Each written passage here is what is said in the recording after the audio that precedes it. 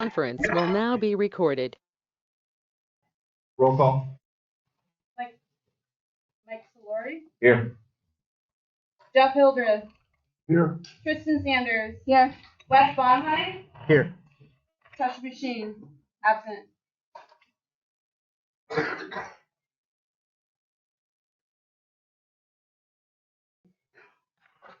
Please stand and join me in the Pledge of Allegiance.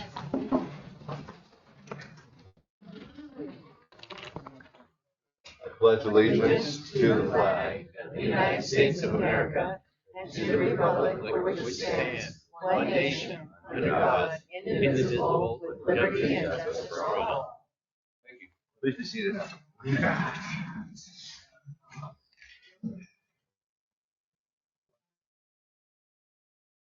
All right, in the beginning, we're going to get started with public comment. Is there anything that is not on this agenda that people want to make a public comment on? Anybody? You do? It's not on the agenda? It's not on the, did the proposal is a proposal? Please step up to the microphone, sir.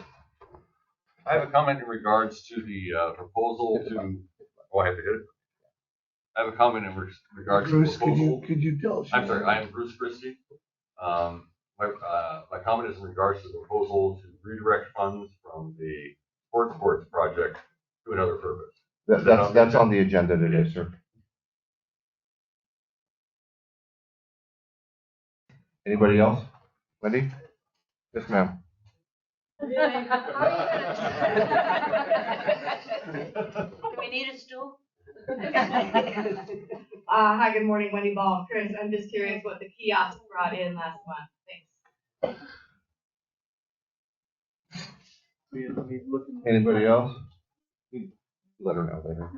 Anybody else? Public comment? No? All right, we're going to move on to the public hearing.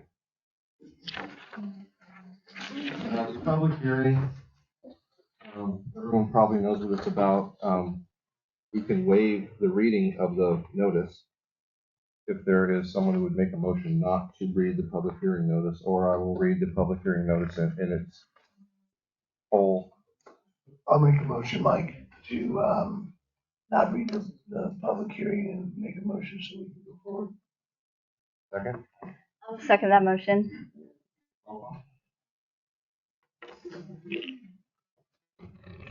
Mike Solori. Aye. Jeff Hildreth. Aye. Tristan Sanders. Aye.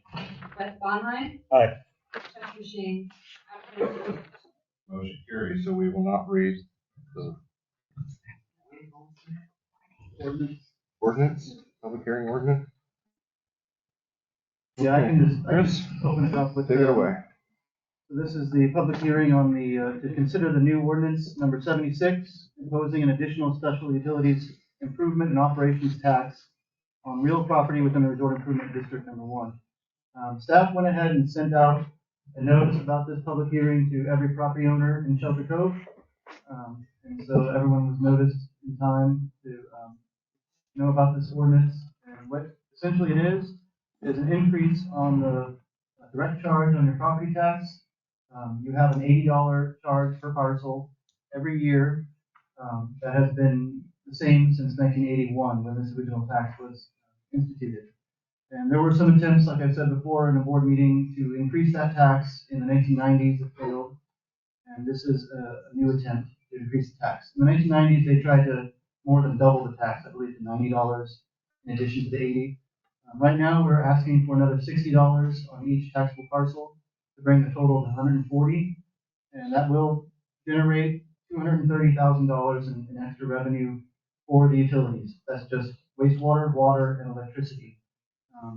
Just to provide an example, some of the things that this tax has funded in the past include new water well drilling, new work trucks, staff wages for operations, water sanitary survey, sludge dewatering system, the effluent discharge study, tilt trailer, equipment repairs, dump truck, and Steve's coordination fire study and RID line extension. And it's also, this fund has also been used sort of as an internal bank account.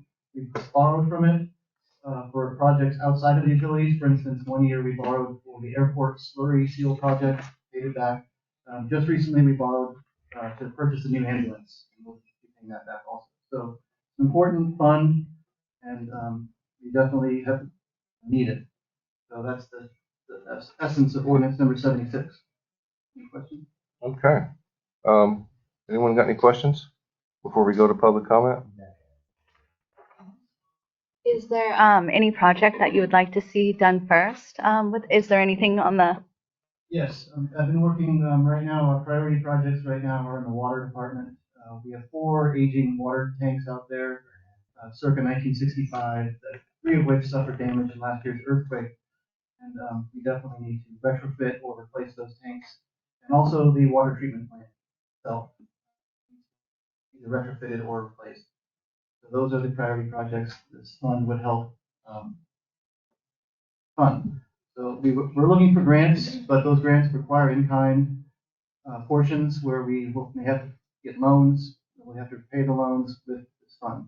What I'm looking at. I got a question too, Chris. Is there any way that we could earmark it specifically for, as you said, water?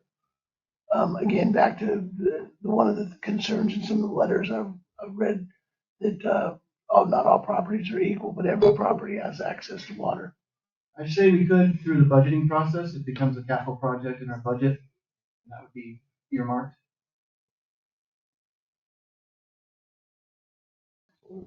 So just so people are clear that this is just a public hearing to discuss this even going on the ballot. This is something that does have to be voted on by registered voters here in Shelter Cove. A majority would have to pass this. So it's not an absolute. We're not shoving taxes down people's throats. But I mean, like Chris had said, it hasn't been increased since 1981. Yeah, it's actually technically never been increased. Never been increased. And RID is falling on a huge deficit year coming up. And it would help offset a rate increase for people who do live here and use our utilities too. And our thoughts are is that people that own property here do have a vested interest in Shelter Cove and its existence. So we're hoping to get support for this to move this forward. But I do realize we had a lot of letters of opposition, and that's fine. I want to hear what everybody has to say. So any other comments from board? Wes? Yeah, so I would like to thank everyone who submitted letters. We did have one letter in support, so that's especially appreciated. But along with the 50 letters of opposition, you know, it means a lot to hear from the public, especially because we're such a small community and don't often get that experience with that. You know, aside from just meeting folks at social events. So I think this is great, and I really appreciate the participation. I did want to take a minute, and if this is okay, to address some of the concerns in the letter and to clarify in the letters and clarify a few things. There is one letter, one of the early ones that we got, that talks about how this is an increase in 75% over 1 year. I think it's important to keep in mind that this has not increased in 43 years. And so while it may appear that it's a 75% increase per year, this particular letter said my Social Security will not increase that much. Social Security has increased 192.4% in the last 43 years. So an increase in this particular tax, I think, for those that are on that fixed income and had that concern, well, I certainly understand the concern, is it's not quite as daunting as just a pure 75% over a year. I think also part of that is what was said in the letter of support, which discusses how a $60 increase is a $5 a month increase, which in today's economy accounts for a small cup of coffee. Yeah, half a beer, right. You know, I realize that it may be difficult to budget for some of that. Most of the letters of opposition that we've received also are from folks that own lots, and I wanted to address that a little bit. One of the arguments that people have said about the lot ownership is that they do not take advantage of these utilities, and therefore they should not be taxed. The other thing that... I don't think it's going through the microphone. Okay. Get up a little bit A little closer to you. Okay, sure. Yeah, no problem. I appreciate that. Thank you. You still can't hear? Is that better? Is that better? Okay. You're welcome. So with this, so one of the issues, I'll go back, was discussing the concern about lots and how folks who own lots don't take advantage of these utilities, and therefore they feel that they should not have to pay an increase in their property tax. The other concern with lots that I saw was that they were worried that, and I don't know if this has to do with the specific letter that we sent out, but they said that the burden shouldn't be borne by them, but should be borne by everyone. And another issue that I saw with lots was a concern that this was a bond. So I'd like to address some of those. First of all, if you own a lot in the Cove, some of the letters have said that the value of those lots has decreased. One of them said that they've decreased since when they were first listed. I don't know what the price was in 1965 when they were first listed, but I find that hard to believe. But the point is that if we lose our infrastructure, the value of those lots is not going to increase.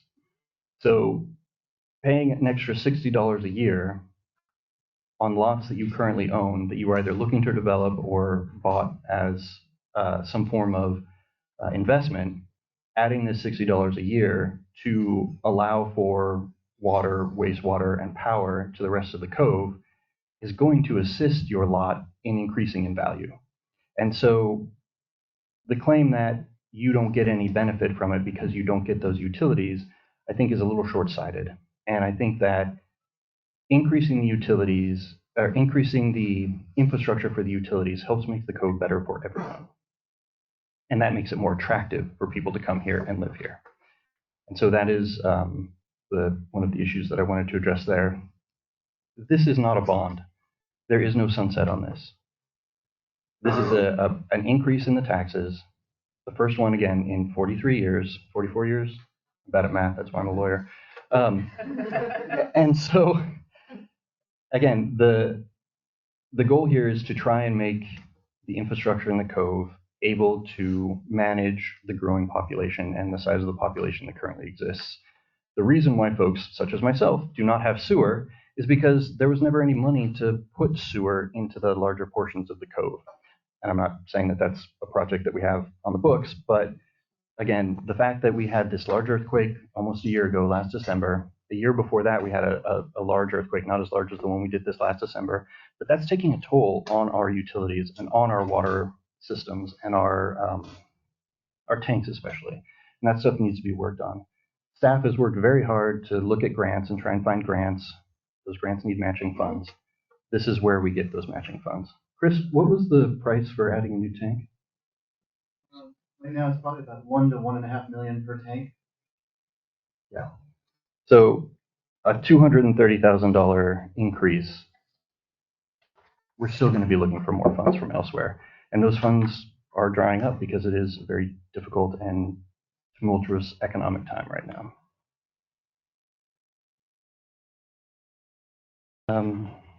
There were some concerns about that things are already tough here, and adding this much more would add to our present burdens, and that we should increase the utility bills. I don't recall if this went out in the letter, but if we were to increase the individual utility bills, that would be an increase of approximately $360 per year per person, as opposed to a $60 a year increase on all of the lots.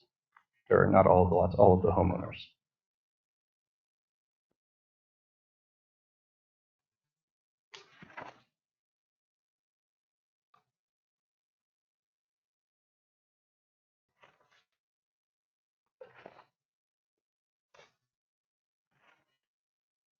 When I'm going through the letters.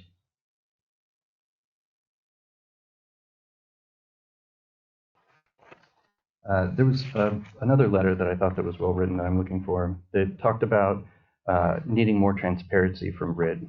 And I wanted to address that a little bit to say that this is a fairly new board, this is a fairly new staff, and we are working very hard to be more transparent. There was a discussion about the sunset after raising stated amount in this particular letter. Again, there's not going to be a sunset on this. This is not a bond. This is an increase in the property taxes. There's a discussion about, or there was a question about how property owners should know why the connection fees are being reduced.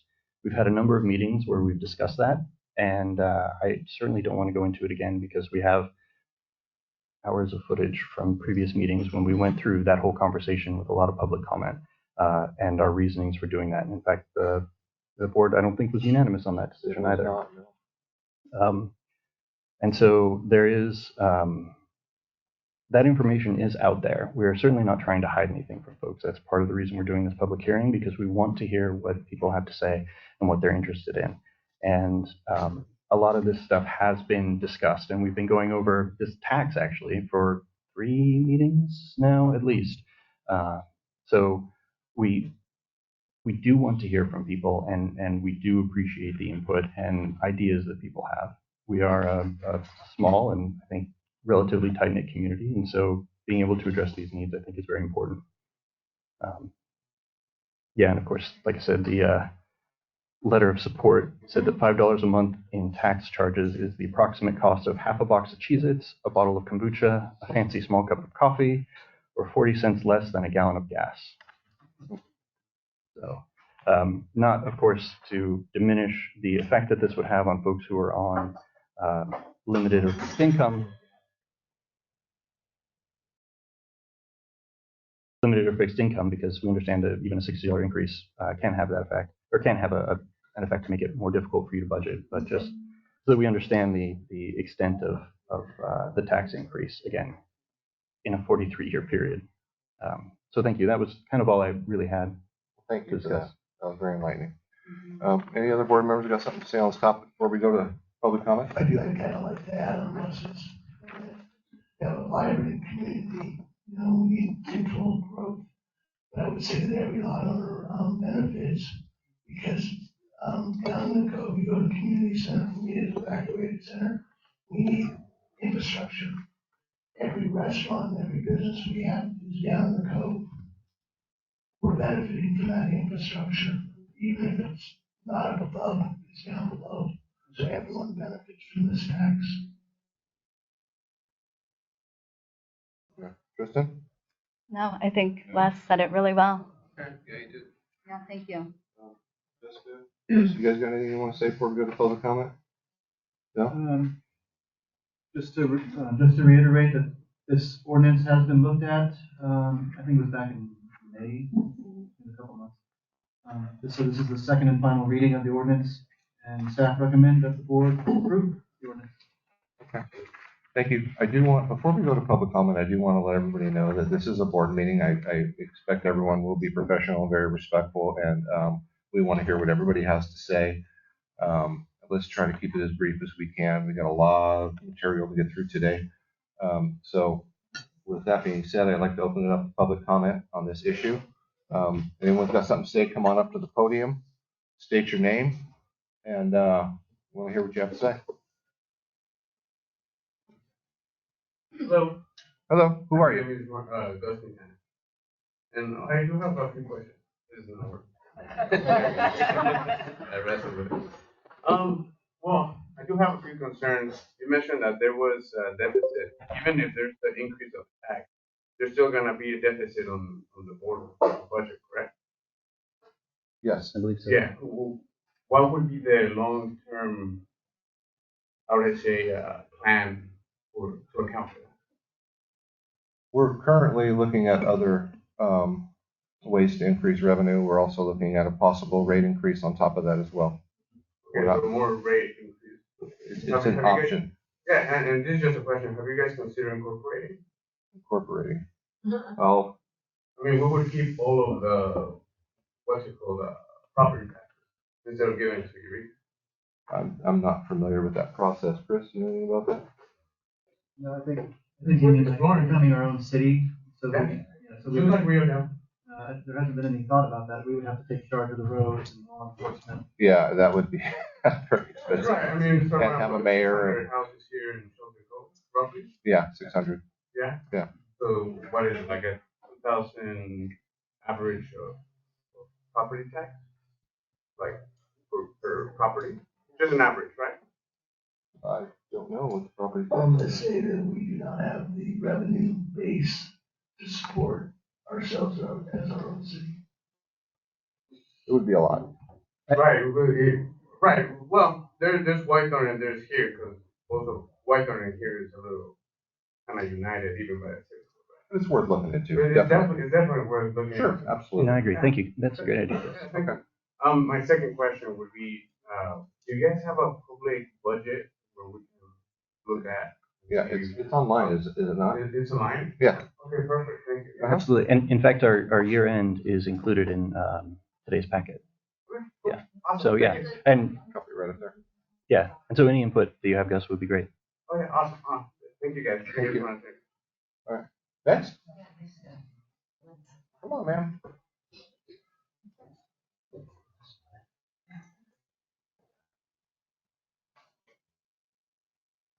I'm Janet Beeson, and I'm one of your original lot owners.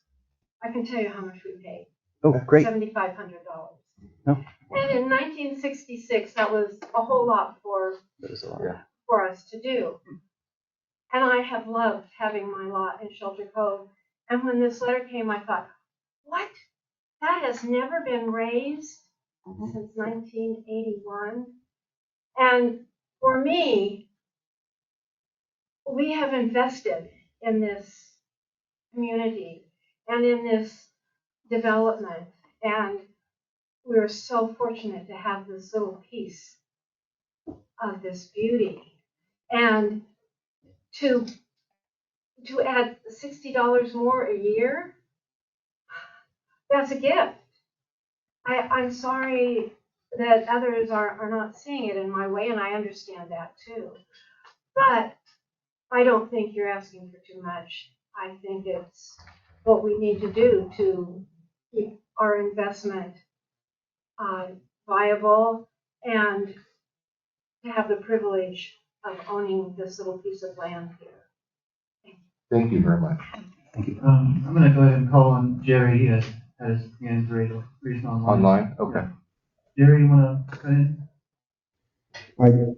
Yeah, hopefully, can you hear me? Yes. Can you hear me? Okay.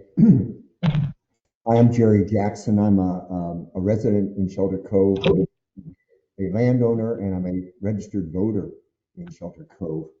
And I want to apologize for not being there in person today. I'm down in San Diego. I had surgery on my arm, and I'm waiting to go in to see the surgeon again tomorrow. So I'm stuck down here until he clears me to fly, which hopefully will be this weekend, and I'll be back. But I want to just say that I support 100% this tax increase. You know, as a civil engineer, I appreciate the dilemma that we're going through with the aging of our infrastructure, but it is so important that this passes to help us improve and modernize our infrastructure that is over 50 years old. And I want to urge, everybody in this community to talk it up, not only this resolution, but also when we get to vote on it. And again, I just want to say I support it 100%, and I'm glad to see it on the books, and I'm looking forward, to paying my share of this to keep our community thriving. Thank you very much. Jerry. Thank you. Thank you, Jerry. Yes, sir. Come on up to the podium. Tell us who you are.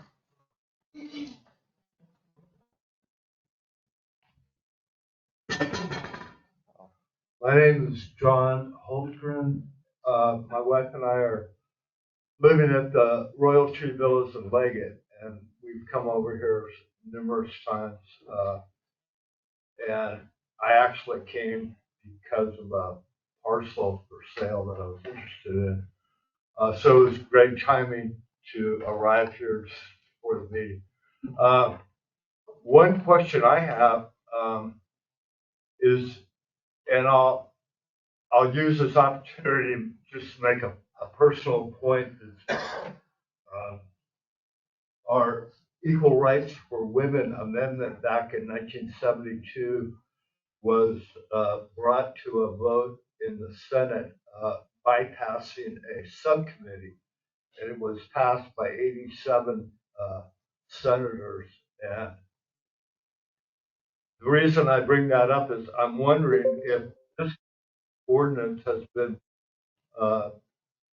brought to a public hearing. Is it possible at this time to send it to a subcommittee, rewrite it, or just rewrite it in a different way that would allow the public to have another look at it? Or I don't think so. It's going to be on the ballot now. All the information will be on the ballot. People will vote accordingly. That's kind of standard to me. I mean, you often see, well, you're welcome to make comments, and everybody writes letters, make comments, and they're all ignored. And what Wesley pointed out to me that made me think, people that don't use the utility, I think have a right to say, why should we get a tax increase when we don't even use them? And I'm wondering if and it's also not very much money based on all the needs that are vital in many cases. I understand that a lot of those projects money can be sought from sources, and I think that's important. But in today's economy, that might not be, as easy as it was in the past. And what I'm just thinking is the people that do utilize the services would probably be happy to contribute more. And if it were rewritten, and also when something is kind of brought, when there are 50 people objecting in a small community and it passes, then it's going to bring some discontent to the community. So if there's a way to create another version of it that just pertained to the homeowners and lot owners that actually use the services, I think you could probably increase the tax. I think it should be increased if your deficit is low, and then leave the people that don't use them out of the picture. So. We're weighing all these options. Thank you for your comment. Anybody else? Public comment? Yes, sir.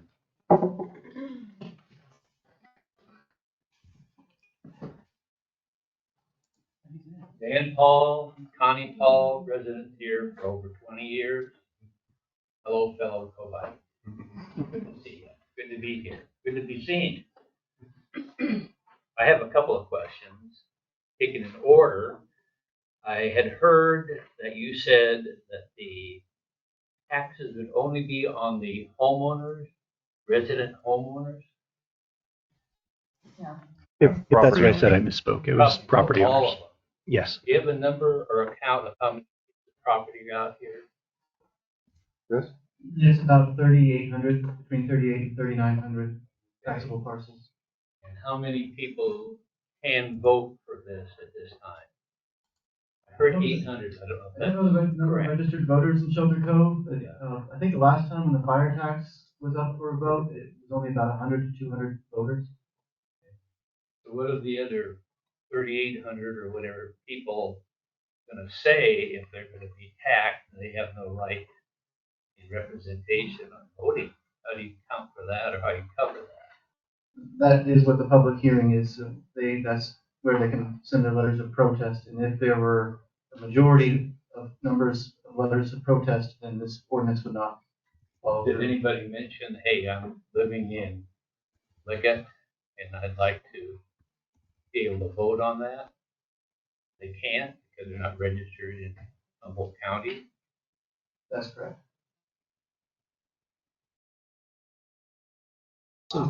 So if I can, That's not fair representation, I would say. so if I can address that I'm actually. not saying anything against Connie and I. We have 16 lots here, so that adds a little bit to our costs.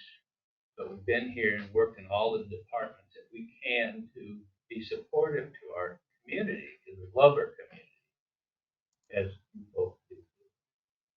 But I think fair representation got to be a way to get other people's comments, because it looks like right now it wouldn't pass with your, say, 100 people. So, You need two-thirds. so there's a couple of things there. First of all, what Chris said, and correct me if I'm mistaken, is that was the number of folks who actually voted out of the 800 potential. The majority of the letters that we have received are from people who do not live here and would not be able to vote. And I think it's important to keep in mind that the nature of our system, of our democratic system, is that we vote based on individuals, not based on acreage. And so the idea is that one person should be able to have a vote and have an influence, even if they own just one home, as opposed to someone who owns, 6 homes having just one vote as well. And I understand that this may impact those two individuals disproportionately,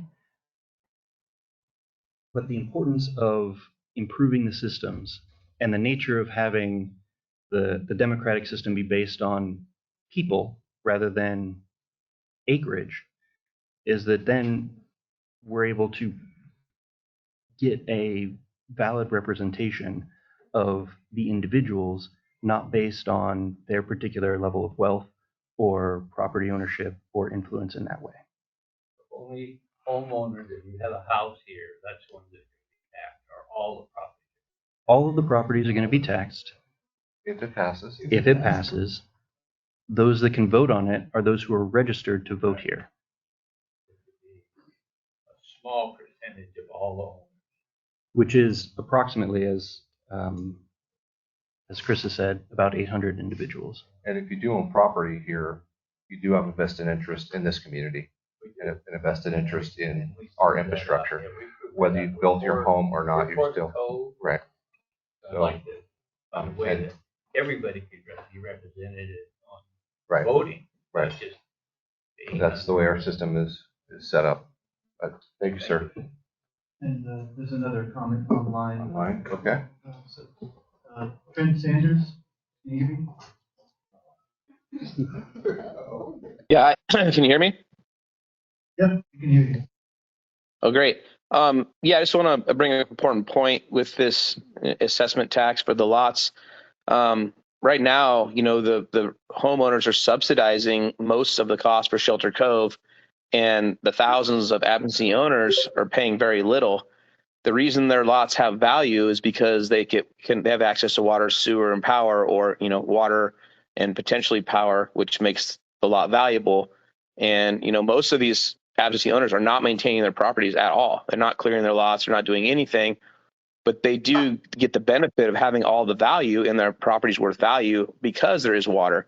So we need to maintain. We need to to say, oh, there's no representation. Well, you have value in your lot because the RID, provides services to all these lots, and they have the luxury of sitting back and not doing anything until the moment they want to sell or build, and they instantly have water or sewer or power, depending on where their lot is. So it's only fair that they pay into the system, and they're not paying right now. They're only paying a tiny bit. So I'm for the tax. We need the money, regardless of how it's spent. We don't have enough money, so we do need it.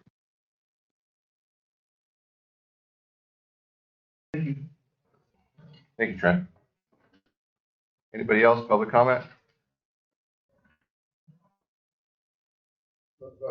Oh, sorry. No, it's okay, I already. Hi, I'm Connie Paul. And I hope you guys can explain to me about if the measure is a measure that will go on the ballot in June, if this passes today. When the ballots go out, how do they differentiate between people that actually live here and have a property here versus somebody that lives in Riverville or Eureka? Registered voters in Shelter Cove. So there's a way that they up there at the election department? No. How is it? I'm trying to picture it in my mind what the ballot looks like. No, it's registered voters in Shelter Cove will be voting on this increase, yes. And And it would look similar to the board, you know, when we vote for the board members as well. Isn't that how it works? Yes, Only, yes, that's how yeah, familiar. yeah. So you'll get a form and it'll also have like board members. It'll just say this one section. It'll just be an added section to the normal election ballot. And then everybody in the county gets the same ballot, right? And No. Oh, they don't? No. I'm trying to figure out, how do they just mail us that special ballot? I mean, the one ballot that You has can go that online part on in the it? elections office and they spell it out pretty well. Oh. Yeah. Okay. Absolutely. I'm just trying to figure, I just want to know that somebody in Eureka isn't voting on our. No. No. Definitely not, yeah. I mean, Okay. They'll unless, probably have things to vote on as well. yeah, So, yeah. I mean, unless they're Yeah. registered somehow to vote here, you know, if this is their permanent residence or something like that is down here, but for some reason they're living in Eureka. But, you know, so there are ways to do that, but you have to, yeah, you have to pick one. You can only register to vote in one So just to be clear, locality. then somebody in Riyadh or somebody in Fortuna can't vote, or if they vote on it, it doesn't get counted. They won't be able on their to. ballot. I won't. Yeah. Okay, Yeah. well, that's good. Thank you, Connie. Yeah. I think the comment should be made that get out to vote. Yeah. Absolutely. Normally, we only let one person make comments, but we'll make an exception for you, sir. appreciate it. All right. I appreciate very But much. his last one was so good. It's just questions. Please be brief. What would be, do you guys know your operating or the projected operating budget for this increase? Operating budget. The 230,000 we expect to increase. 230,000, okay, that's the budget that you guys are accounting for. No, that's if it passes. Right, if it passes, right, gotcha. Yeah, that was all, thank you so much. So normally this is how a town hall meeting works and not a board meeting, but I'm allowing it because this is a pretty hot button issue for everybody. So please be patient, please be brief at the podium. Yes, sir, back there. I'm sorry, ma'am. Sorry, I couldn't see. I just saw top of your head. My name is Christine. I'm a lot owner, so I'm an absentee, and I've learned a lot just coming here today. Currently exploring the idea of developing this lot. It is a merged lot between my parents and my aunt and uncle who bought it in the 60s. They were both landscapers and had dreams to retire together. Anyhow, those ideas have dissolved, and I took ownership and have been paying taxes. I was going to submit a letter of protest, but hearing more information about you guys, I think that you do have rationale. But I would like to see a more comprehensive plan as far as like, okay, we need to seal the airport. We're going to take funds from here to there. I'm not confident in that process. It sounds like you have been reimbursing those funds, but I'd like to see a plan that projects out in the future how you can meet your goals to stabilize the infrastructure in a very earthquake-prone area. So yes, that the value of the land would be retained and more attractive to properly develop this area. Because yes, it is a gem in California. So I just would ask that there would be a larger budget proposal to fill those gaps, and hope that you do pursue more grants. Maybe there could be some a group where we can talk about how you can meet all of those needs without just putting that burden on the taxpayers of the state of California. And it's just, to me, looking at it from a cumulative standpoint, this isn't just, it's just we get nickel and dime for the classic death 5,000 cuts. So that was my only concern as an absentee lot owner, but I'm not going to submit my letter because I don't feel that I knew enough. And I'm glad that I came out in person to hear and potentially be more active in this community to appropriately grow it out, and so that you can provide these attractive features of infrastructure. That's all I have to say. Thank you. We are striving to help improve our infrastructure by finding these different grants and stuff to help us. And we are fully transparent. Everything is on our website, so you can go and review everything online. In addition to these meetings, they're all recorded and online. You have access to them as well. So thank you. Yeah, and in terms of the more long-term plan, we are working to get a more long-term strategic plan in place, not just for the infrastructure, but also for another, other areas, parks and recreation and stuff that we are working on. And so it is unfortunately something that has been neglected in the past, but that we are trying to remedy. And so it's a process that's taking some time. So thank you very much, and we look forward to your future participation. Anybody else? Public comment? Huh. Hi guys. Yeah, Arlen. Arlen Reed, longtime resident. I just want to say, during this last year in the rainy season, they sold 1 million gallons of water, and 2 million gallons of water went into the wastewater treatment plant. The wastewater treatment plant is only down here, and they sell the water to the whole community. So this is a 65-year-old project that we have going on here, and it's better to tax everybody than just the people that are actually down here. So it's a whole community, and that's all I have to say. Thank you, Arlen. Anybody else? Jack? Good morning. Jack Hargrave, homeowner, property owner, former business owner. I'd just like to say thank you. This has been a long time coming. We were, I know the board had looked into it for several times. We're always told that we're kind of close to our limit on tax appropriation, but it's good to see. Honestly, I'd be happy to pay double what we're currently paying. As far as those who have said that it needs to go on to the ratepayers, I believe we're now at the end of what has been a 5-year increase to our rates. I know I'm paying $50-$60 a month more than I was 5 years ago. And so to see this kind of burden spread across all the people who invested in the Cove and still want to see a return on that investment, I think really what is necessary. Right. Yeah, excuse me. So thank you guys for taking this up and marching it forward. Thank you, Jack. Yeah, absolutely. Anybody else? Oh, Nick has a comment. Nobody else is going.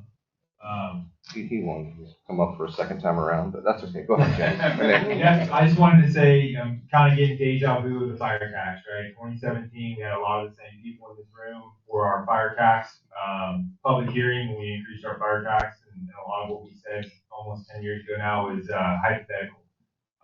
Today, we have our $6 million grant that is eligible for every property owner, whether you have a vacant lot or you're a homeowner, and that's from $2,000 to $4,000 per month. So I'm not great with math either, and I'm worse at spelling, so I'm calling the fire chief. So, a lot of that, what you guys pay in your taxes, you've been eligible to get back in these programs. So the vacant lot in the U.S. Community Wildfire Defense Grant, all that is a QR code for any of the people that haven't done it yet, whether you're a homeowner or a vacant lot. We just started the vacant lot phase, so we're hoping to clear almost 3,000 vacant lots. That's totally free. All you have to do is go on there, scan the QR code, fill out the application, and you'll get a call from one of our inspectors to go out and set you guys up with contractors. Now, if you have multiple lots, then that just stacks. There's no low income or there's no catch to it. If you have a lot, we're going to clear it for free, and that will cover the majority of what you pay, definitely in the fire tax, and for a while with this taxes as well. When it comes to the ratepayers, you're going to have to pay more if we don't get this tax. It's just how the economics of it are going, and the fire department wouldn't be able to operate without the infrastructure that we have, right? We're using the lights right now. So whether or not you say you use the infrastructure, every single person benefits from the infrastructure in different ways. And we're we cater to both the residents that own property and the people that live here full time and have houses as well. So I think we all need each other, and this is the only way it's going to work, and we're going to be able to sustain. So I appreciate this support. Thank you, Nick. Yes, sir. Round two. Please keep it brief. Please keep it brief. I'm gonna keep it. I'm kind of a simple guy, so maybe you have to help me out on this one. Is there a form that would work that you could send to all the property owners that would say yes or no on this proposal? That would be the vote. County. Some reason. Has to go through the county on an official ballot. Special. Yes. You can't do anything on No. your own here that says It won't. Won't fly. That's why we do this public hearing to get the word out, to hear what people have to say. If we get so many opposition letters, then we are not allowed to put it on the ballot. I don't know what the number is, but we're nowhere near that. And then we decide to put it on the ballot, and then the voters, the people who are registered to vote in Shelter Cove, make the decision. Thank you. Anybody else? Okay. What do I do now, Jessica? Come on. I guess, well, I think we do the motion to close the public hearing Correct. portion, and then you guys have a further opportunity to discuss this, Okay. and then take a vote. Okay. Anybody want to do that for us? I'll make a motion to close the meeting for public comment. Second. I'll second it. Roll call.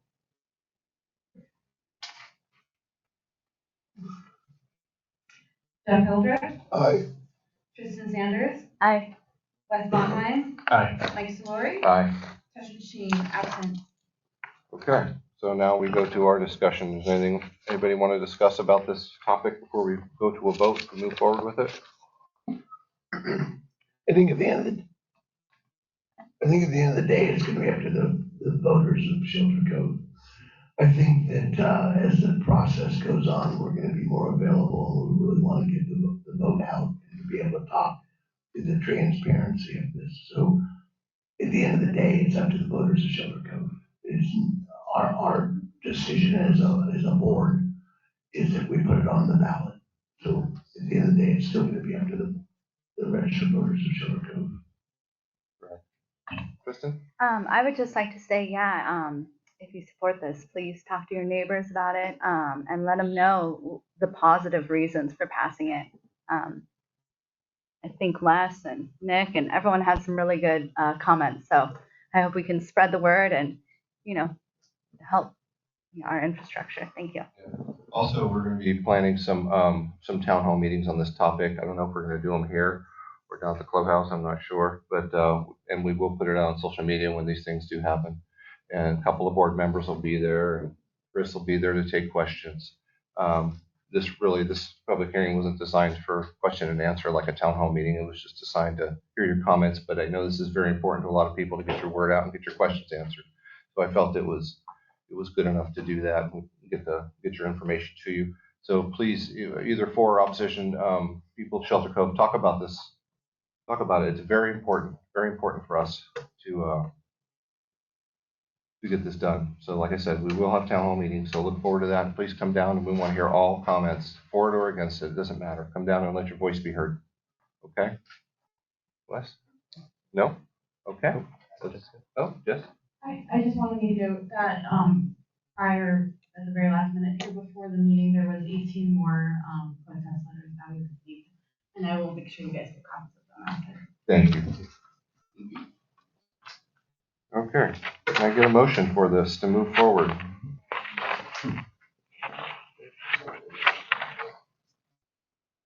I'd like to move to adopt Resolution 2506, authorizing levy of an additional special utilities improvement and operations tax on real property within the Resort Improvement District 1. I will second. Roll call. Second Les's motion. Tristan Sanders, Aye. Jeff Hildreth, Aye. Wes Bonheim, Aye. Mike Solori, Aye. Motion carries. Joshua Sheen, absent. Motion carries. And now do we do a motion to close the public hearing now? We did that already. Okay, good. So now we're moving on. So we do want to make some changes here moving forward. Wait, there's still a resolution we have to pass. Oh, yes. I'll just go ahead and read this. Part of the requirements to place a special tax measure on the ballot is for the district board to pass a resolution calling a special election to submit to the voters of the district the adoption of an ordinance proposing an additional special utilities improvement and operations tax. Ordering that the special election be consolidated with the district election to be conducted on June 2nd, 2026. So this is the resolution we need to send to the Office of Elections in order to get Okay. on the ballot. Can I get a motion? Yeah, I will make a motion to adopt the, what was it? The resolution? Resolution 25-06. Resolution 25-06. Yeah, so I guess before we were supposed to approve ordinance number 76, and now we approve. Right.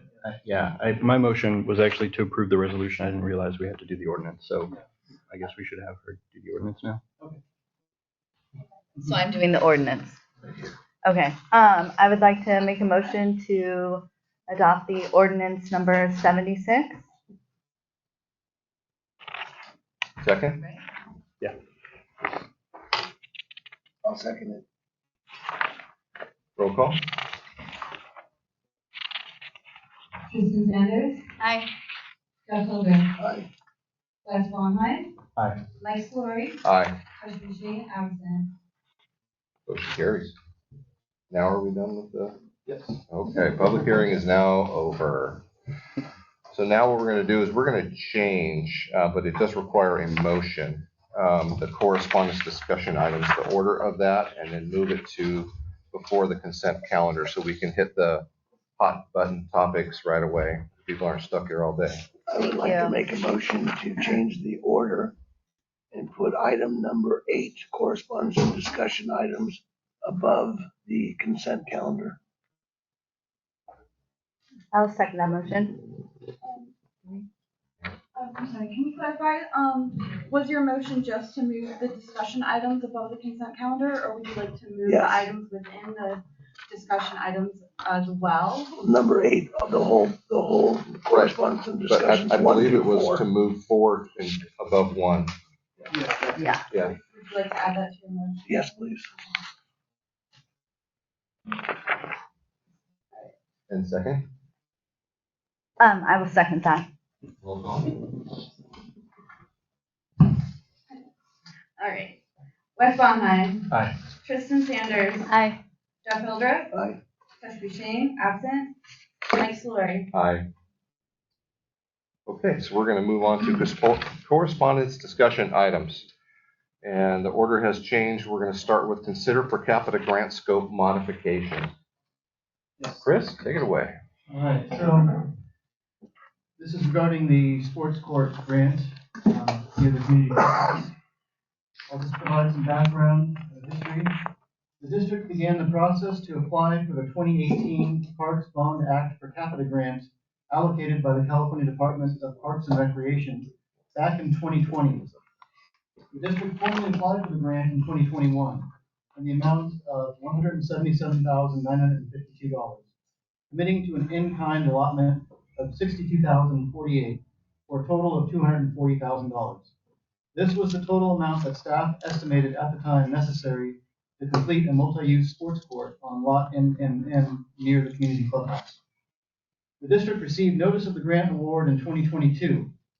In September of that year, based on revised internally estimated costs for the project, the RID board voted to voluntarily increase the in-kind commitment to $110,000, bringing the total cost of the project to $287,952.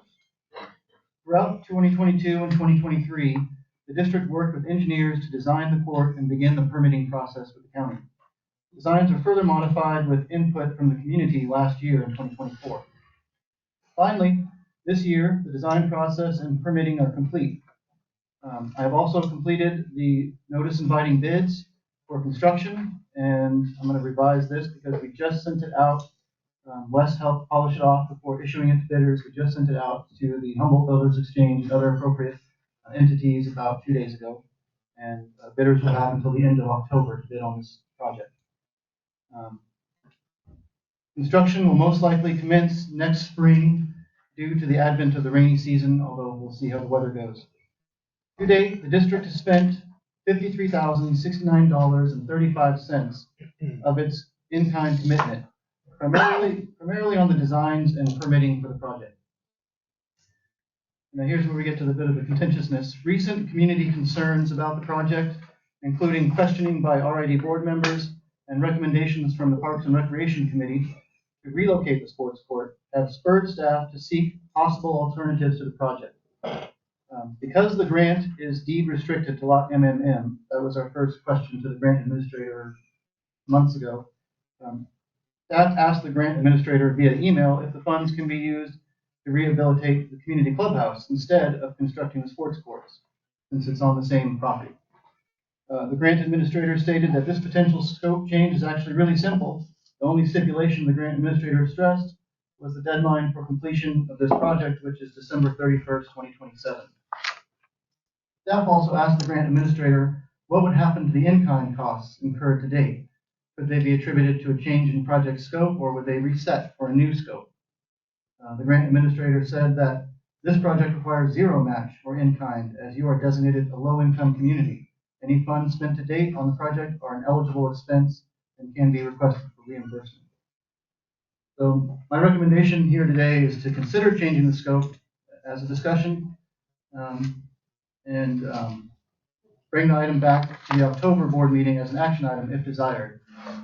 Personally, I think we should continue with the project and see how the bids come in before we can make any kind of major decision. I'll let you have the discussion. Okay. So I got a lot to say on this topic. When this information came to us, I was upset. You know, our clubhouse is very important to us, very, very important to us. It's also our emergency shelter. But you know what? I think our emergency shelter, we can budget our way out of these repairs, and we can continue with getting this sports court done and get a project done. I'd like to see Rick complete a project for once. It would be nice. So, you know, with the repairs that the clubhouse is needing, I still think we can budget our way out of that mess within a 2-year span and still move forward with the sports court project. But that's just my opinion. I'd like to hear from the rest of the board.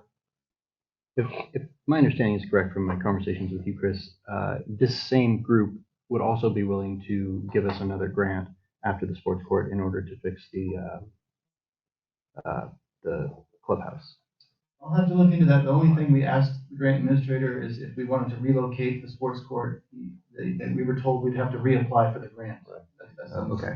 I must have misunderstood. I thought that we could also get a grant from them to do the repairs as well.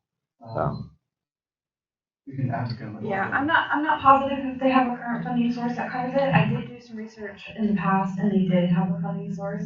I think that grant application period was closing rapidly then, but I'm not positive. Okay. I have to verify on the website. Okay, great. And I mean, I think that's great news that it requires zero match given our depressed community status, or whatever the term is. I apologize. Yes. Disadvantaged community status. Yeah. Sorry, that's just my depression. Yeah, I was surprised to see this come back up. I thought we had voted as a board to move on with this project. I was really disappointed. I thought the community said loud and clear that they wanted a sports court. I also think this is something that's going to be good for the kids. So I'm surprised to see it here again. One thing I want to add is I think what Mike said is that, yeah, we can add a budget line to repair the community center. Also, this was awarded because we are a low income population, and oftentimes the community center is locked and not available to low income people. You have to rent the center in order to go in the doors. And I think with the sports court, it will be open and free to the most, children and to people that, want to play. And I think it's an important part of our community to add play and other ways that we can connect. So that's what I would like to say.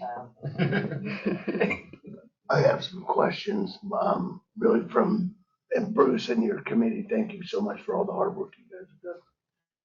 I would like to ask a couple things.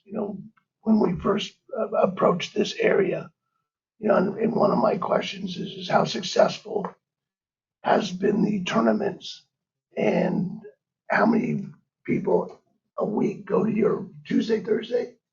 No, actually, there are games 6 days a week typically. Anywhere from 4 to a dozen people show up. Like I said, like 6 days a week. Our recent tournament was a 2-day event where we brought in 40 people from outside of the community who stayed here and ate at our local restaurants and everything like that. So here's my question, and one of them anyway. Based on what the FAA just came across with one of the covenants and conditions of this permit, is that we can only have a 3-on-3 and a 5-on-5 every blue moon. So that's part of the conditions of this permit. I don't believe that's true. My understanding No, is. I don't believe that's true.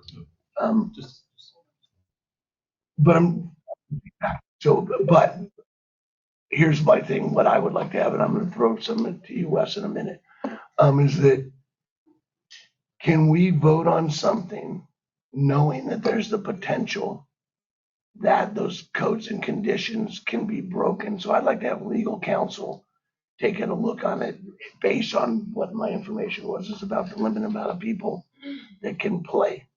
So if it is a 3-on-3 and a 5-on-5 every blue moon, and judging by the 6 days a week and how successful you are, I'm going to say, would your organization want to stipulate whatever those conditions are? And 2, if this is built, will you stipulate that you're not going to play where you currently play now? No. So, but why do you want the sports court then if you're still going to play where you're existingly playing? I don't understand. It doesn't have to be one. Technically, it's a county road, but that's a different story. Okay. So, wait.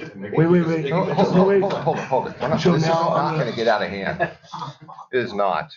So Jeff, say what you got to say, and then when we go to public comment, he can come up and he can. No, so Please use your microphone. believe it or not, it is. Hello, beep, beep, beep. It's not working. Hello. I need another microphone. Someone directed to Wes for a minute, because he is our local brilliant legal mind. As far as that position about voting for something with conditions on it, if we know that it could be broken. And I hope, by the way, that there isn't those restrictions. And maybe Chris, you could explain what the permit says we can do and actually inform the community. Yeah, I can Hold on a sec, Chris. So I'm not here as an attorney, and I'm not here to give legal advice. So I'm not giving any legal advice. Sorry, Jeff. Just so we're clear on that. I do have an example for you, Jeff. We put gates down in front of the roadway at the airstrip saying, do not drive on the airstrip, but yet people drive around that gate all the time. We did what we needed to do, and people still violate it all the time, and we're not violating any laws. This is fine. The pickleball people agreed that they'll keep the numbers low, they won't have tournaments, and they're happy with this project to be built. Exactly. I think you're trying to muddy the waters, and I'm not exactly sure why you were so against this project. If you look at the flow chart, it is the community of Shelter Cove, the RID board. So we've heard loud and clear what the people want. And yes, there may be restrictions, and we can deal with those down the line. We already voted as a board to move this project forward. We discussed many of these things that you're bringing up again, and it cleared as a board. Right. Can you fill me in, Chris, on what the restrictions are? Well, so as part of the airport land use compatibility plan 2021, the permit says that this project is within zone 2 of that plan. And that plan states no group recreational activities are allowed within zone 2. Department staff reached out to the Humboldt County Director of Aviation for an interpretation on what was considered to be group recreational activities. The Director of Aviation responded with the following. And this is the quotes.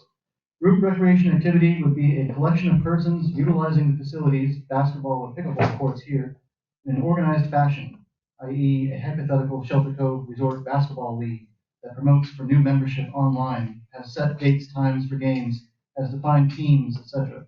I would consider a group recreation activity, however, if RD residents and or visitors decide to utilize the facility to go shoot hoops, play 3-on-3, 5-on-5 on a random basis, I would not consider that a group recreation activity. So based on the interpretation above, It is concluded that the project may be approved as long as no organized official team or league activities or events take place on the proposed sports court. This has been made a condition of approval. Yeah, and I think we all agreed to that. Yep. Yes. Thank you.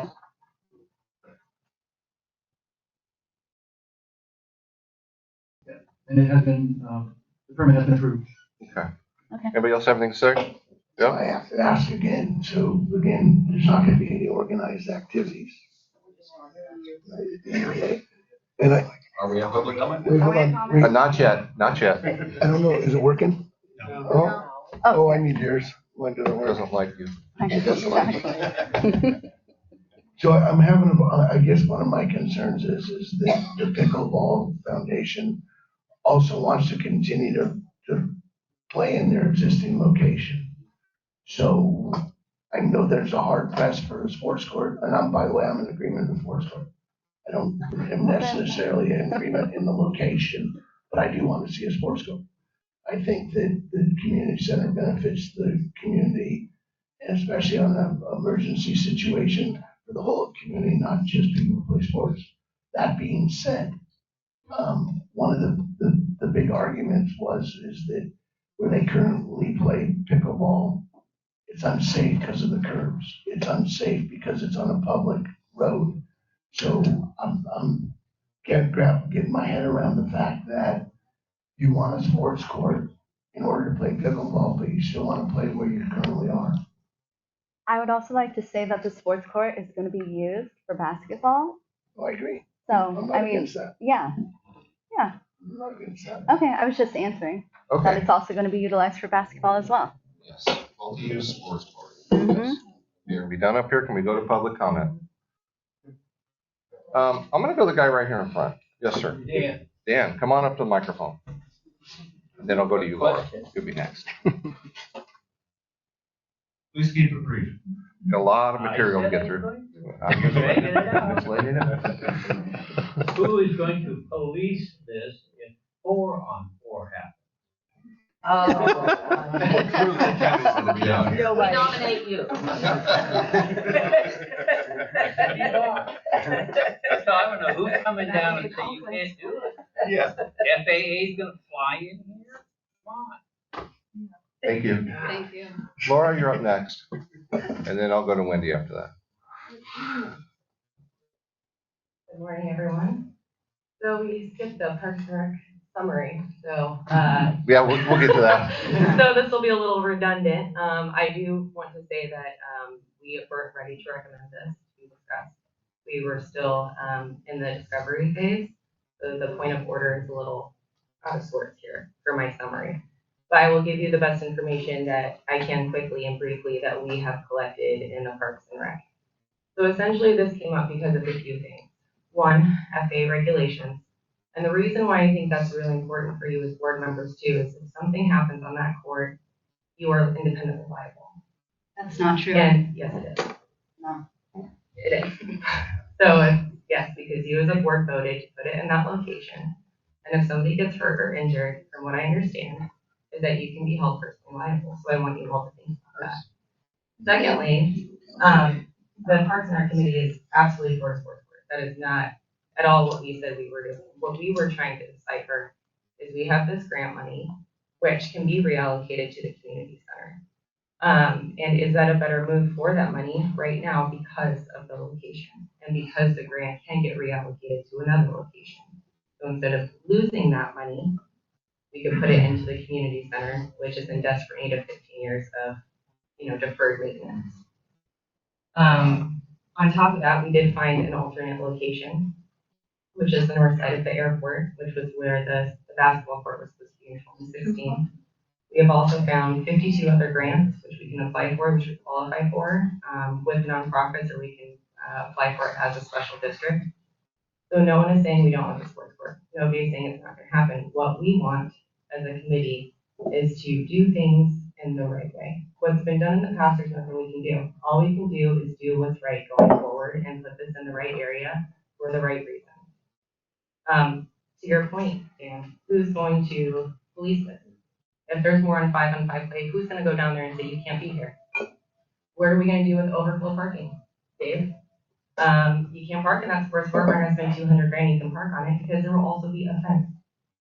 So these are all things as a community we need to look at and say, is this the best place? And is this the best time to put this money where it's been allocated? And that's what I think the community really needs to think about. Thank you. Wendy? We do have some hands raised, so after Wendy. After Wendy, yeah. I just want everyone to know what the Park and Rec committee was composed of last month. There were 4 people at that time only. The committee is supposed to have 7. You know, and just to add to what you're saying, Wendy, I was asked to resign before this last meeting. And I did, exactly. I was asked to resign at a meeting and I agreed to it because I had missed the last, so I was like, oh, okay, yeah, it's fine. And then this next meeting, completely different than anything we'd ever talked about. I know, and had you been to more meetings in the past, perhaps your interest level would have been higher and your voice would have been there. I had been asked to resign, so I resigned. I wasn't there. Jerry had been voted out the month before. So we're talking about a group of 4. It was really very blindsided. Okay, we're getting out of hand here. Wendy, I'd like to hear your comment. Please get to the point. Please keep it brief. Thank it was you. very much led by Laura and Tesha, and Stevie was blindsided, and I don't know that Pauline had very many words to offer as well. That's all. Thank you. Yeah, just. No. No. I'm going to go online here. Oh, he's got some online. Yeah. And then we'll go back. So the first raised hand would be Trent Sanders. You can go ahead and speak. Yeah, hi, Trent here. First of all, maybe Russ or somebody can answer this question. Is the Shelter Cove RID governed by the Roberts Rules of Order? Yes. Right. So how did this subject come back to the board? Who requested this subject back to the board for reconsideration? We have an agenda setting meeting. We had an agenda setting meeting. I was there, and this topic. Who requested it? Well, myself and Chris discussed it, and we felt it was important enough for the board to at least look at this new information, because I was even blindsided with the fact that we don't. What new information? So you guys are getting really confused. The only time somebody can reconsider something according to the board, to the rules, is if somebody that voted in favor of it can bring it forward. A rec committee can't do it. Only somebody who voted in favor of it. If real information comes to the table, the information that you're talking about is not new information. It's the same information that's been available for the airport with the airport rules since 96. It's not. Nothing has changed. You guys are confusing planning and building with community input. So if you're building a project, you decide yes or no as a board. That's been decided. You don't go backwards and redecide it. If we did that with everything the board voted on, we'd be going in circles for years and years and nothing would ever get accomplished. That's why they have the Roberts Rules of Orders. That's why they have procedures for boards. And Wes, you could probably clarify this better and look into the bylaws and see how these things get back on for discussion. They shouldn't be even up for discussion. And you guys are getting into the weeds like a blue moon every Thursday. You've approved the project. You have a building permit. It's already been settled. You use the courts or not. It's not not up to the community to police planning and building codes. That's not up to the community. And no one's liable. No board member's liable. That's nonsense. A third blue moon every month is nonsense. We got to stop talking nonsense. The community decided already on this project, and it's maddening and frustrating for all of us that keep having to come back and comment again on something that's been decided over and over and over again for 5 years. This is not how a community is supposed to operate, and you guys are obviously not understanding that. To bring stuff back to the board and keep rehashing, what if it rains on a Monday and it doesn't rain on a Wednesday? You can't say what ifs. And what if somebody uses the court? What if there's more people? You have a building permit or you don't, and you have a sports court or you don't. You can't go back. Is the clubhouse in zone 2? The same zoning? Yes. Yes. So can you have events there? Can you have organized events there ever? Legally, come on. Let's not get into the weeds and make it so we can't do anything ever again.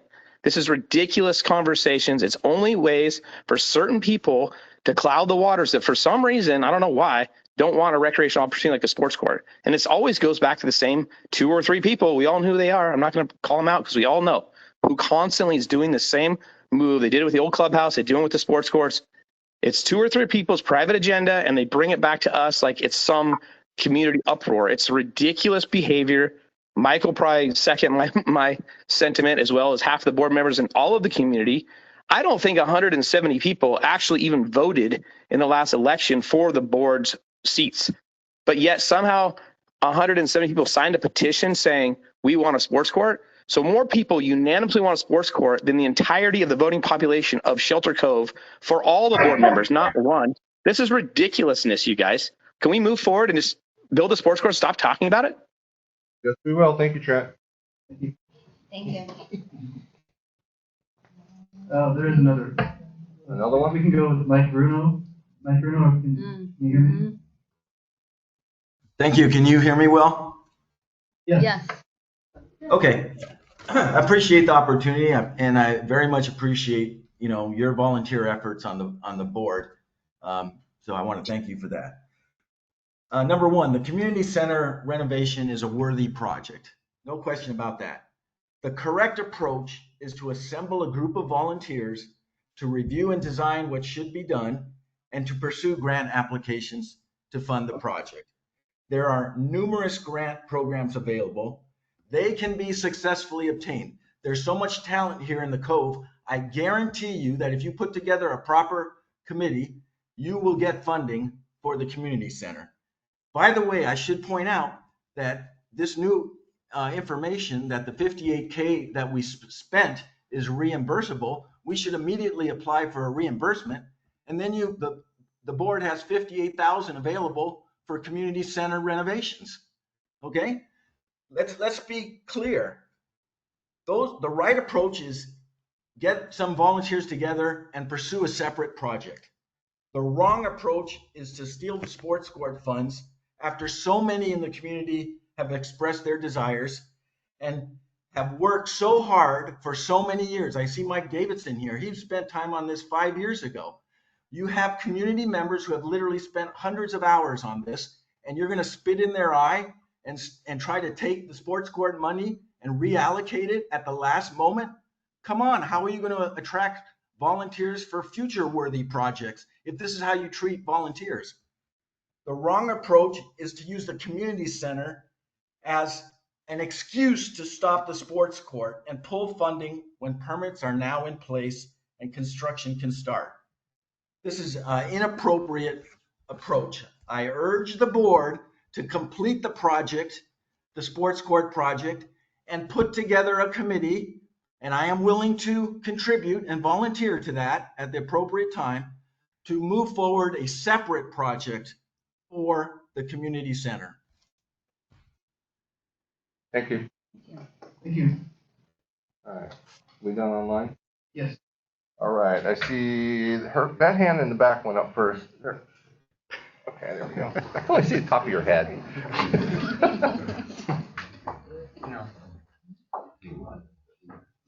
My name is Christine Hahn. I'm a lot owner. I also have a background in Parks and Rec. We can't hear you. Can you hear me? Yeah, there we go. I'm Christine Hahn, vertical. I wasn't planning on speaking, but I do have a background in Parks and Rec, environmental science, nursing, but I'm in support of developing the Cove for recreational purposes, but I'm also a mother of an Air Force pilot, and I do ask that people do take serious the landing strip and rules associated with the FAA, because those are the lives of our pilots. I have not only my son, but family members and friends that are pilots that do fly here.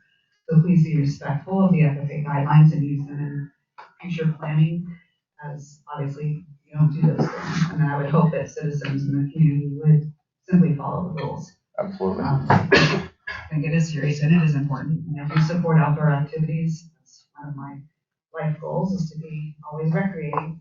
So I'm in support of whatever activities that involves. But again, reiterate, FAA rules are there for a reason. And you need to think of that as, yes, we're going to keep this a safe landing strip for people to come to the community. And please keep that in mind for the future. And I would love to be a part of whatever community working group to support the next phase for the community center. Thank you. Thank you. And I believe you had your hand up next. Yeah, go ahead, and then I'll get to you, sir.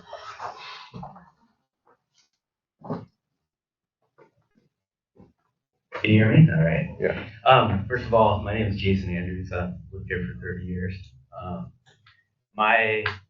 First off, I have no problem with the pickleball court at all. Like, full support of it. There's a few things that I'm a little concerned about.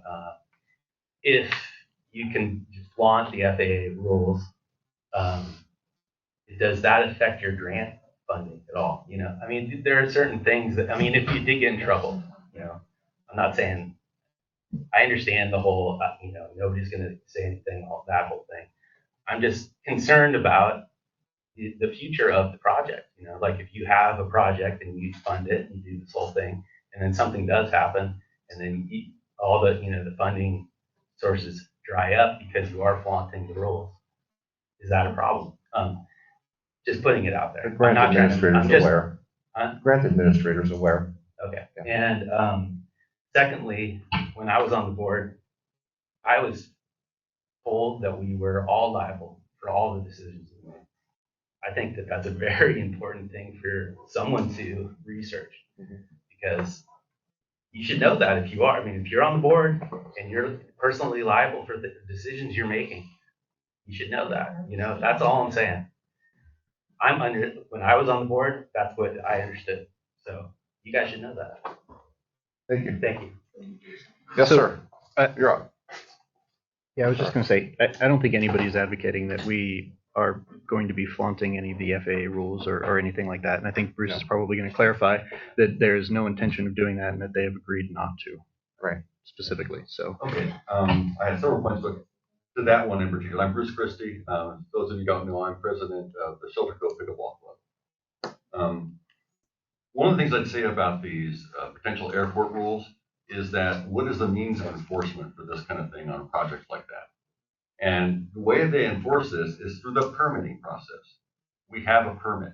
The county knows exactly what we're planning to build and what we're trying to do with it. They have no objection because they issued the permit. So thinking that the county is going to come down sometime in the future and shut us down and red tag the project, put police tape along our fence, it ain't ever going to happen. Nobody's going to come down here and count how many people are going to play on the courts.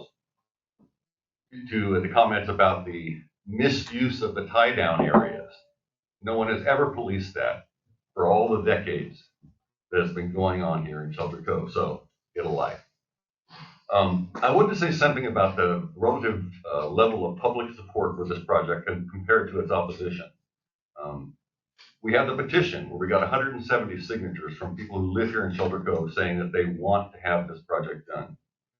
There was a survey put on by the Parks and Recreations Committee, which I thought was very interesting, that it asked 0 questions about the sports courts, even though the project had been approved, the grant had been awarded, and it was a project sitting right there on the docket, but there were 0 questions about it in the survey. Even so, the survey, which had 77 respondents, 22 people piped in with comments about how they wanted the sports courts to be built. So a survey that had no content about the sports court, nonetheless delivered 1/3 of all respondents volunteered this comment. Also, there's been some thought about, there are some opponents of this project here. And I've heard some comments about, 2 people being opposed. I think my count is up to about a dozen. So if your opponents think you can shut this project down, show me your army. I've got 170 people behind me, and the survey results, and Mike Bruno's recent Facebook post that got an 80-to-1 response rate in favor of the project. So I'd like to request that those people who are opposed to the project, show us your support. Show us the army of people who oppose this project. And regarding to some of the objections that have been raised to this project here, many people have thrown out the comment there are better locations for this project, and I disagree. For example, the location down by the intersection of Shelter Cove Road and Upper Pacific. It seems like that might be a good place until you remember that the project, in order to be permitted, would have to have a parking lot, an ADA approved porta potty or full restroom, and all of the ADA pathways necessary to connect all those features. When you put those requirements, which are already present in the current location, on top of that, there's no way that that project would fit into that location. And the same thing applies to the North Runway location. In addition, those sites have much greater topography change. The project would cost substantially more because of all of the grading and excavation and fill that has to be done. So the proposed location is a practical location for this. It's a central location for a central activity in the community. And not only that, it would also improve things for the golfers and for the pilots as well, because instead of that crappy little one-hole porta potty we have, we're going to have a nice deluxe porta potty with a hand wash station outside on a concrete pad that you can take your wheelchair to if you need to. So I think those are my points, is that this is something that has a lot of public support, and many of the objections that have been raised are nonsensical or irrelevant. And that's it. Thank you. So, excuse me one sec. So Bruce, the first one you said in Upper Pacific or whatever. Microphone, please. Yeah. The second, the first location, Upper Pacific or whatever, is that where you currently play? I'm sorry. No. The first, the other location. Where we're playing now on Upper Pacific? You gave an example. No, that location there is even though it's red property in there, there's not enough room to build courts in that location. The example you stated is at the area. I'm sorry, I'm not. Your first place of the other location, not by okay. 5. Up where by near Mike's house, up by Upper Pacific and Shelter Cove Road. Yeah, we're gonna down at the pit there. And that's there's a nice little piece of flat land there, but it's not big enough for courts and a parking lot. And a porta potty. And a porta potty.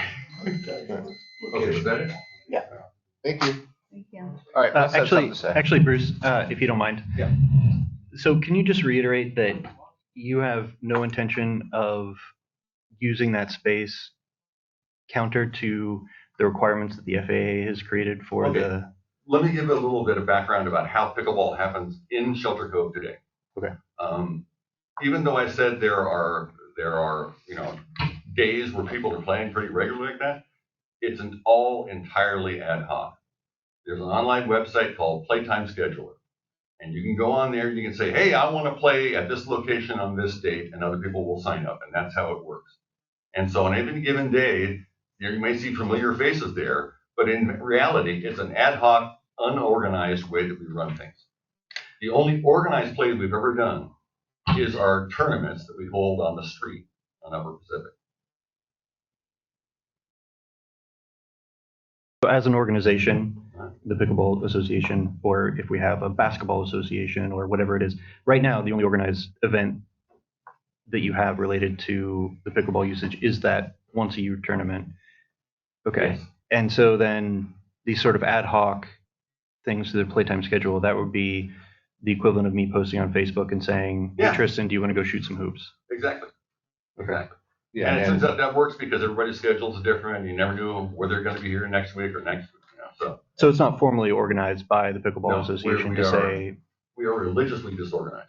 Right. So, let's say that pickleball starts at 10 on Wednesday or whatever is like a typical time that it starts. But I could say, you're my neighbor. I could walk up to your house and say, hey, Bruce, it's 1:30. Let's go play pickleball down at the courts. Oh, yeah. Or and nobody post has online. Any claim on those courts. And again, the pickleball club would not expect to have any particular claim on courts that RID would build. They're owned by RID. And if RID wants to meter those courts and charge for playing on them, that's RID's decision. And at any given time, it's only 4 people on a single court, which is within the guidelines. Oh, that's the 4x4 you were talking about. So, courts aren't big enough for more than doubles. Correct. Yeah. Hello? Yeah, nice. So, Chris, who's going to maintain these courts? Is it RID? Yes, just like we maintain the golf course. How's that working for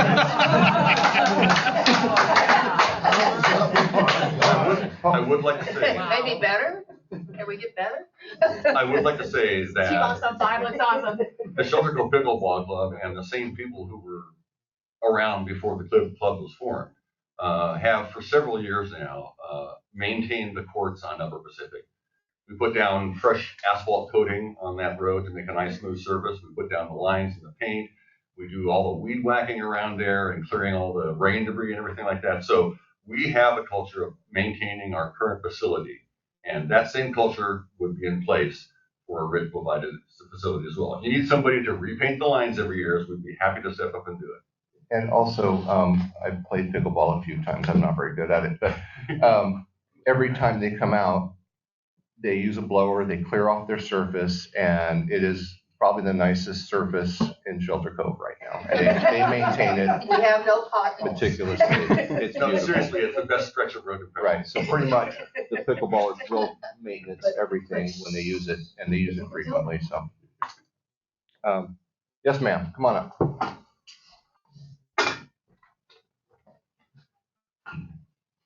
Hi, I'm Beth Christie. I'm treasurer of the pickleball club. And I just want to say that I went on the internet yesterday for less than 10 minutes and found 2 potential grants for the clubhouse that are offered by California Department of Housing and Community Development and CDFA Community Resilience Centers programs that will pay for disaster structures and redoing community centers. And so you don't have to steal our grant. You can file to get your own grant. The other thing, in the budget, you had $1,000 for community center maintenance. We'll offer you $1,000 from our sports court grant to meet your budget line. Okay, thank you. So with that being said, people need to understand that this discussion item came to be because of the misunderstanding of myself and Chris with the in-kind contribution and with the knowledge now with the mold issue at the clubhouse.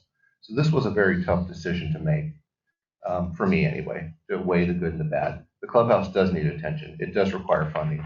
I'm hoping that maybe the nonprofits could also come in and assist us with, who use it frequently, with fixing things up. And if we do budget our way out of this and move on to the sports court, which I'm hoping for, we can count on the nonprofits to offer some assistance in getting these this clubhouse back up and in shape. So with that being said, we're going to go to more public comment. I think Ms. Ball has something she has to say. I just wanted to say that this was not us trying to steal or hijack or take anything from anybody. This was what the subcommittees that we created were tasked with. This was on your strategic plan, was the sports court. We were asked to look into the grant reallocation as part of what the Parks and Rec Committee does, as part of our research and development. And like I stated previously, we did not vote for this to be discussed. So I just wanted to point that out. So nobody's trying to hijack anything. We're just trying to figure out, as a committee doing research and development, what we can do with this money and where it could be spent and put it somewhere else. We definitely want a sports court. We want you guys to have a sports court. We are in agreement with that. And this doesn't have to do with not being able to find grants for the community center. Of course, we know we can do that. It was just a surprise to find out that it could be reallocated, and our task was to figure out what we could do if it was reallocated and weigh the pros and the cons, which we did. Correct, and thank you for that. The committee it's an advisory board for us. So they find out the good, bad, positive, whatever, and advise us on what their findings are. Yes, and then we weigh it from there. And that's what committees need, Pauline and Tasha. Yeah. So that's why Cindy was not aware of it, because we can't have 4 people on a subcommittee. Gotcha. Okay, hold on. What do you got, Chris? Yeah, I did promise Pam Brenner, who's always at our board meetings online making comments. She could not make it today, and she asked me to read a public comment on this topic. If the board doesn't mind, I can go ahead and read it. Please, go right ahead. All right, so this is from Pam Brenner.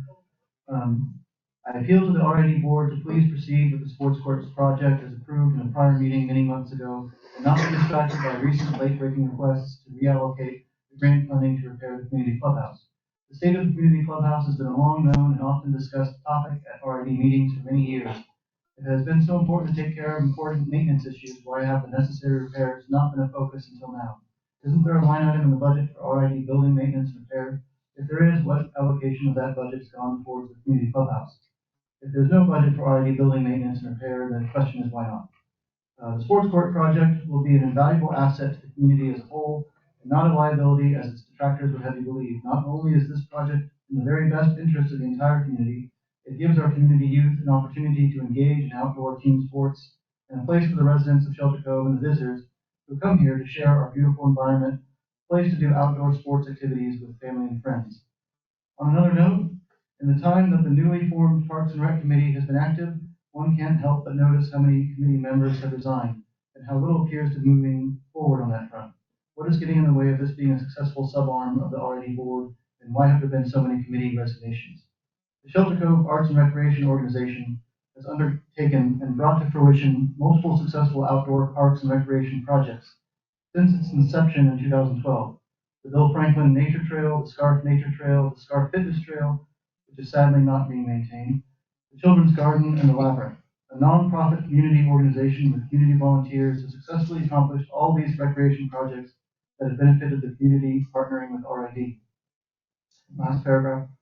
Instead of splitting an important aspect of our community's recreation development into Scarf RID ownership, why not co-partner and make some headway together with a focus and priority on maintaining the existing recreation and parks facilities, thereby not letting them fall into a state of decline, and also combining already thinly stretched resources to look at all the possibilities, available grants, fundraising opportunities, and future community projects, all for the well-being of Shelter Cove's incredible recreation potential.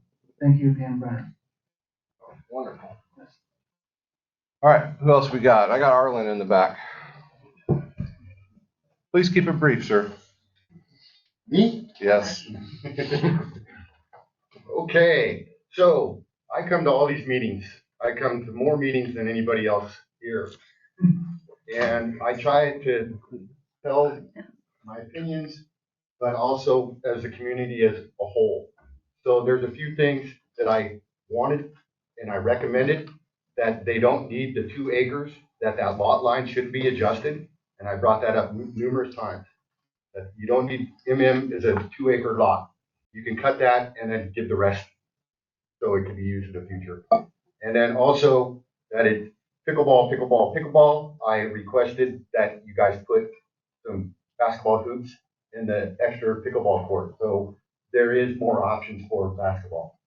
So, and then I like the ridiculousness of Trent talking about the coming back on boats when the board has already voted on it. And then our first action item is going to be raising the tower, when that motion to authorize general manager to lease agreement with T-Mobile West, and this is 2015, the tower not to exceed 75 foot in height.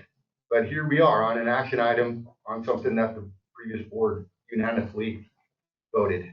Thanks. Thank you, Arlen. Who's next? Dan.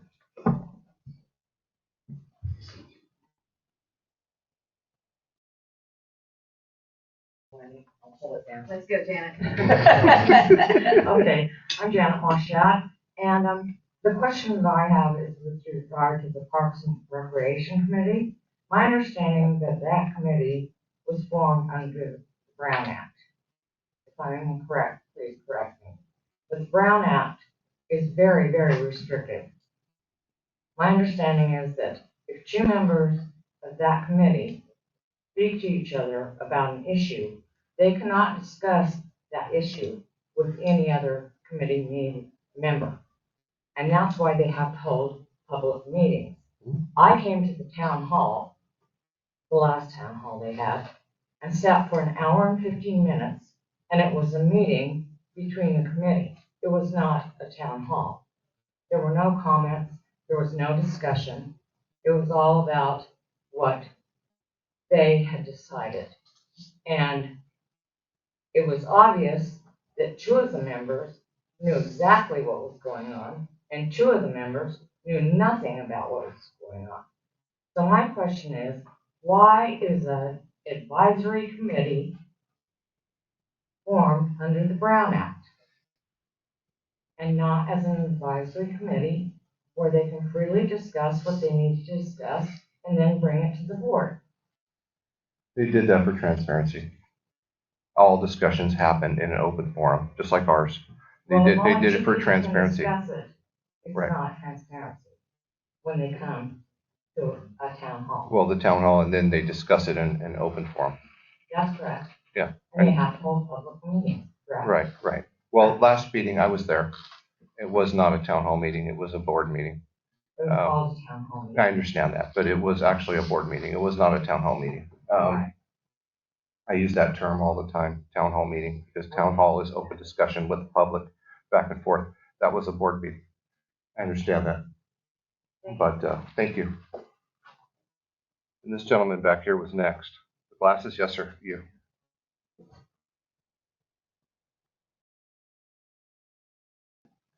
My name's Dave Bull. I'm a one-time resident here in Shelter Cove. And I haven't been to a board meeting in quite a while. And all I want to do is thank you guys for what you do. It's a thankless job. You're all volunteers. I know it's a ton of work. I appreciate, I'm impressed that having missed a lot of meetings and I'm impressed that you're having the whole thing. And just want to let you know, appreciate it. Thank you. Appreciate that. Anybody else? There's one thing online. Okay. Just do it. Prince Sanders. Oh, no. No, it's it's horrible when I talk sometimes, but I think the bigger picture here is, when a community overwhelmingly supports a project and then it goes back to the board for discussion after it's settled, it's undermining confidence in the board from the community. It's undermining. Does the board have any confidence? Do we have any confidence as a community in the board if we've decided something and somehow 1 or 2 people that don't like it somehow keep rehashing the same subject over and over again when we already have a building permit? This is like, come on. It's also setting a really dangerous precedent. Like, a project like this has never had, no other project in Shelter Cove has ever had this much overwhelming support, but yet somehow 1 or 2 people can undermine the overwhelming, will of the community. That sets a really bad precedent for the future. If that's proven to be, viable, then anyone can now, one or 2 people can now, supersede the wishes of the community if we allow this kind of behavior to continue. I think the board really needs to educate themselves on Robert's Rule of Law and how these board meetings are rolled out and create more order of how these projects move forward. And this scorched earth approach of, well, what if somebody has an organized event? Who's going to police that? I mean, that can be applied to the clubhouse, the golf course, the runway, walking in Shelter Cove.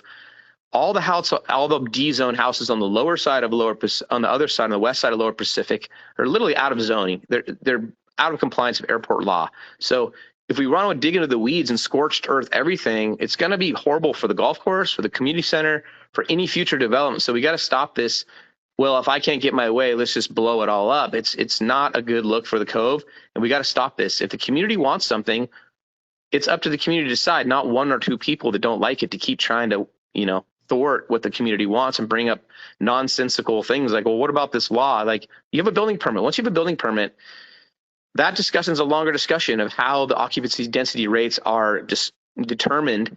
And it's a box you check to get a building permit. It's not a policeable action that's going to be done by anybody except the building department or the FAA, and they're not going to do it. So we don't need to start, digging into the weeds of how an occupancy and density population based on use. That's for the planners to decide and the building department to decide, not the residents to dig into the weeds and figure this out. So I just urge the board to, create more order, respect the wishes of the community, whatever they may be, and don't let 1 or 2 people try to thwart the entire community. Like what somebody else said, show me the army of people that are against this. There is no army. There's 4 or 5 or maybe 10, and there's hundreds. Then the silent majority is never going to be as vocal as the silent minority. Thousands of people are probably for this, and there's maybe a few against it, but the thousands of people that assume it's already in action aren't going to keep coming back to every meeting and going, screaming, we want sports courts, we want sports courts. It's only the people against it. So I've talked to Chris about this. I've talked to numerous board members about this, but this is how it works. It's a democratic process. And if the people vote on it, you don't go backwards. We move forward. And if we keep doing this, the Cove doesn't have a good future and doesn't send a good message to future residents and people that want to create value in the Cove that we can make any good decisions if we constantly go back in circles and make up false narratives of why a sports court, if you want to dig into the weeds, 4 people as a group, as an organized group, legally, how are we going to determine this? It's a vague law. It's really about population density per use. That's what it's about. So let's just move forward, please. And I don't want to waste my time. I know everyone who's worked hard on this and is for it is really frustrated. We're back here again discussing and rehashing old ideas from years and years ago after 9 years of discussion. It's kind of ridiculous. And I'm hoping we can all move forward. And I know you guys want to hear me rant, but it's a sentiment of the community, what I'm saying right now. And it seems like somebody has to say it over and over and over and over again before it sticks. That's why I do it this way. Thank you. Thanks, Trent. Trent, just to assuage some of your concerns, we're still moving forward with the process of seeking bids and stuff. The project has not stopped or slowed down as a result of this information. The bid package is out. This was just new information that I felt was necessary for the board to be aware of because it was new information that came to light about this whole project and the grant. And I felt that we all needed to be informed of this. I am not all for stopping the project, but I am all for fixing the clubhouse. So, but like I said, I think we can budget our way out of it. So, and I think Mr. Bruno had a good suggestion about, applying for the reimbursement on the funds. I don't know what that process looks like or how quickly we can do that, but I just don't know if that is going to hurt us in the long run. We need to have those full grant fundings to get that court done within a time constraints and budget. So otherwise it's going to cost us more out of pocket because it's going to cost so much to get the project done. I'm sorry, Mr. Bruno's suggestion was that we seek reimbursement from the grant agency. That will reduce the amount of money we have for a grant for our sports court.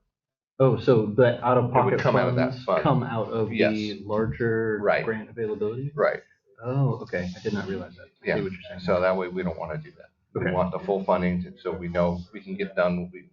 When the bids come back, we'll know for sure. Right. And then at the end, if there's some left over, then we can apply to reimbursement. Okay. Absolutely. No, that makes sense. Thank you for clarifying. I got a comment. Go ahead. Well, one, back to Trent, when the sports court was voted on, Mike Solari and myself were not here. I asked that item to be tabled.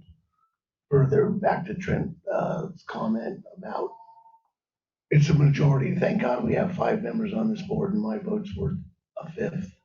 And so that majority is what's voting. So there's not 1 or 2 people that are gonna stop this project. It's gonna take 3 people to go forward with it or stop it.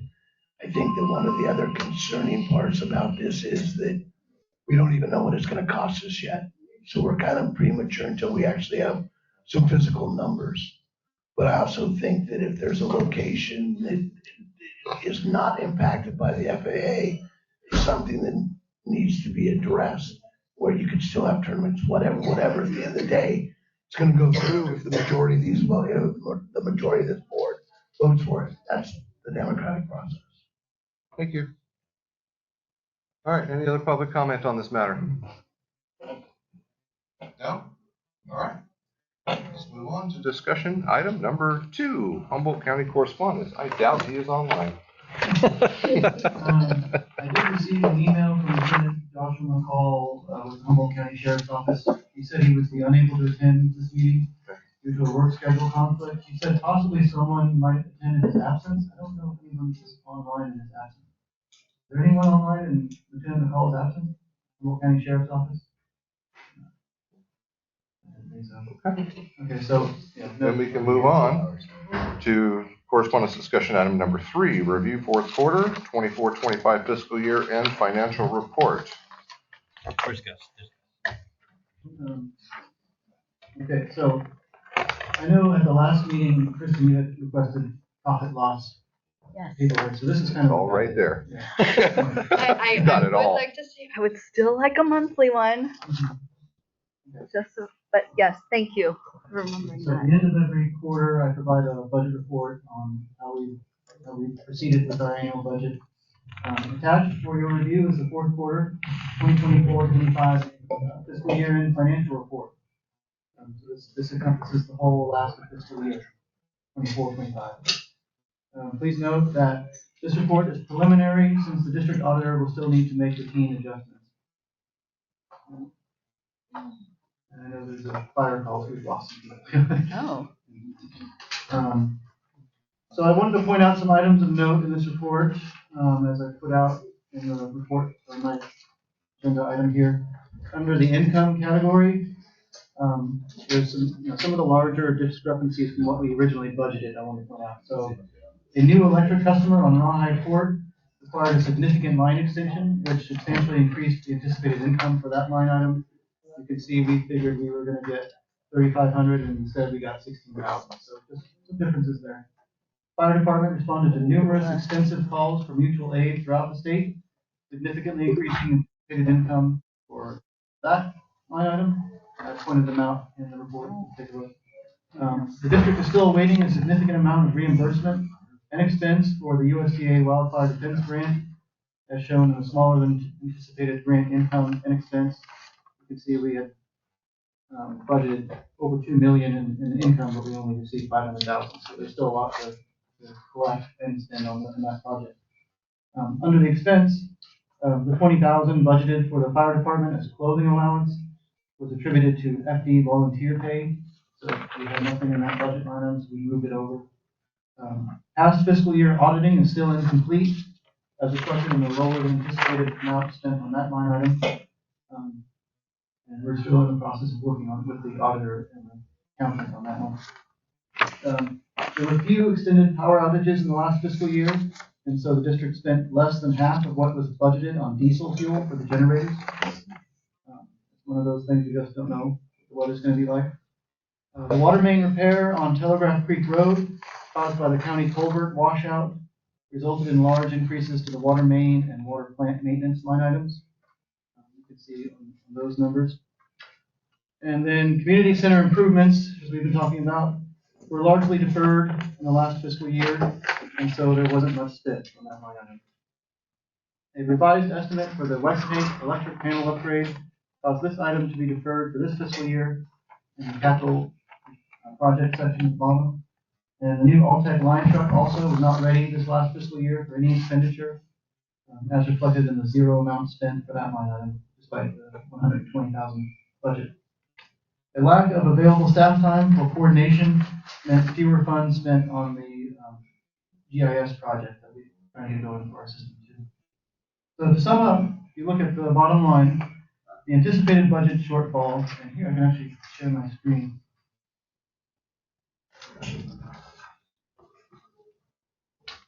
Share my screen. Okay. So the anticipated budget shortfall of over $786,000 ended up at only over $430,000, and that's kind of highlighted. Yeah. It's because of your hard work. That's kind of highlighted at the bottom. I need to know, is the electrical plan? Yeah, so this is, yeah, there we go. It's the 78661. So this shows you the actual income and actual expenses compared to what was budgeted for the last 11 fiscal years. You can see only one of those actually we budgeted in the black. So we've been in the red for the last 10.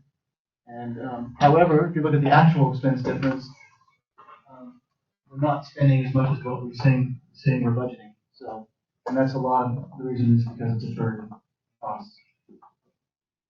So so we ended up $355,388 better than what was originally budgeted, or roughly a 45% improvement, albeit with major caveats such as deferred maintenance and lack of time or scheduling conflicts for major purchases. So this table compares this fiscal year in financial report with prior years, pretty on average. And if you look at this is in the graph format. I want to point out one thing about this graph. The budget income and expenses for the last 2 fiscal years are much higher than the previous ones, and that's based on the USDA grant. the way we put our budget, we do put the grant into our budget, and so it made it look a lot bigger than it really is. So I think in the future, we probably want to separate the grant from our budget, so it doesn't skew what our budget actually is, as you can see in this chart. Right. And then this graph kind of shows you our budgeted expense difference is the purple line. That's where we figure we'd be each fiscal year for the last 10 or more.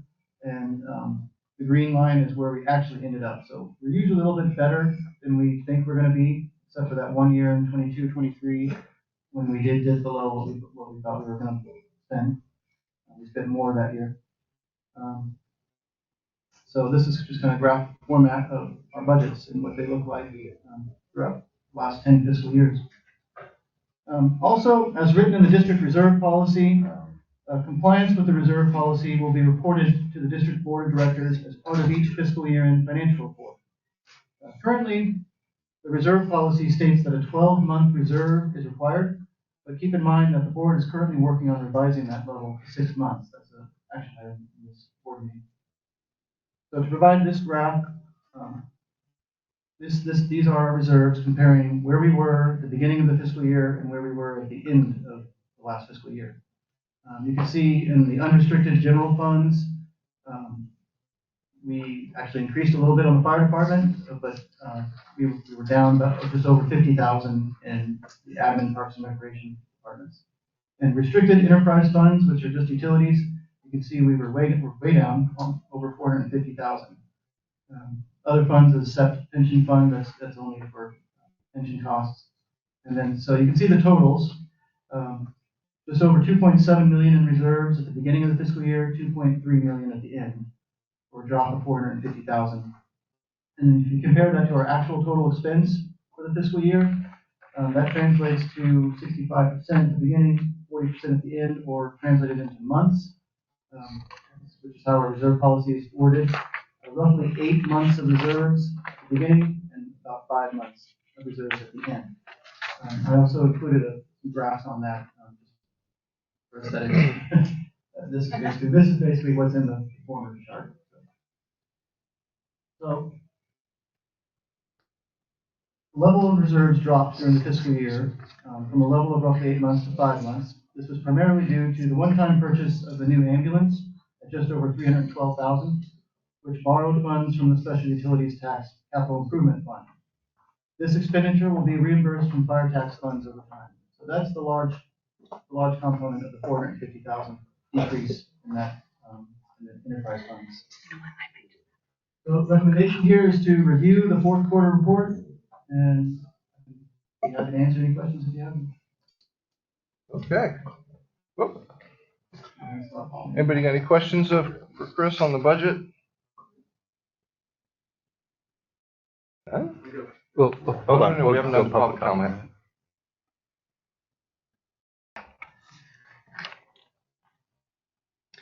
So you did mention that there would be the reimbursement expenditure from the fire tax funds on here.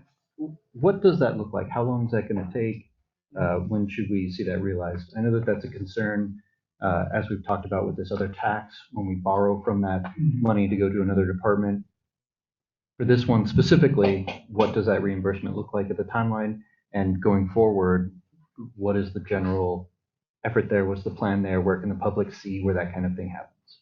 Yeah, we can provide that information. I haven't quite spelled out the details with Nick. We did, at the last board meeting, we approved the project manager or project policy, which actually has a form you'll see actually later at the board meeting, where we can plan out how we repay these loans.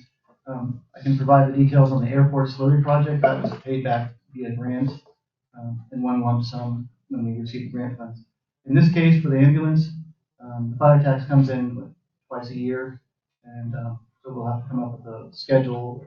This amount this year, it's probably going to be a 2 to 3 year repayment plan. I'll work with Nick and on how to do that. Yeah.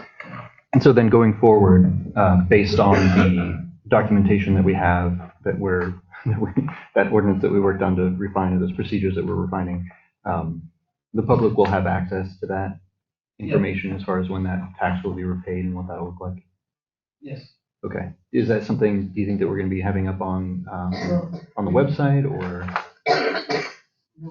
We usually put our county fund worksheet into the packet, but that's all spelled out in the county fund worksheet where we get these funds from the county. Right. So we can do that. I mean, I don't know that folks necessarily need to see how the sausage is made, but to have an idea of, where these funds are being borrowed from and how they're being paid back and what that timeline looks like and what they're being used for. So, updating that ambulance, I think, was a pretty significant expense, and I think it was very necessary. I think it's been used quite a bit already just from my conversations with Chief Pape this week.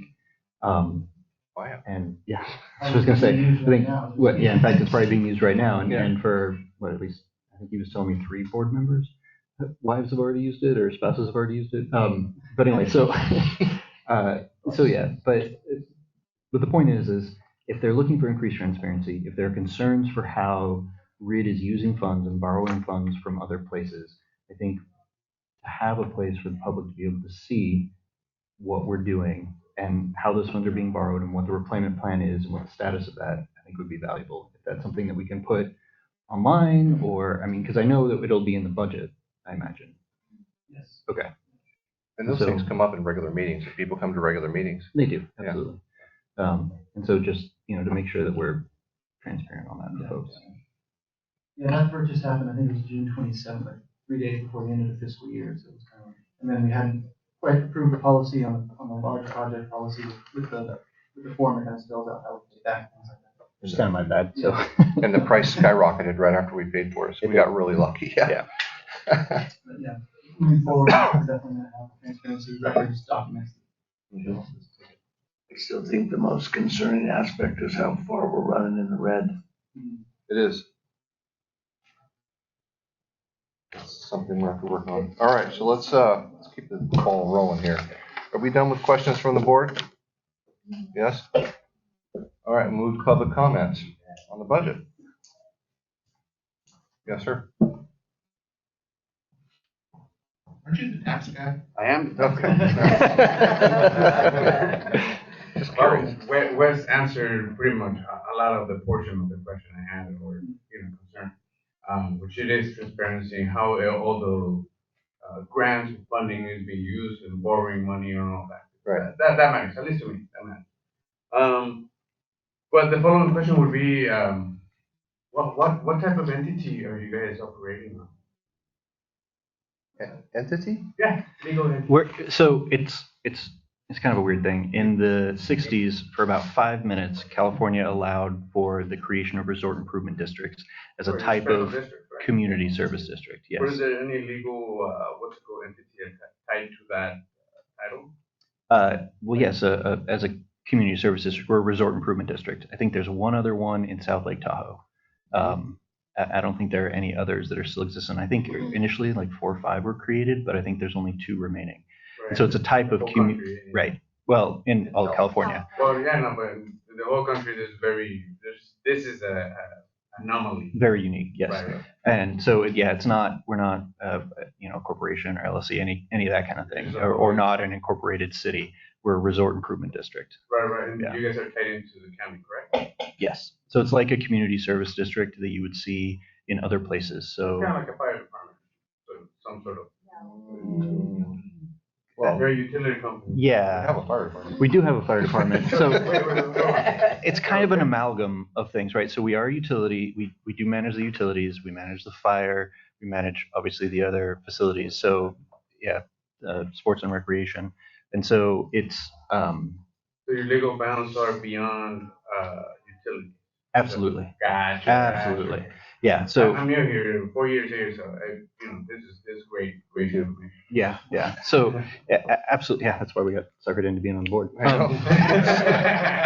So it's a completely separate entity. So I don't know if you've lived in other incorporated communities before. I've been in 34 states. Yeah. So like if you were to be in, I don't know where I'm from San Luis Obispo County, and so there you've got certain cities, right? But then you've also got, like, I was part of the Oceano Community Service District, and the Resort Improvement District is very similar to a community service district, but has a little bit more expanded capabilities and stuff, but we still have the same restrictions as far as tax go. We still have to provide certain types of services, but it's a little bit larger. If that makes sense. Yeah. Thank you. Thank you so much. Thank you. Anybody else? Budget issues? Oh, Mr. Reed. Thanks. Parks and Rec. Please keep it brief. Okay, so we have $50,000 in base labor wages, and we have $24,000 in health insurance. That's 50% of his wages are going to health insurance. Is that correct? I have to look into the weeds and the budget, but yes, I'm gonna say yes right now. without looking into it. I'm sorry, can you specifically say what line you're looking at? I'm not The following base you. wages is on first page 41401 for the 50,939. Second page, health insurance 41413 for $24,097. That was the budget. We actually spent 33,100. So it's even more. Yes. And that's what the district. You should just give me the $90,000 and I'll take over the golf course and park and rec. I'll give you an MOA. And I mean, we do have like an option to hire, wasn't there still an option to hire someone like just seasonal or something? Yeah. That's on the table. Yeah, you could look at an internship from Cal Poly Humboldt where you have to have 1,000 hours of community service in order to graduate with a park and rec degree. And that's just an hour up the road. Yep. And interns are usually free or nominal. We're using But when that I for- threw that out of the park and rec committee, Tesha didn't like that, so it went nowhere. But it's a thing, Cal Poly Humboldt, they have degrees in park and rec. That line item, I also looked into wages and benefits, and you guys have a seriously good benefit package, 35%. I mean, it's a really good benefit package. I did that back math too, because it looked huge on that park and rec budget. That's for real. They're getting some We're aware, seriously good we're looking at bringing in Humboldt what did I County come for the or final thing? HSU students for help with our water district and looking at other options for us. So we're looking at bringing them in for that as well. Yeah, I And mean, a park and recent- rec degree, this would be an amazing thing for them to chew on and get programs organized and. We're I aware. mean, Yeah, and also recent labor law requires that interns be paid. Yeah, and I saw a posting from the city of Chico where they were doing, looking for an intern and their line items looked exactly like what we needed. $12 an hour is what they were paying. My biggest question on that park and rec budget, I've always wanted to ask it, today I'll take that opportunity.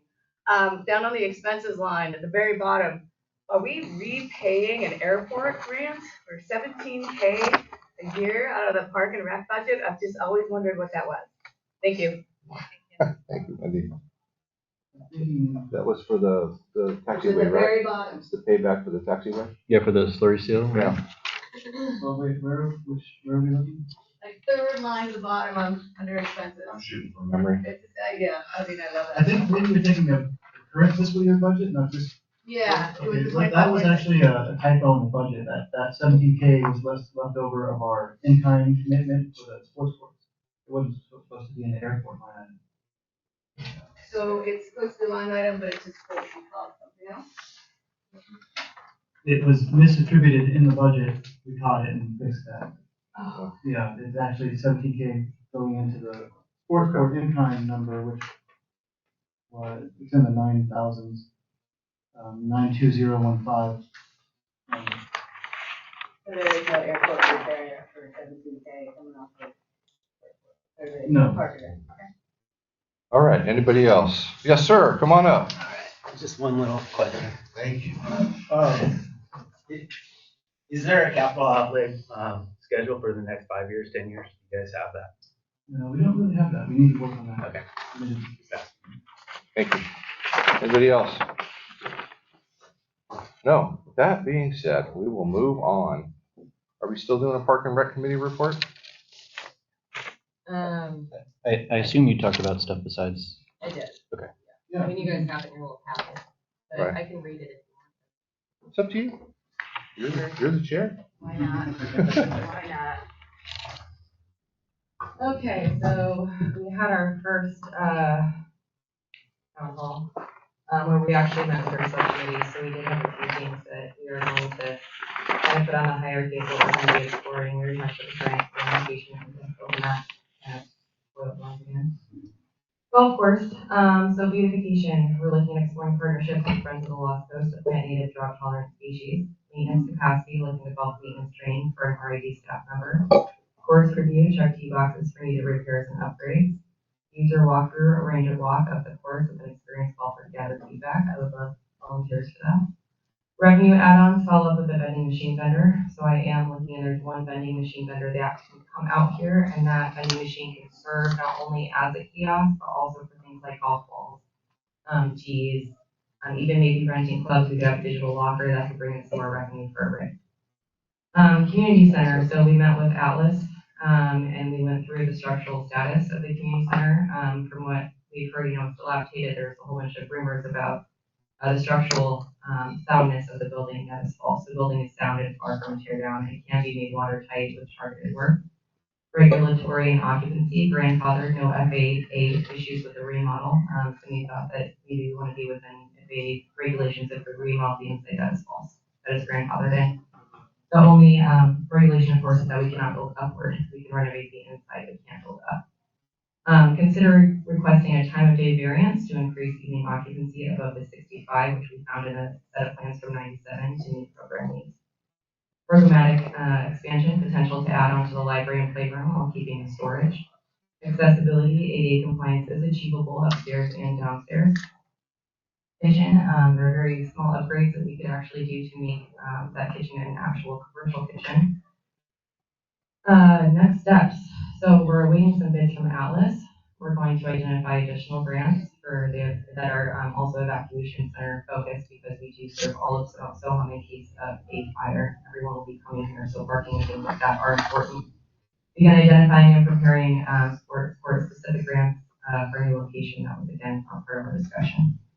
Parks and trails. So we looked into a few things with our parks and trails. The labyrinth concept.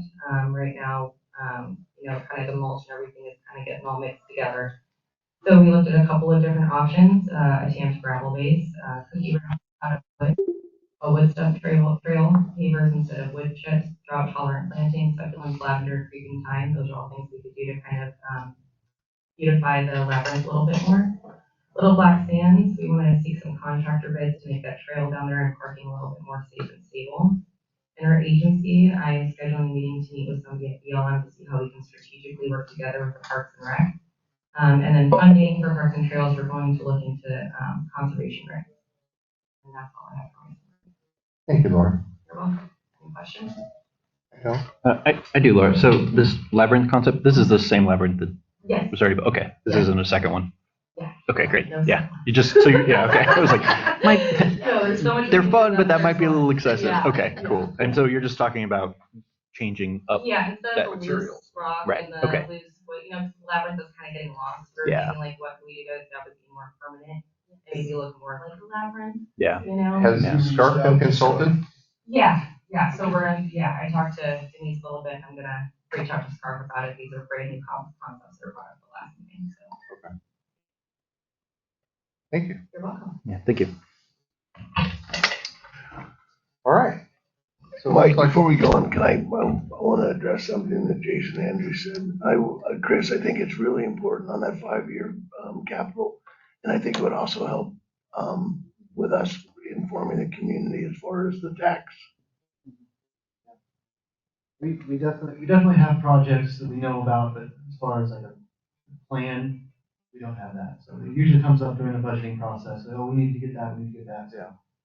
But we don't have this like 5-year plan. I think it's important. I like this concept.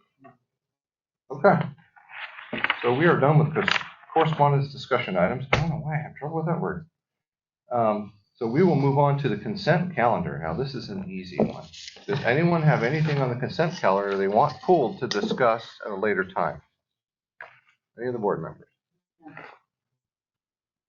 No. Okay.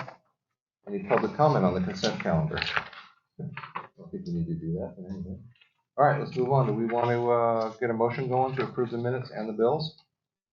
I'll make a motion to approve the minutes and approve the bills. Second that motion. I'll second that motion. Roll call.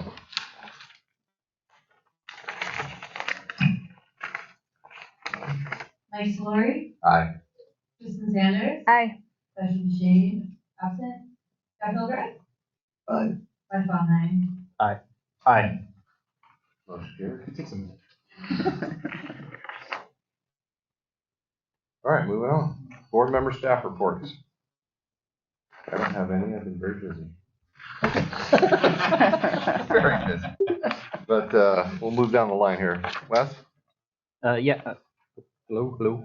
Okay, I do have a couple of updates.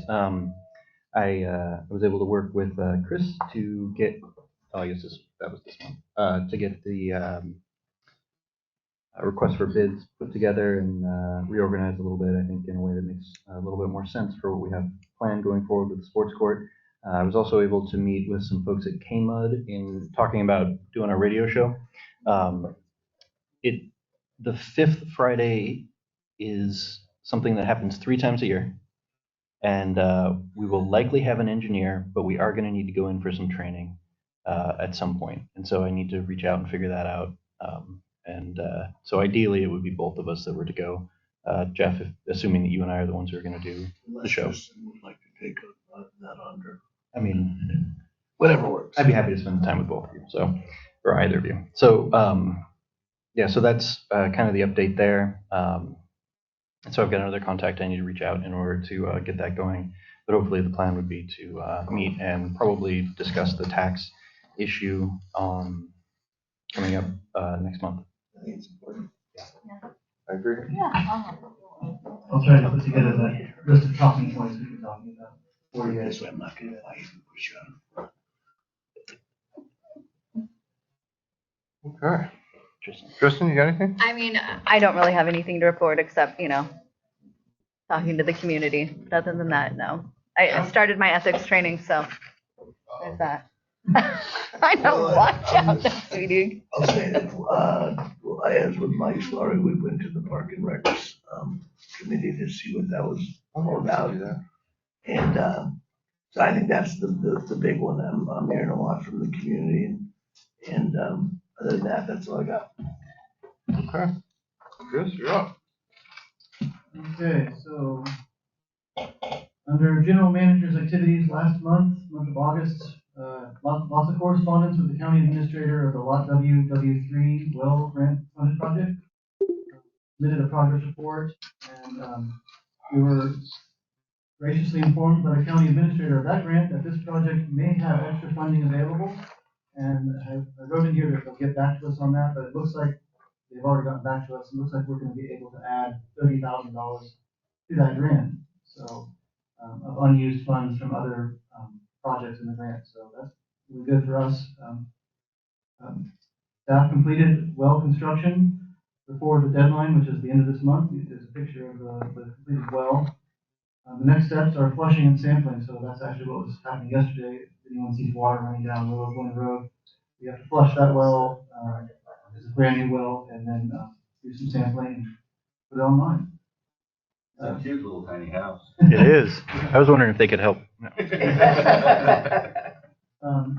corresponded with the county road striping crew for a quote to repaint the airport markings. So that's actually later on in this board meeting. Corresponded with mold inspection companies to procure a second inspection report and a second treatment estimate of the community clubhouse, also in this board meeting later. Corresponded with the county building department on the sports courts plans and began work on the notice inviting bids, which was just submitted a couple days ago. And then, of course, we know all about the discussion that we had on that one. Corresponded with legal counsel on a Public Records Act request and worked with staff and the requester to fulfill the records inquiry. Met with staff and engineers from Cal Poly Humboldt to discuss students' capstone projects this fall. They will do 2 or 3 water wastewater projects and 1 energy one as free feasibility studies for which to potentially pursue future funding for us, future grant funding. In fact, they're going to be here at 1 p.m. today, and Frank and John are going to were gonna step out, but it looks like they've already stepped out. So, so they're gonna go out and tour them around. Worked with technical support to repair the malfunctioning golf course kiosk machine. The credit card reader wasn't working, so I know Wendy had a question about that. It is later on in the board packet. The greens fees totals for last month is listed at $1,747. I don't know if that all came to the kiosk. It's a combination of them. So there's also that collection box next to the kiosk, so some of that money came from that too. Also began the process with the golf course kiosk manufacturer to update the machine to an internet-based connection versus the current and obsolete phone line one for credit card transactions. So that's in the process. Researched alternative health care plans for the district. That topic came up just a second ago. We do have high costs of health care. Assisted with the Parks and Recreation Committee, including issuing a public notice for replacement members, which is in this board packet, and corresponded with Verizon on their proposal to add equipment onto the district's communications tower on Kelly Road. And that's also later on, and I think we have at least one representative from Verizon online who could help during that topic later on too. So we'll pass it on to Jessica. Alrighty, in the administration department, there was a very lengthy public records request that was completed. One of the bigger projects in that month was submitting all the direct charges documentation to the Humboldt County Auditor's Controller's Office. And that essentially breaks down lot by lot how many taxes are applicable to that lot, because not every lot has the same taxes. For example, a house is taxed differently on the fire tax than a vacant parcel is. And those who are not hooked into the system pay a standby fee of $8. So I have to generate lists for each tax and list all the parcels that are applicable to each tax and submit that to the county. I also work with Plexus Global, who does our what's called the Pull Notice program, and that is a service provider that we use to monitor the driver records of our employees, and they notify us if they've had accidents or issues. If something goes on their driving record, they notify us, which is important that we don't allow drivers who have something on the record we find out if they don't have license anymore, essentially. I updated our roster of commercial drivers to Drug Free USA. That's the pool that we use for random drug testing of our Class A commercial drivers. The district now has 5 Class A drivers. And there was some required reporting to GSRMA regarding our annual financials and our payroll. They use those numbers to give us our quotes for what our contribution will be for our liability and work comp insurance. And then we had a very long meeting with Amstel Utility Software. They are the software company that we have chosen to go with for our new billing software. And I'm very excited about it because what this means for everyone that has a bill, you'll be able to look them up online now yourselves, and you can be able to enroll in things like auto pay, which is a very often requested thing by our customers. And then the other very exciting This conference will not be recorded.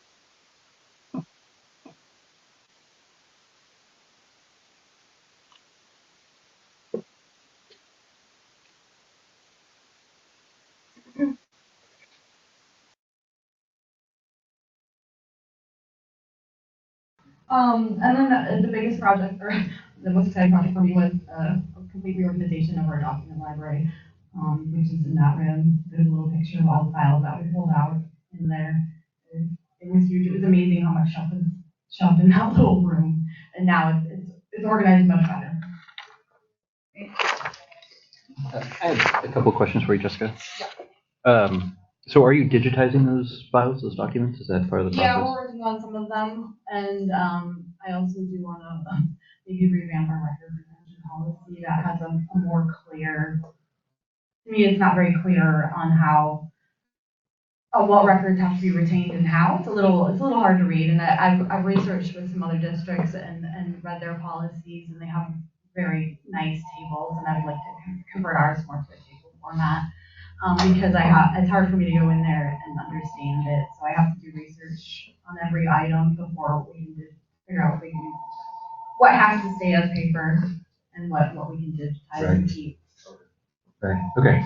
Thank you. And then in terms of the new billing software, that's going to be the one that will notify you of power outages and things like that as well, too. That is correct. That particular software company has an option that as long as customers go in and submit their information through the portal, we can enable auto alerts to your emails or your text or as a text message based on your preference.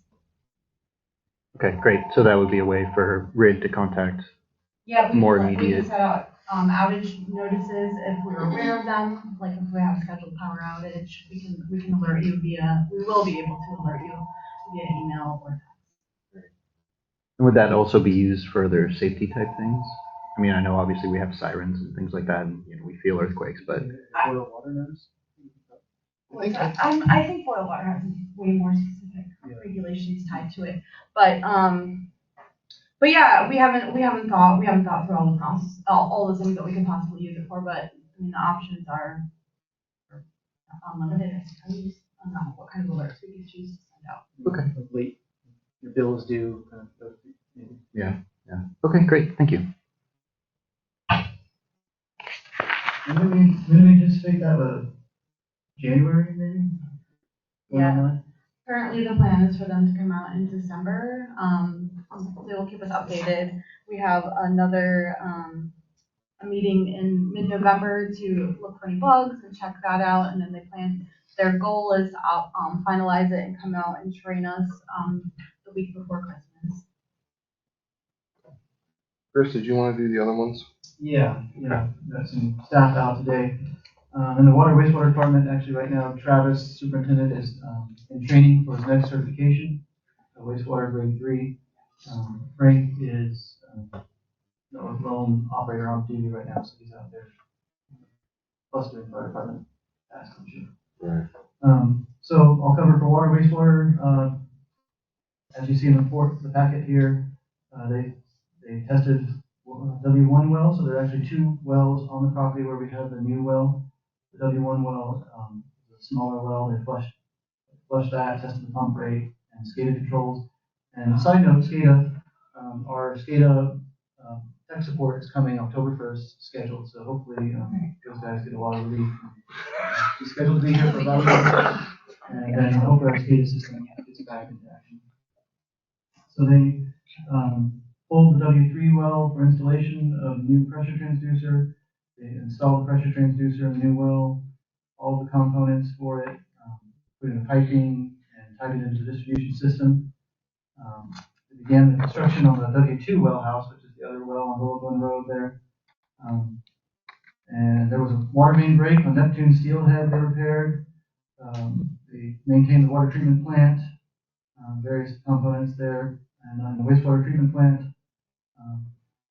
And they cleaned the chlorine injector at Greenbrier well, placed that back into service. Maintenance on lab equipment at both water and wastewater plants. They researched grant funding for mobile power units and an electric case backhoe through the core grant program. So I know Travis has been really proactive seeking these grants. So he's been very helpful.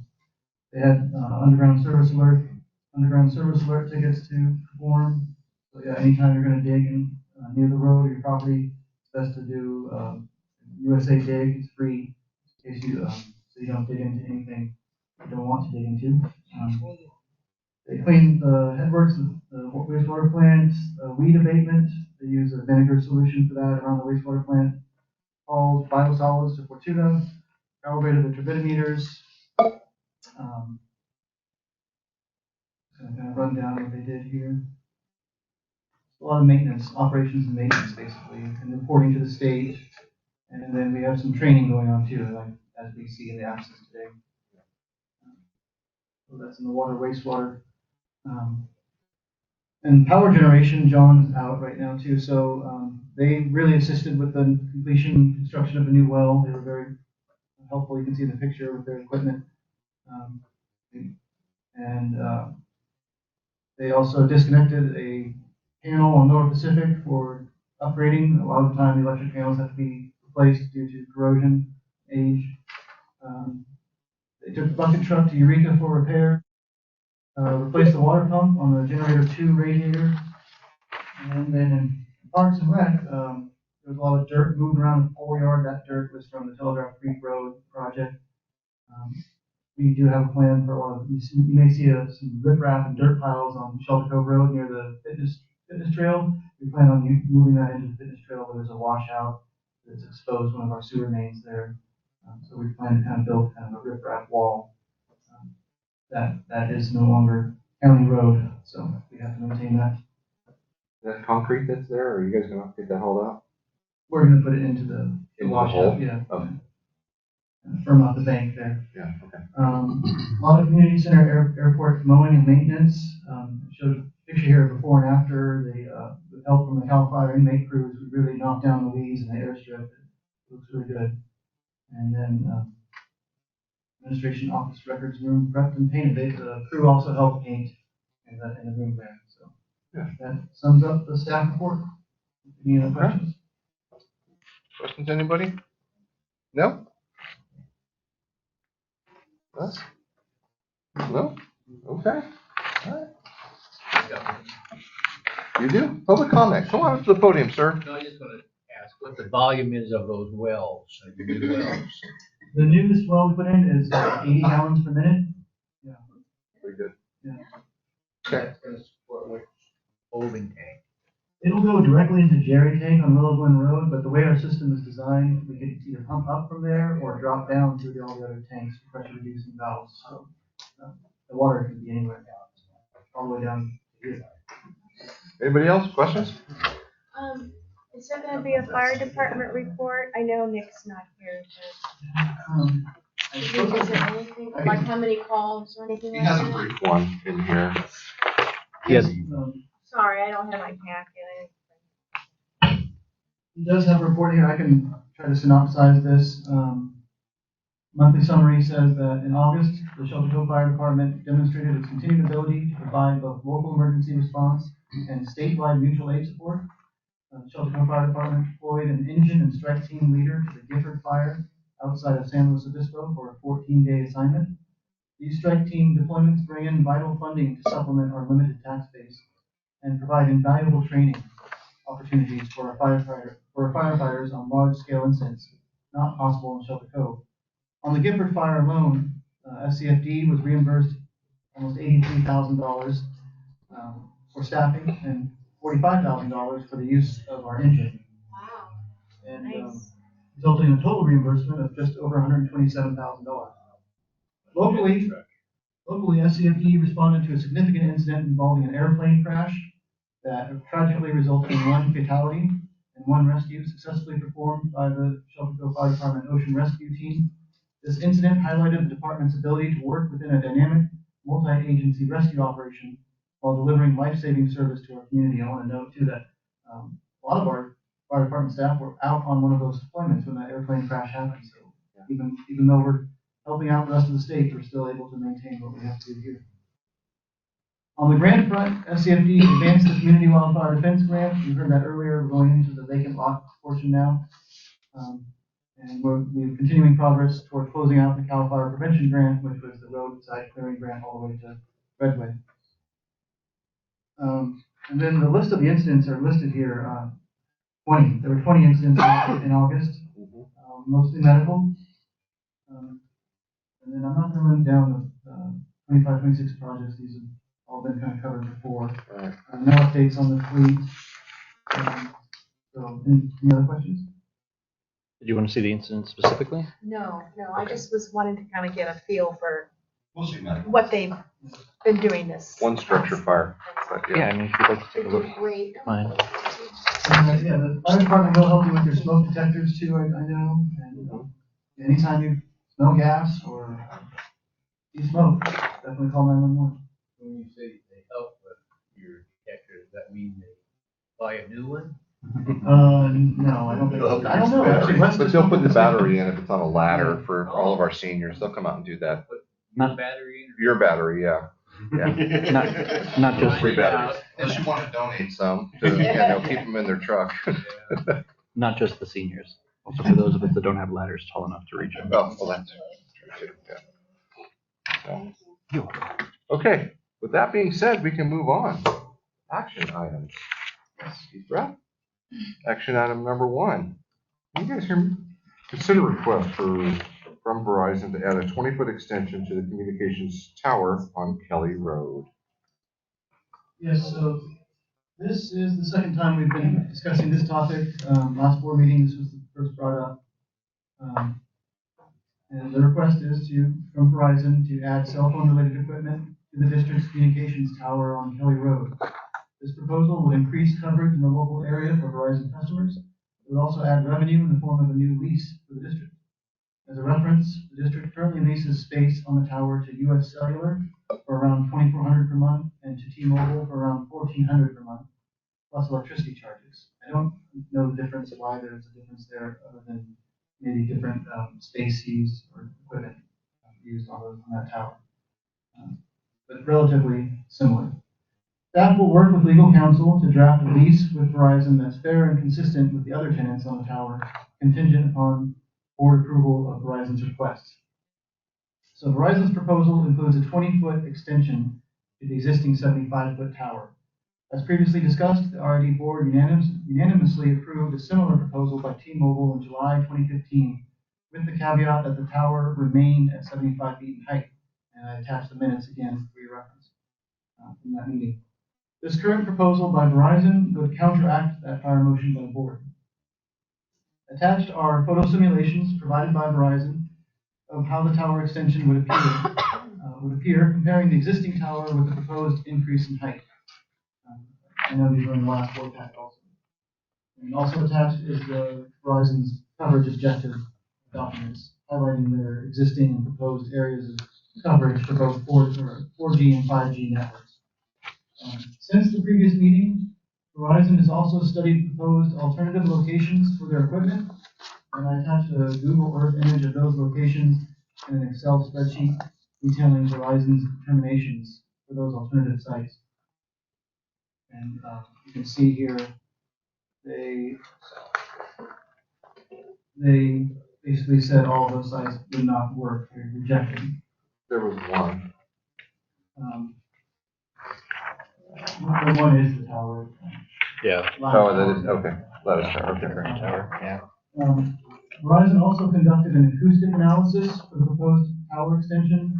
That report is also attached for reference.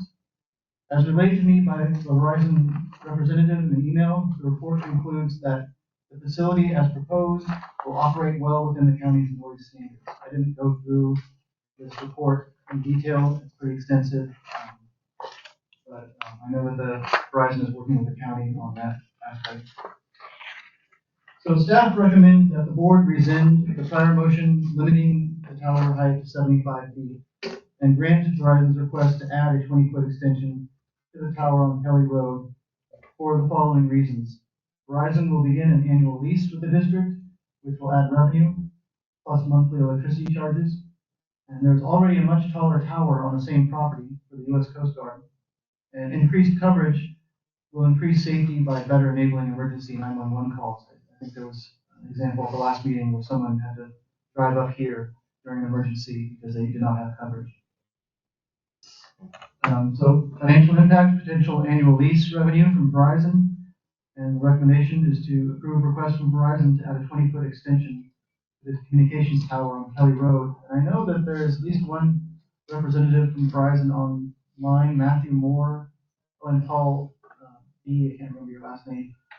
If you want to add anything before, or would the board have any questions for Verizon?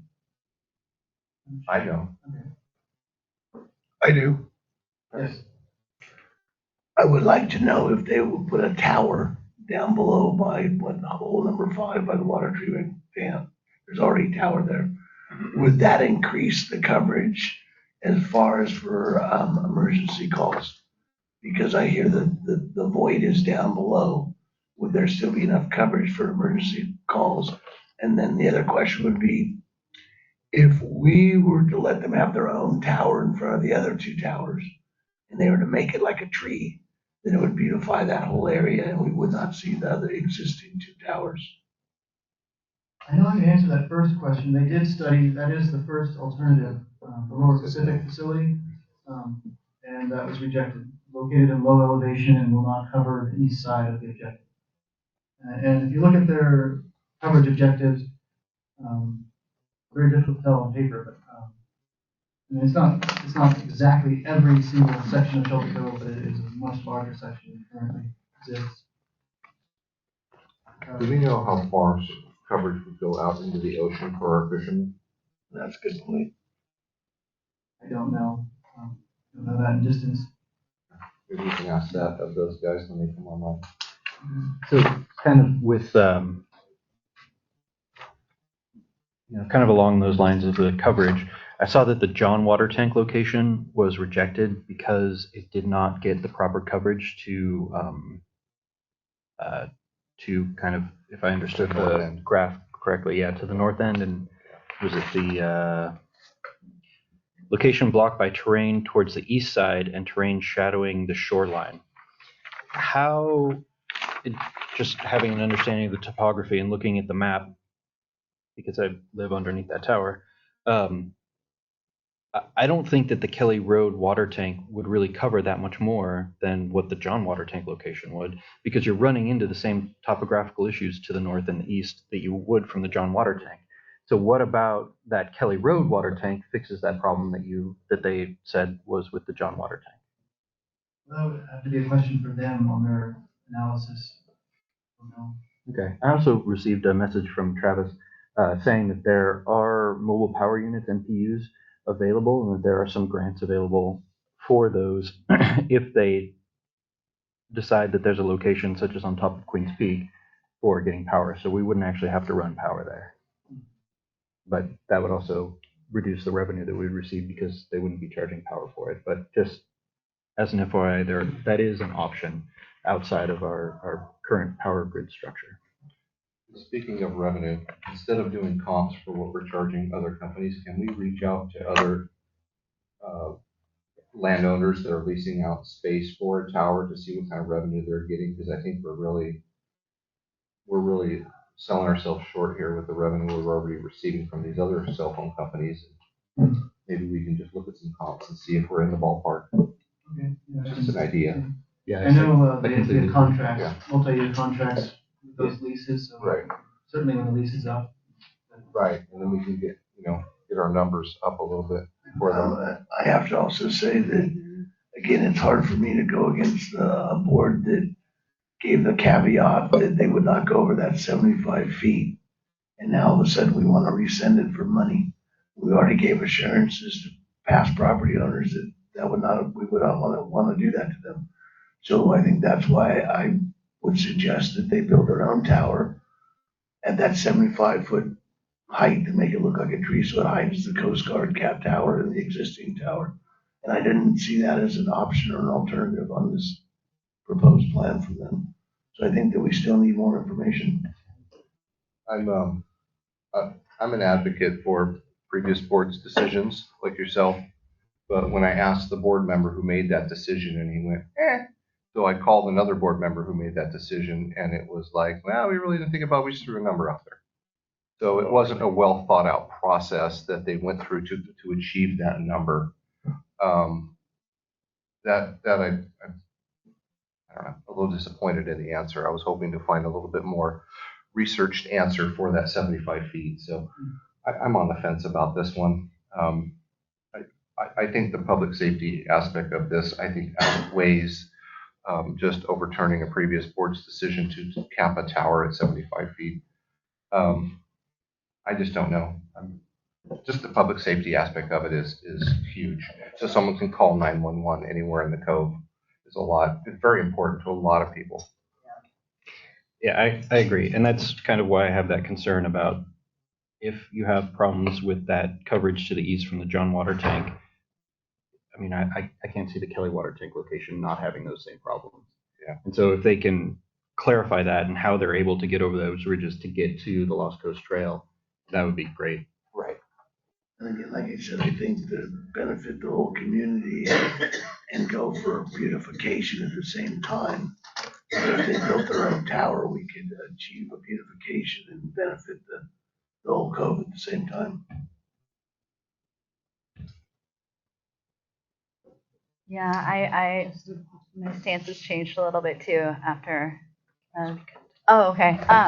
Yeah, I definitely think that the benefit to public safety, having had a recent experience with one of my friends, if I can't imagine finding someone hurt and then having to leave their side to find service. So, yeah, I mean, that's it. And we have so many people visiting the area. We don't have many services. We have some signs, but if we can provide phone coverage, I mean, Well, it's not really phone coverage, but if you have a cell phone and you hit 911, it will grab any signal it can find. Really? So even though you're not on a Verizon customer, it will grab that so you can get that 911 call out. That's huge. Oh, I didn't know that. Yeah. Oh, okay, that's really. And a little button in your car too. The 911 button will go right. Yeah. Okay, I do have, two representatives from Verizon online, Matt and Paul. So who would like to go first, Matt or Paul?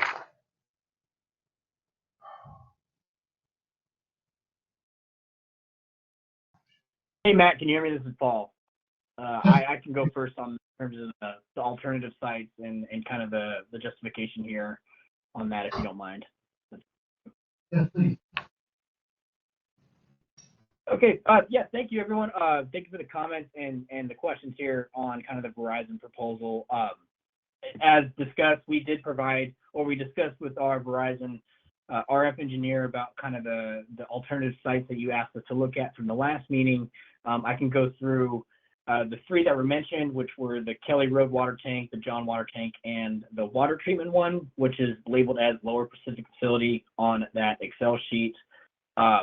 Starting with kind of the Lower Pacific Facility and what we got there, that one is significantly lower in elevation compared to the one that we're proposing at the up on the hill. In terms of coverage being matched, it's not even close to what the coverage would get on the hill. Would have to shoot up towards that hill, and it would cause major shadowing, as there's obviously terrain challenges, trees, and everything like that. In terms of placing Verizon's equipment on the tower that's already there, we did take a look at it.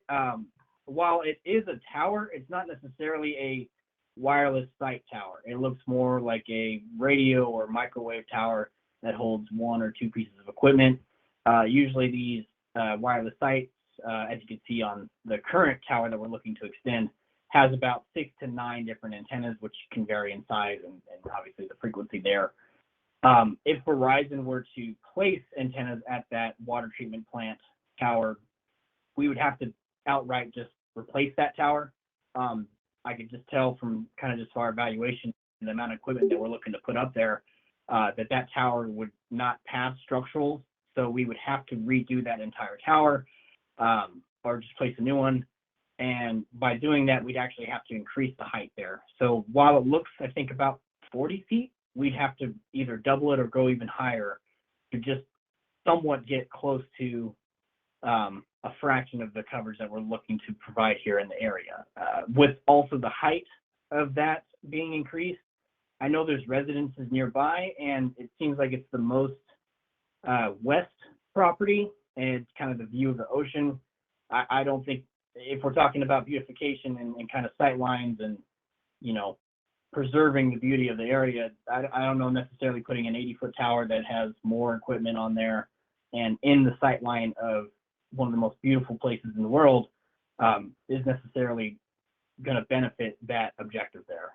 That's my personal opinion. Obviously, the residences here can speak for that, but that's just kind of a thought off my head that increasing the height and putting it in the way of a view necessarily doesn't seem to kind of achieve that point.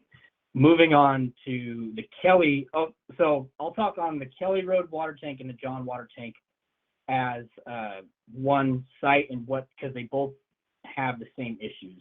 in that Excel spreadsheet, they mentioned shadowing. So what we mean by shadowing is, take the John water tank, for example. If we place equipment there, we would be shooting westwards to kind of meet that coverage objective. However, as you see, there's westward is the current towers we already have, or the current towers that are already there. That large hill is in the way. So we would shoot towards that hill and hit the top of the hill. However, there would be no coverage anything lower than that. So that kind of defeats the purpose here, is while that tower, or the tower and the residences right next to the tower would get coverage, everything below that would not be in the signal range of those antennas being installed at the John water tank. So take that same principle and apply that to the Kelly Road water tank. We place a tower there. We would be able to shoot directly into the hill, but nothing east of that. So that it kind of basically splits us in half. And that's why when we evaluated the property and the towers that we're currently go on, it achieves both objectives. It's able to shoot westward down to the residences towards the coast, as well as cover the trails and the John water tank and some of the residences that way. So it's like the perfect spot to both of those in that area. Lastly, in terms of building a new tower on that property and making it a monopine, while that sounds great in principle, however, there's the issue of putting another tower in the way of what the current carriers already have. If we put it, we'd have to find a whole new spot on that property. I don't know the for sure measurements or space available for a new tower on that property, and Matt can speak to what the viability of a new tower is on this parcel and the setbacks there with the county and everything like that. But from an RF perspective and kind of looking at that, if we were to put up a new tower, we run the risk, a high risk, of getting in the way of T-Mobile and any other carriers on that other tower that we're trying to just extend, because we would be directly placing something in their way. While we possibly could find a way to skip the signals, it just would be a lot of coordination with 3 different carriers and may run the risk of, completely causing an issue there. It's not only for Verizon, because we would have to shoot that way, we'd shoot straight at that tower and possibly cause an issue there. T-Mobile or the other carrier would also be shooting straight into the new tower there in terms of the monopine and everything like that. That's kind of just off the top of my head. Matt, are you able to add anything in terms of new towers and what that looks like here? Sure. Can everybody hear me? One second, Matt. There's a question from Jeff. Okay. So one of the questions is about coverage and for emergency services. And you stated that it doesn't work for Verizon. Do you know, I don't know that you do or that you don't, but what is T-Mobile's coverage? Because that would still give us the emergency coverage. T-Mobile's coverage, we're not sure. They don't share that information with us. That's obviously their own due diligence and everything like that. We don't get a copy of it. Okay. So, and I mean, just to kind of follow up on that, if T-Mobile's coverage was hitting this area, then the people that tried and failed to reach 911 wouldn't have had those issues. So just from a practical standpoint, you know what I mean? If T-Mobile was covering it, then that wouldn't have been a problem. So just to add in there. I asked the question, is Verizon also looking into satellite cellular distribution, or are you only going to be land-based? I cannot speak to Verizon's future plans, sir. That is far above my pay grade. I know that right now they're very focused on still building actual towers and co-locating on existing ones. Okay, and then I wanted to add, one of the questions was about coverage out on the ocean. Just looking at the coverage maps and the scale on the maps, it looks like maybe like 5 miles out, maybe. Do you have anything to say on coverage out over the ocean? I don't know specifically. That's a question I haven't really been asked before. I can confirm with the RF engineer, but the maps are representative of what the coverage will be. So I would approximate that you're about right. So not much better than what we have now. because I've used my phone a couple miles out, 3 miles out, no problem. So, in terms of the John Water Tank location versus the proposed Toth location, how are you going to address, because that same mountain range that blocks the John Water Tank from being able to go north and east will still block that Toth location, correct?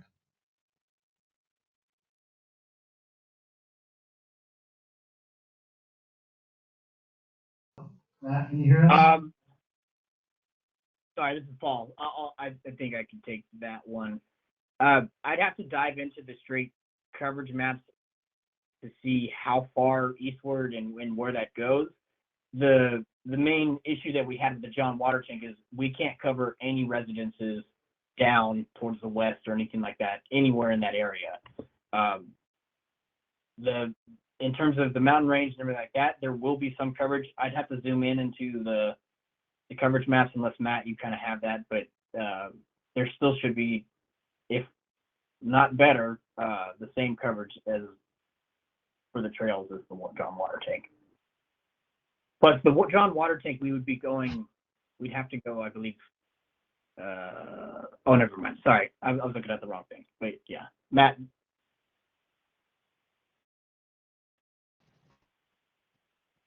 I'm sorry, Paul, what's that? So, I mean, I would just say, looking at the coverage maps, we had Verizon's RF engineer analyze all of these different locations, and he was adamant that this is the best absolute solution. Nothing is 100% perfect, especially given topography like this, but in their honest estimation, this is the best possible spot to put this facility in order to maximize our coverage in the area.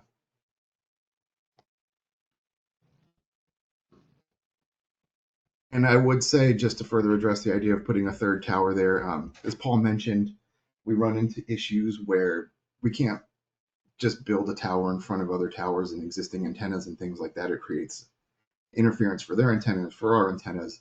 The 20-foot extension is the most preferred option by the county as well. Anything other than that, there's not a lot of space. This is a tiny little parcel.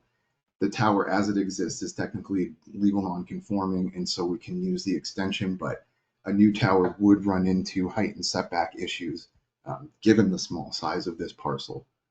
And so just kind of every way you analyze this, this is the absolute best option to bring coverage to the area. But you have not scoped out or have checked out the setbacks and if it would interfere. This is an assumption. So you can look at the site plans and see how tight this parcel is. I can tell you what the setbacks are. But again, we're talking about, drilling new foundations is a much larger environmental impact than what we're proposing now. Again, just from everybody's viewpoint, including the counties, this is the best option.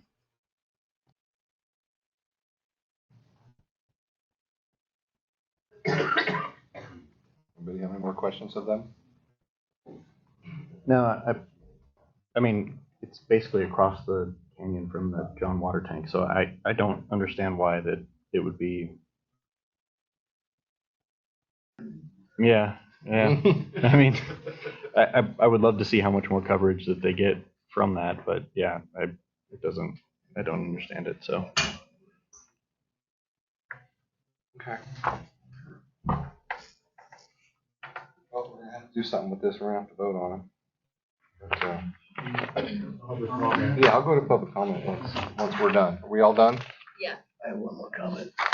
I have to say, I like Wes's approach, and if we put it there and there's not that much more coverage, then we're not having to go against a previous commitment from a board that says that we will not go above that 75-foot mark. So I have to say, I'd rather see it in the other location. Now, does that benefit me? No. Fair enough. All right, public comment. Mr. Reed.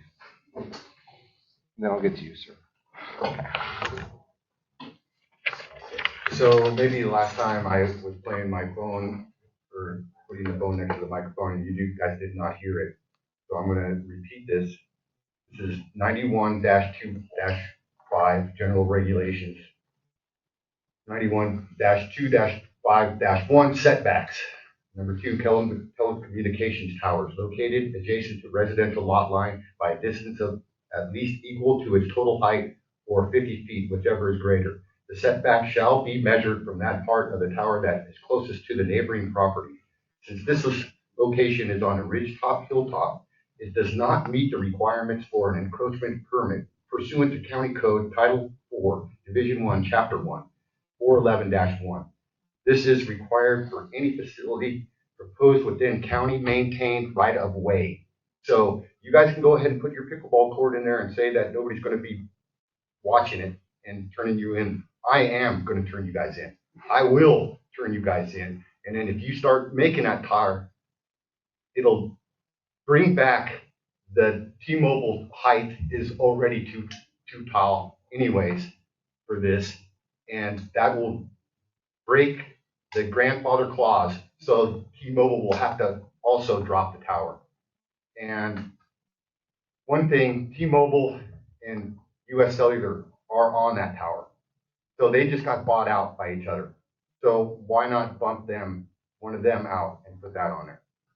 But I will fight this and you guys will be responsible. I'm sorry, Ireland. Were you just threatening us and saying that because there was another project that was approved, you're going to report that project and report us if we also approve this project? I am going to protect my property rights and make sure that you guys follow what is the county requirements. That's what I am saying.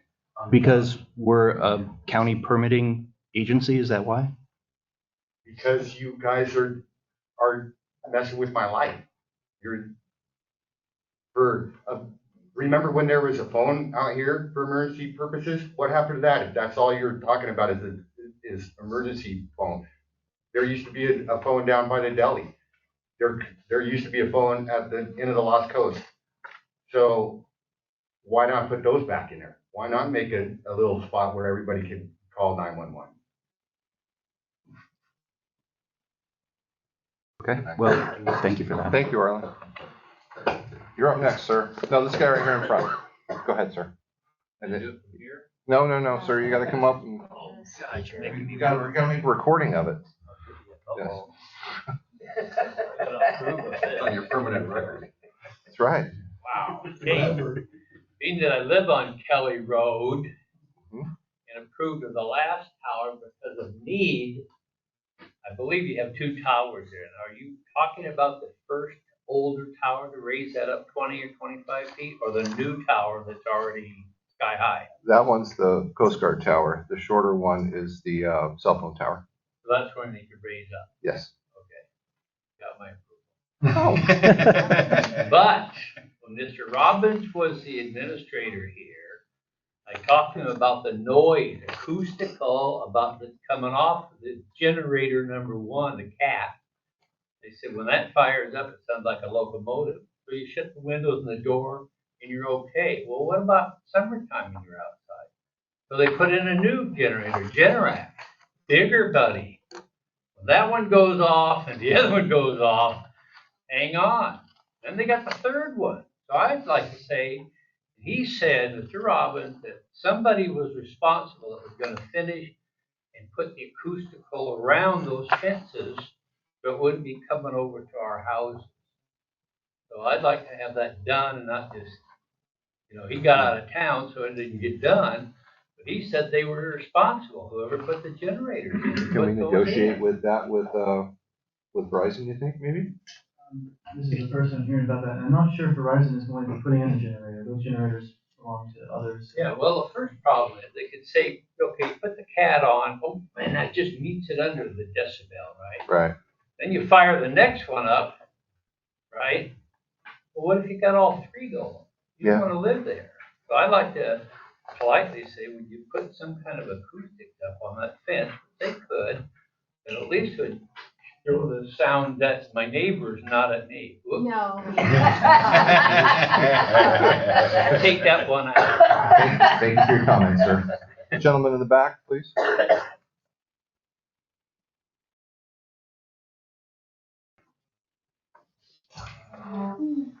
My name is Tim Crawford.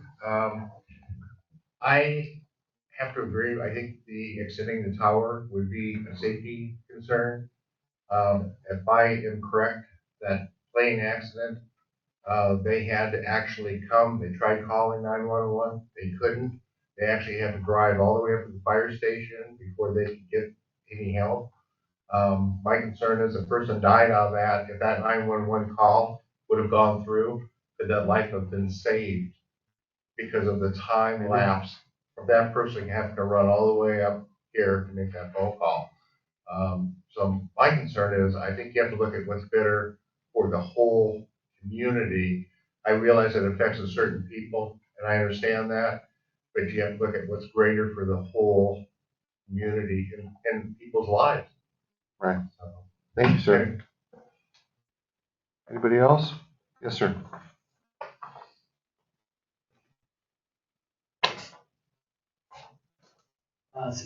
So the cell phone thing's been going on forever. And the first tower that was put up there was promised to get all the 911, everything. We're going to have total coverage in the code, right? How I was explained to me was that there was two kinds of transponders you can put on a cell tower. One of them just goes out kind of like a gigantic umbrella, right? So it's like very flat at the very beginning and then tails off. The second one is an omnidirectional transponder, which actually gives you way better coverage. I would like to know what kind of transponder they're putting on there. The other thing in Arlen's defense, it's in his front yard.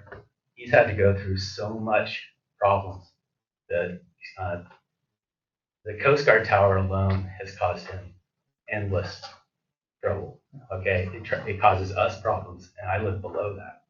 So our consideration is just that it has been a problem, right? I'm in full, of course I want everybody to have 911, right? I have T-Mobile. I have anywhere in the Cove, I have an SOS I can put on there, just like you were saying for 911, and it will go out. If there's cell service. If any cell what service. I'm saying is that even when I don't have cell service, I have an SOS, which is supposedly goes to 911. It won't work. Okay, well, that's what it's coded as, right? Right, I know. T-Mobile does have satellite service with too, so you can get that. You can, yeah. So, anyway, all I'm saying is that let's make sure that it actually is going to get like when they do their RF study, let's make sure that we get coverage. Right. The other thing is that Fort Bragg does have a tower, and it does broadcast to the south side of the cove, so you do get reception from that point. If you're at the John Tower, you'll get the other side, right? So there is that consideration. It's not, we don't all, everything doesn't have to come from one tower. And we have a direct line of sight to Fort Bragg. You're looking to the south. For about a third of the cove. No, I'm saying for the part of the cove that's in the shadow that they're talking about, right? That's what I'm saying. If you had it on the John side, it would cover the other part. It's just a consideration, right? I am definitely not an RF engineer. Thank you. Anybody else? Ma'am, yes, please.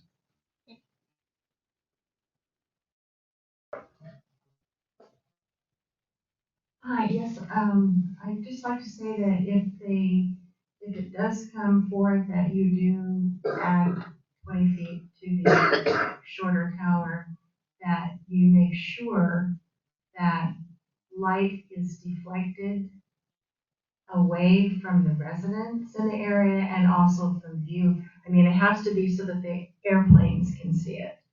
But when there have been power outages and the strobe light is going and the red lights are going at night, even now, we see them up there. Okay. So I just ask that you would help the residents not have to have red lights and strobe lights flashing in their houses and the community, and but just for the airplanes, safety. I think that's it. Thank you. Thank you. My understanding, there won't be any lights on that. No. There's no plan for a light, but right. I do see though they do have a plan for a generator. In the acoustic analysis, there's a generator. But they're adding insulation around it. Yeah, it's spelled out here.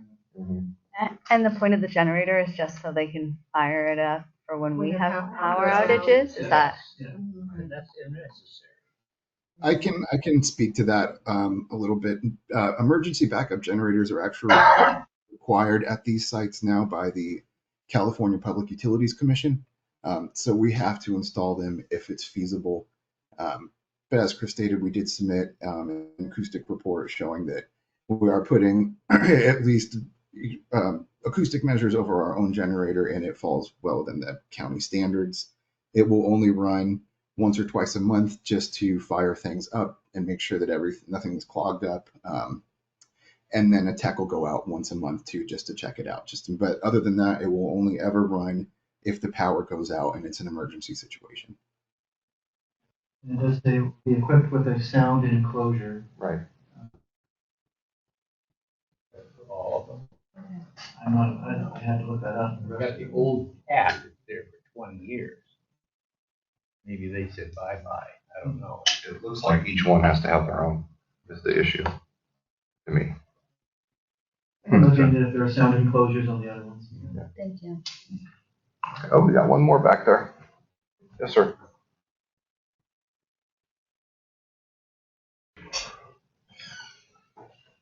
Hello, my name's Skip Murchison, and I'm resident up there on Pepperwood. And I'm going to go ahead and confirm what Dan and Connie have said, and definitely what Arlen has said.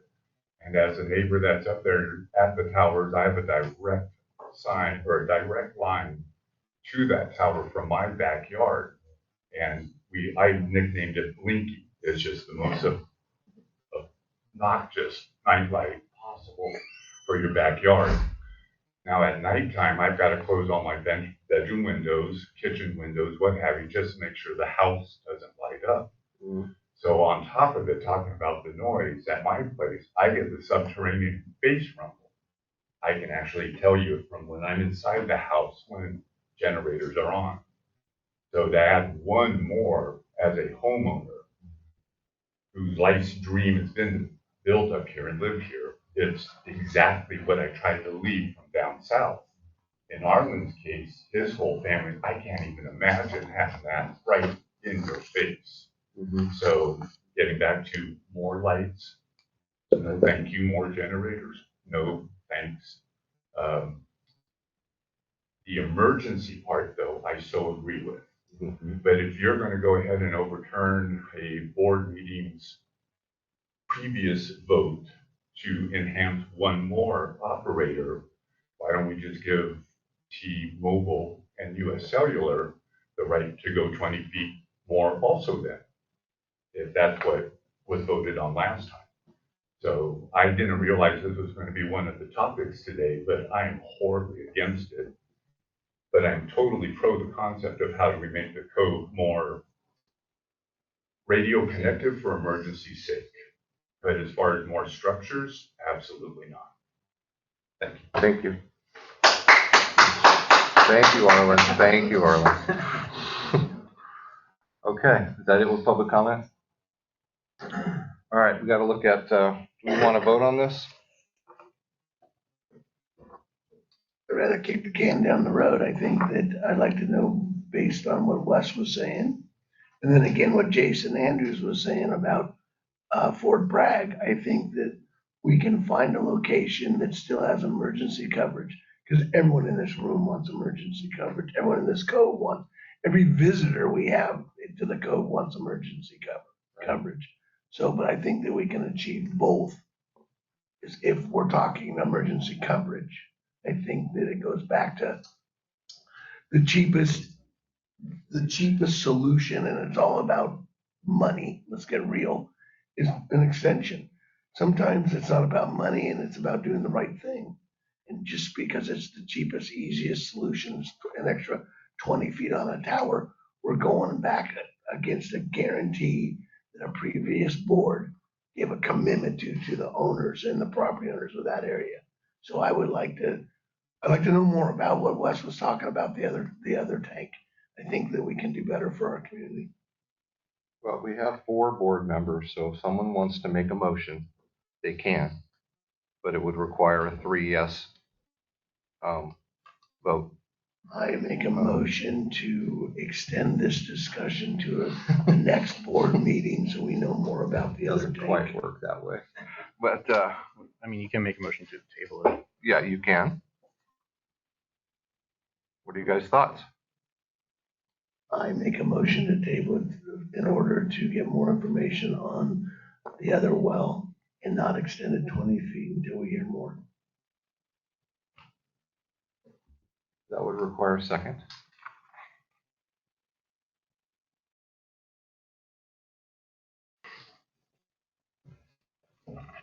I don't know. Before I was threatened, I wasn't really interested in approving this, but now I'm having second thoughts.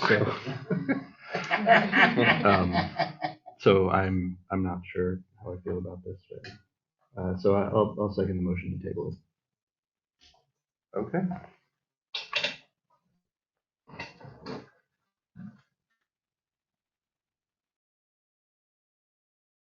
Roll call, Beth Bonheim. Aye. Tasha Shade, absent. Mike Solari. No. Kristen Sanders.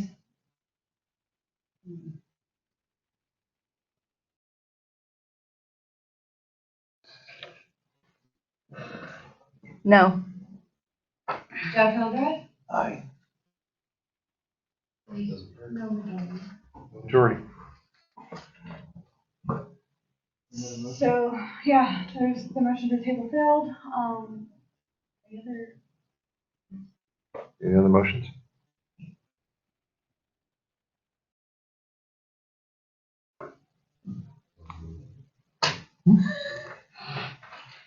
It's tough when you don't have a full board.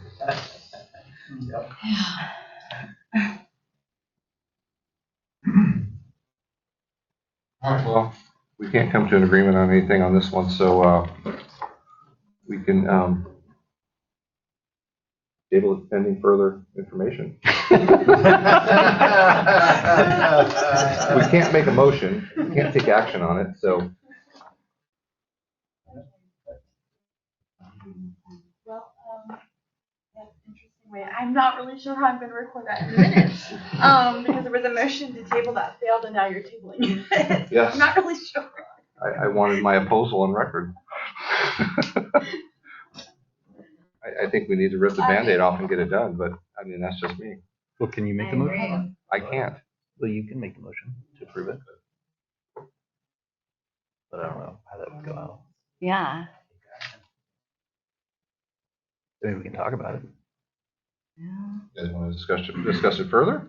I mean, I guess I sympathize with both sides. I do too.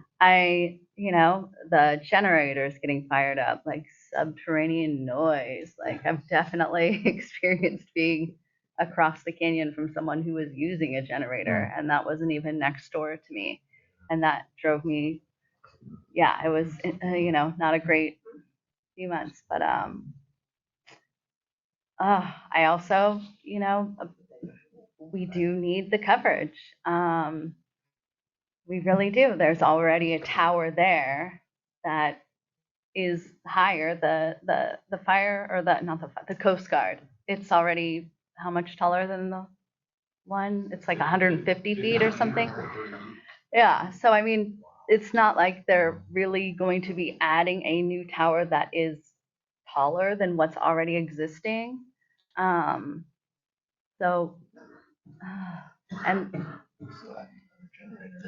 I know they're adding another generator. I also get that. I also don't appreciate, Arlen, the way you're, addressing us. We didn't come up with this proposal. I would love to apologize to you guys. Okay, because I would love to do that. Yeah, because you and I have had something in the past too. You also aggressively came towards me when I was on the Pioneer board, and I don't appreciate that. Honestly, I would rather not deal with like things like this at all. This is hard for me.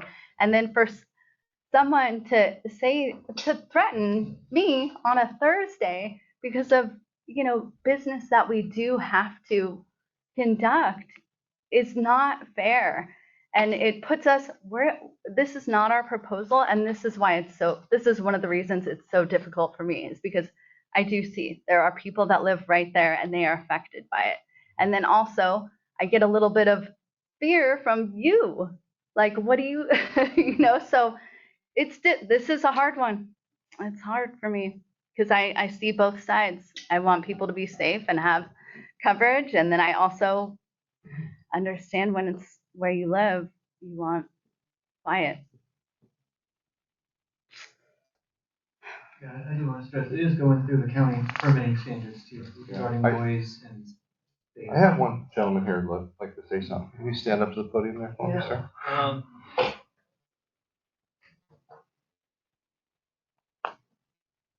If adding 20 feet or 25 feet to the one, I think one is shorter. I Yeah. walk by there every day. That's the one. Get my mail.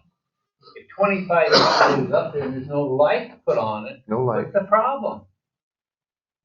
Unless you want to improve what the lights are there now, which they have improved, I think, as far as. Yeah, They but were being shot out by my neighbor who's in prison, but, threatened me, but I won't go into that. Okay, we'll let that go. So if the tower has 20 more feet, it solves the problem and there's no more light and you take care of the sound, I'd be happy if the sound is gone. not gone, but better. Well, yeah, where I can go outside on the deck. That's all. I'm gonna say you're gonna add the noise. Well, the new technology for the generator looks pretty good. They've got. The only more technology is, and then you're adding another generator. So now you got 4 instead of 3. Right, I know. Yeah, how do you want to do this? Want to just table it? I mean, I vote for it, but that's because I'm mad. Yeah, we'll push those shapes, so. Yeah. That's why I kind of want to vote on it, actually. Okay, well, let's do that. You want to vote on it? I mean, that's what it's here for. I have 2 more people that want to make a comment. Ma'am, right here, and then I'll go to you next, sir.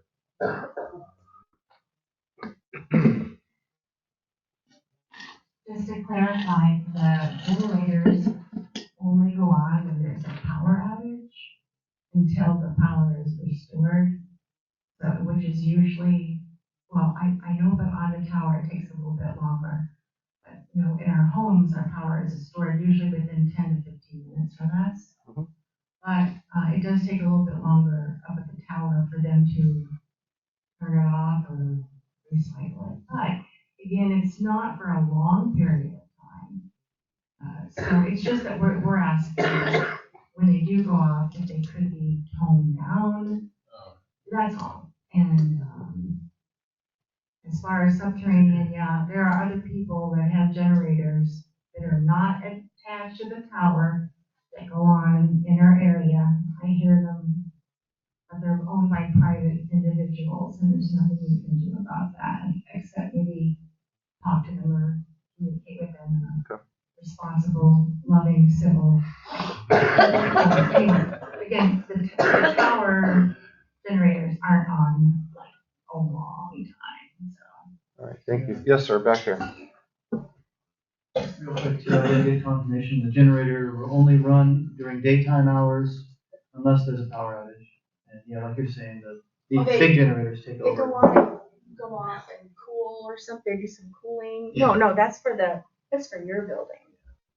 But if Sorry, you've never had mind. outages for half a day, they're on. So that has happened in the past.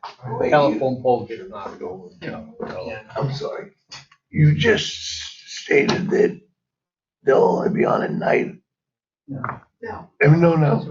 If there's an outage, but that they run periodically throughout the day. I don't know. Did I miss? I think they're referring to servicing, because they do have to run periodically for servicing. I know we have one here that has a once a week exercise. It runs for about 15 minutes. Yeah, no, I was just clarification. Yes, sir. Question is, there's a generator that's running that tower now. Now, by adding that 20 feet, do they have to put on another generator, or are they using, so there'd be 2 generators that would be running? Mm-hmm. Now, the other generator that's on there right now, is that running everybody else's tower, or is that just running the one that we're talking about extending the 20 feet off? The other generators, I believe, are proprietary, so they're running just those companies' equipment. Yeah. Okay, so basically, the only thing that's gonna change is they're gonna put a new generator, but they're gonna put a solid wall around it. So basically, it shouldn't change anything that is basically noise-wise that's happening now. What's happening now is done until, and can you change that when their contracts come up? Can you actually tell them that, hey, you know, if you re-sign a contract with you, you're gonna put a sound barrier around that? Can we have that kind of, Absolutely. I'll work with legal counsel on that, but yeah. I don't but see why not. then that would actually solve everybody's problem then, if that would be, but, again, I understand everybody's, you know, thing, and I realize it's a tough decision to make, but again, it's public safety, and I think, you know, public safety is really kind of important. Anyway, thank you. All right. So, do we want to make a motion and try to get this done, or do we want to just hope it goes away?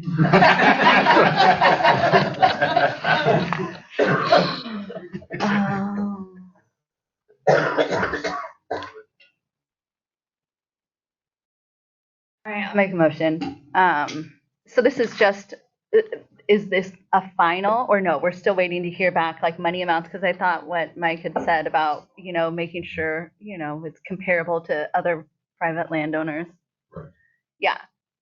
Okay, so. This is approving them to move forward with the permit process and guaranteeing them that spot.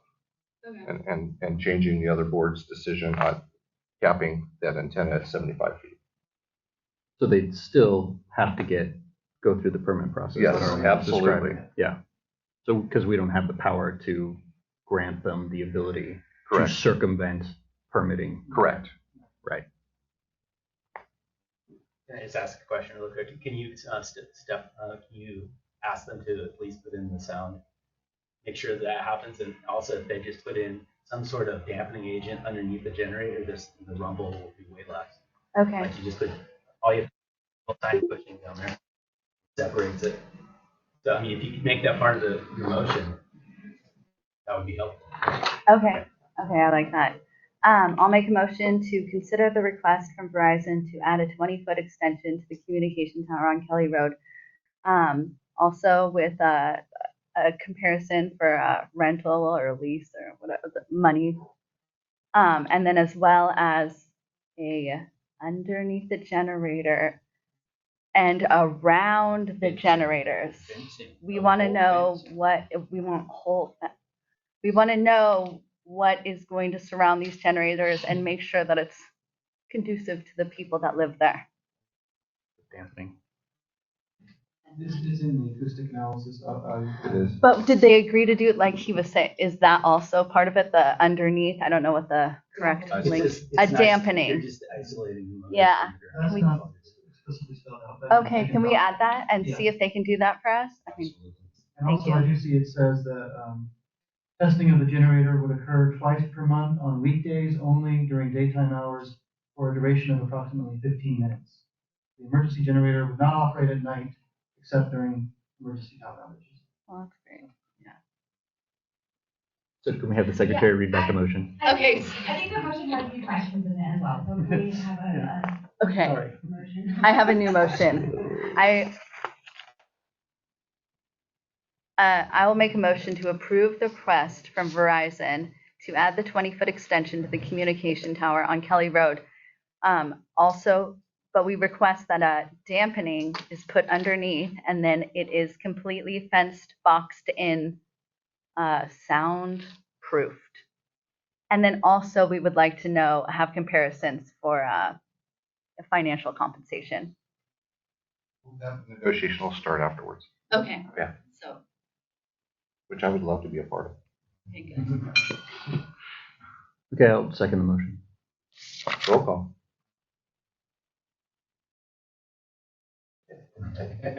Oh, wait. Wes Bonheim, Aye. Tasha Shane, absent. Mike Solari, Aye. Tristan Sanders, Aye. Jeff Hilbert. No. Motion carries. All right, action item number 2.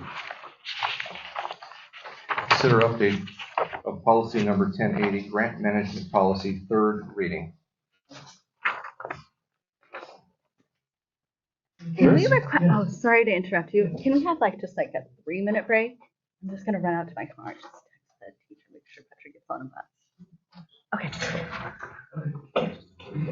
Like 3 minutes. Recess. Sorry. I know, I was thinking that too. I'll let you go first. Ratio. Oh.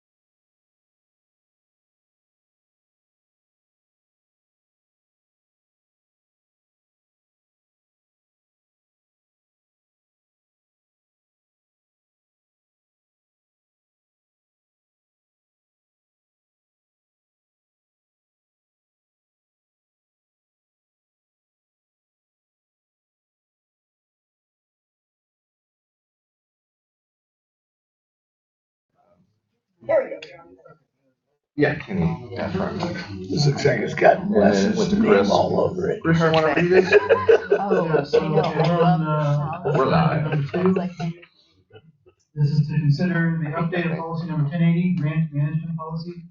This is the third reading. The board first reviewed this policy at the regular board meeting in July and held a second reading last month. Staff worked with the board, in particular Wes, to make further recommended changes which are reflected in the attached updated draft policy. And for clarity, all prior reviewed changes were accepted and only new revisions since the last board meeting are presented in the attached policy update. So we did find a lot more necessary words, necessary section. Done it and kind of cleaned up the language as far as the RID, RID, or the district.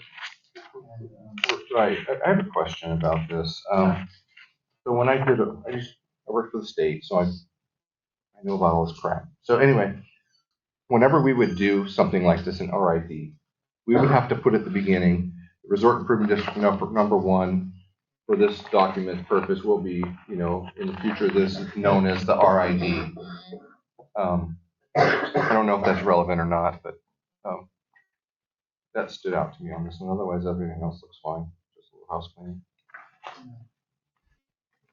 Yeah, so my understanding of the use of those definitional words is that it's defined earlier in the policy. At the very beginning. Right. And so not necessarily here in this grant management policy, but earlier in the policy book, saying these are the definitions that are going to be used in the policy. We use it consistently through the whole policy book? That's part of what we're working on. Okay. That was part of the reason for the change, because even just within this policy, it wasn't consistent. And so that's a lot of what Chris and I were doing, was trying to make it consistent. Okay, all right. And so, yeah, and with the other policies that were suggested at the same time, Chris and I had that conversation. We need to make this consistent. So some places it was the district, some places it was the board, some places it was the RID, some places it was just RID, some places it was all over the place. So we were trying to make it as consistent as possible, at least as far as this policy goes. Okay. We got work to do. Yeah, absolutely. Okay. Absolutely. So we're aware that that's what we're trying to achieve as we update policies. Okay, cool. You could add on that first paragraph, what Mike just said, if you wanted to put in parentheses, read right after report. If it's in the policy book and it's consistent, that's acceptable, perfectly acceptable. But you You're could. saying like that first 1080.1 purpose section where it says Resort Improvement District number 1. Yeah. And then I can add in parentheses RID. Yeah. And the rest of And then it covers it. Correct. Spell out the rest of the policy. And I've always been trained that shall is a more stronger word than will. But that's just me. That's I'd ask Wes if he found out again. Contracts anymore. Well, I just know from what I used to do. Yeah. No, I'm with you. But yeah, by and large, trying to get rid of shall and opposed to more active verbs in contracts. All right, how's that feel?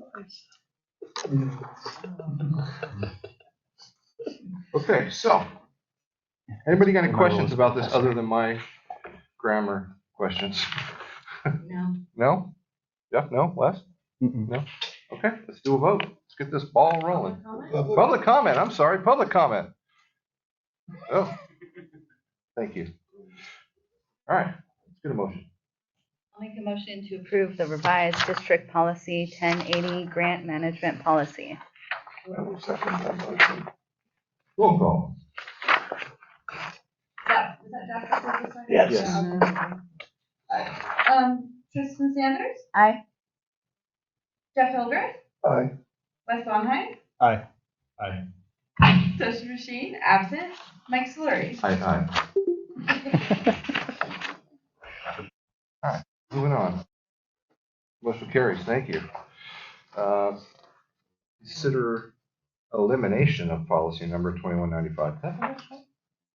Yes, this is the second reading. At last month's board meeting, the board first reviewed this policy, which predates applicable California state laws that now supersede this policy. And then I cite the state laws. If you look at the pin date on this policy, it was from 1992. So the policy is unnecessary to have as a district policy, and it is state law. And then there was discussion last meeting about vehicle use policy, so that's something we'll have to create. That's what we're working on. Okay. Works for me. Questions? Anybody? Yep? No? All right, public comment? No? All right, that's a good motion. I like this pace. I'll make the motion to eliminate policy number 2195, use of tobacco products within the district. I'll second this one before Jen can. Roll call. Mike Malloy. Aye. Kristen Sanders. Aye. Jeff Hildreth. Aye. Wes Bondline. Aye. Tesha Shane. Absent. Motion carries. Motion carries. Okay, moving on. Consider update of policy number 3020, reserve policy, second reading. And I can't find it. There it is. Okay, There it yes. is. Nope. Yes, the board also reviewed this policy at the last month's board meeting. Aside from minor updates to grammar and verbiage, the biggest change is reducing the recommended level of reserves from 12 months to 6 months. Current 12-month total operating expense for the district amounts to around $4 million. Maintaining that level of reserves would be extremely challenging. 6 months of operating expense would cut that number in half, about $2 million, which is right about where the district is currently maintaining its level of reserves, as I highlighted earlier in the board meeting. Staff have also updated the categorization of the reserve fund accounts and added in the fire department reserves to the policy. Attached is the updated policy number 3020 with track changes enabled, financial impact, policy reduction in the amount of reserves from 12 months to 6 months. And the recommendation is to approve the revised policy number 3020. Any questions? None from me. No. No? It's a bit quicker than I thought. Jeff's got something to say. I don't think it's enough reserve. I could go with 8 months, but I can't do 6 months. I don't think it's enough for a heavy capital improvement organization. We would always try to strive to maintain more. I think our goal would be at least 6 months. You know. I'm gonna say I still think based on our heavy capital improvement and on a quake fault line, I think that we need just a little bit more than others. I could go down to 8, but I can't do 6. No questions. I'm good with it. Anybody want to make a motion? Oh, we have public comment. Oh, public comment. Sorry. Public comment? No? Let's get a motion going. All right, I'll make the motion to approve the revised district policy number 3030, budget preparation. I believe the policy was number 3020. Oh. And if that's the case, then I'll second no, that. it says 3030 in. Where does it say 30? There. That says 3020.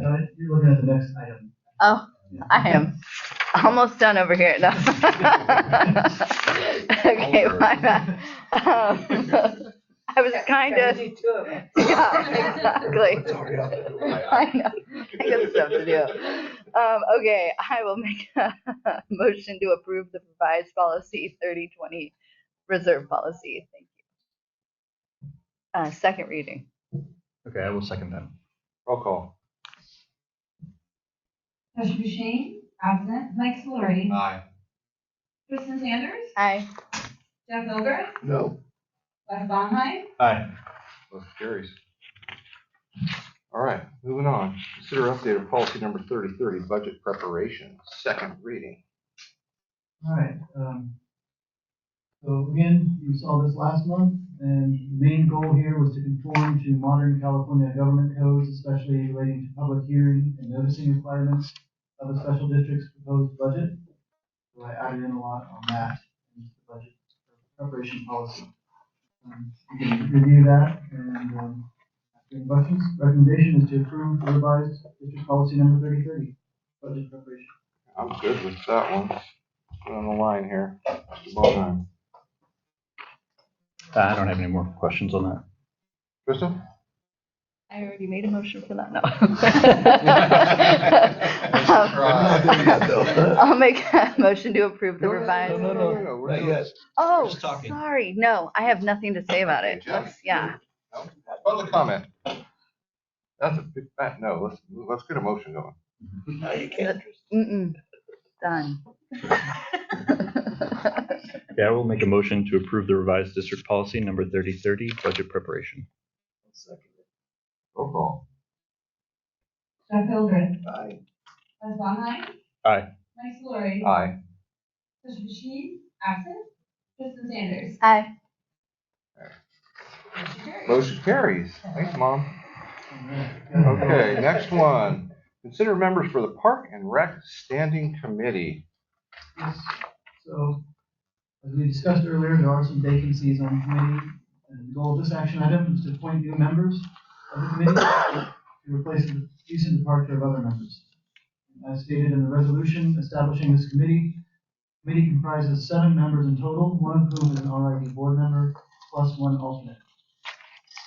As to date, community members who have expressed interest in joining the committee, we have the names here: Denise Reed, a SCARF, Riley Holland, a community member, Leilani Powell, a community member, and Bruce Christie, a pickleball court member. It's also expressed. Bruce also. Okay, it's not on my list. No. Yeah, that name came in after. The name came in after the board packet was produced. Okay, how many seats do we have open? 3 plus an alternate. 3 plus an alternate. Jeez. Is there anybody else here interested as well? Leilani's here. Her name's on the list, but she's here. Bruce is here. And none of the other 2 are here, Riley Holland or Denise Reed? No, I don't see Denise. I'm sorry, how many openings are there? 3 plus an alternate. 3 plus an alternate. Jason, you're not interested? Okay. Nope. It looks like so much fun.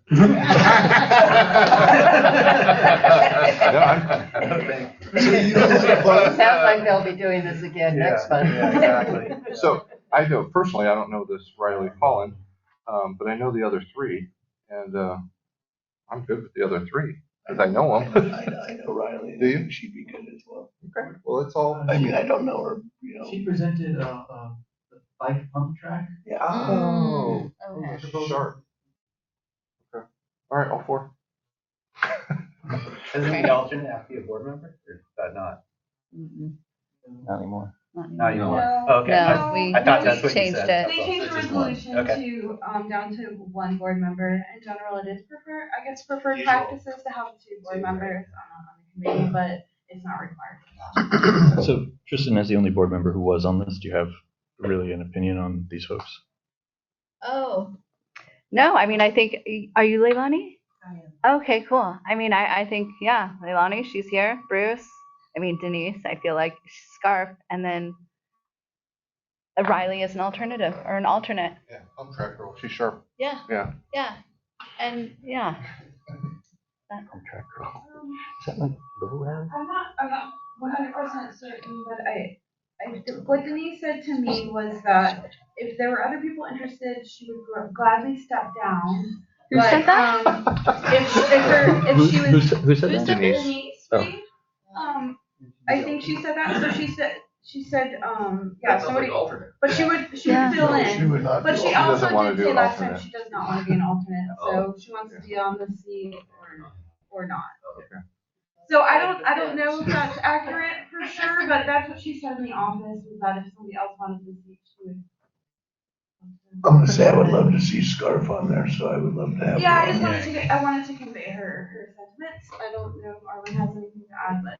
I don't think he'll speak for Come her. on, she wants to hang out at the tower before it gets too tall. So she wants to stay home. Couldn't help himself. Okay, so I like all 4, to be honest with you. Leilani's my neighbor. She's sharp as a tack. Riley's sharp. Bruce, eh.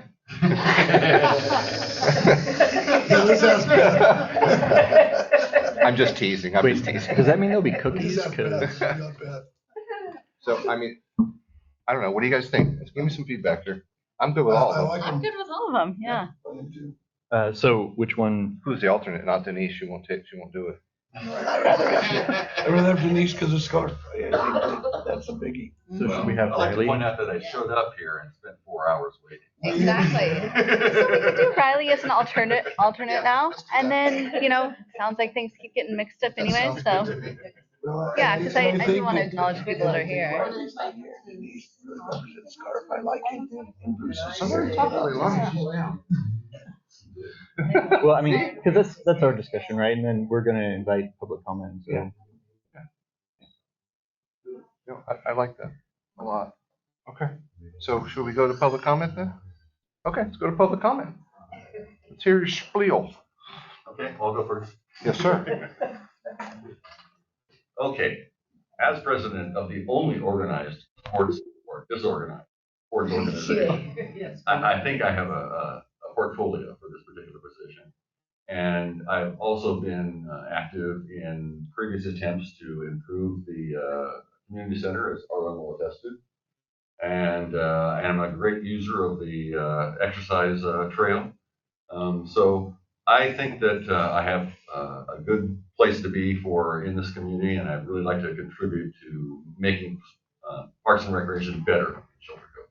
Okay, you're aware that you have to adhere to all the Brown Act policies, Yep. and you can't talk to any other members, things like that? Yep. Okay, more than one, anyway, you can talk to one. No, I actually have read the Brown Act. That's good. All right, Leilani, you want to come up and say a few words?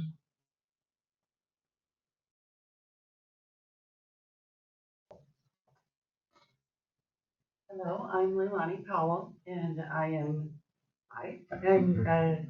new-ish to the Cove, just under a year. I am on Cove Connect Board as member chair, so I have experience in that regard.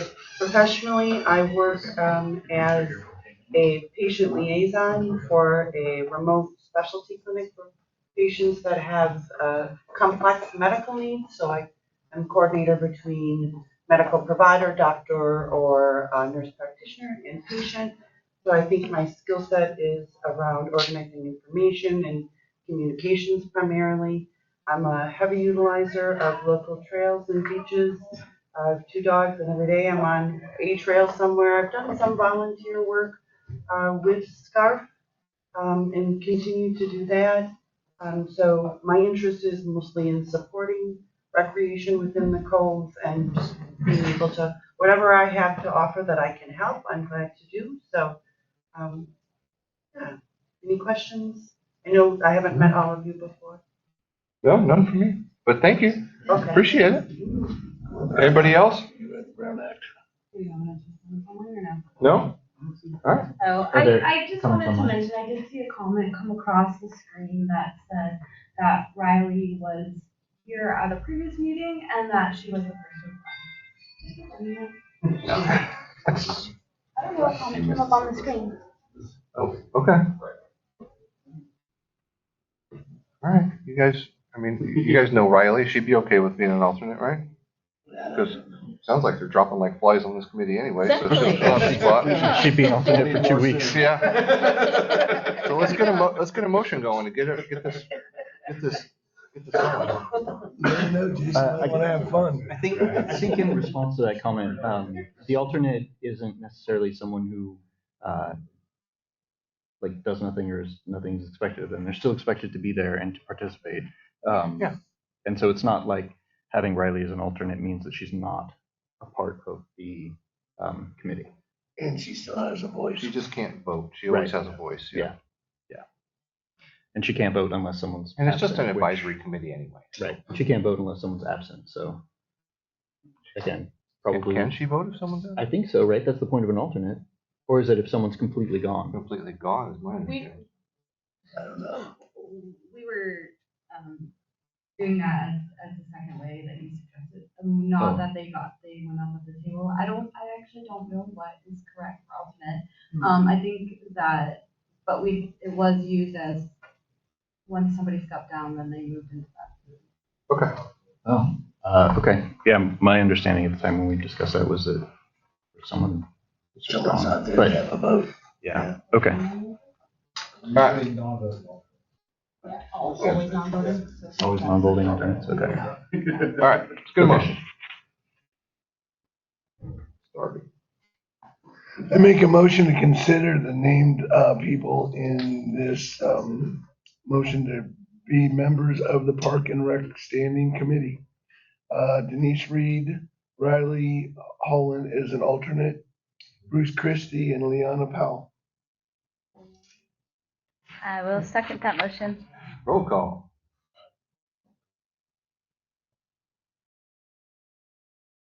Kristen Sanders, Aye. Mr. Sheen, absent. Wes Bonheim, Aye. Mike Solori, Aye.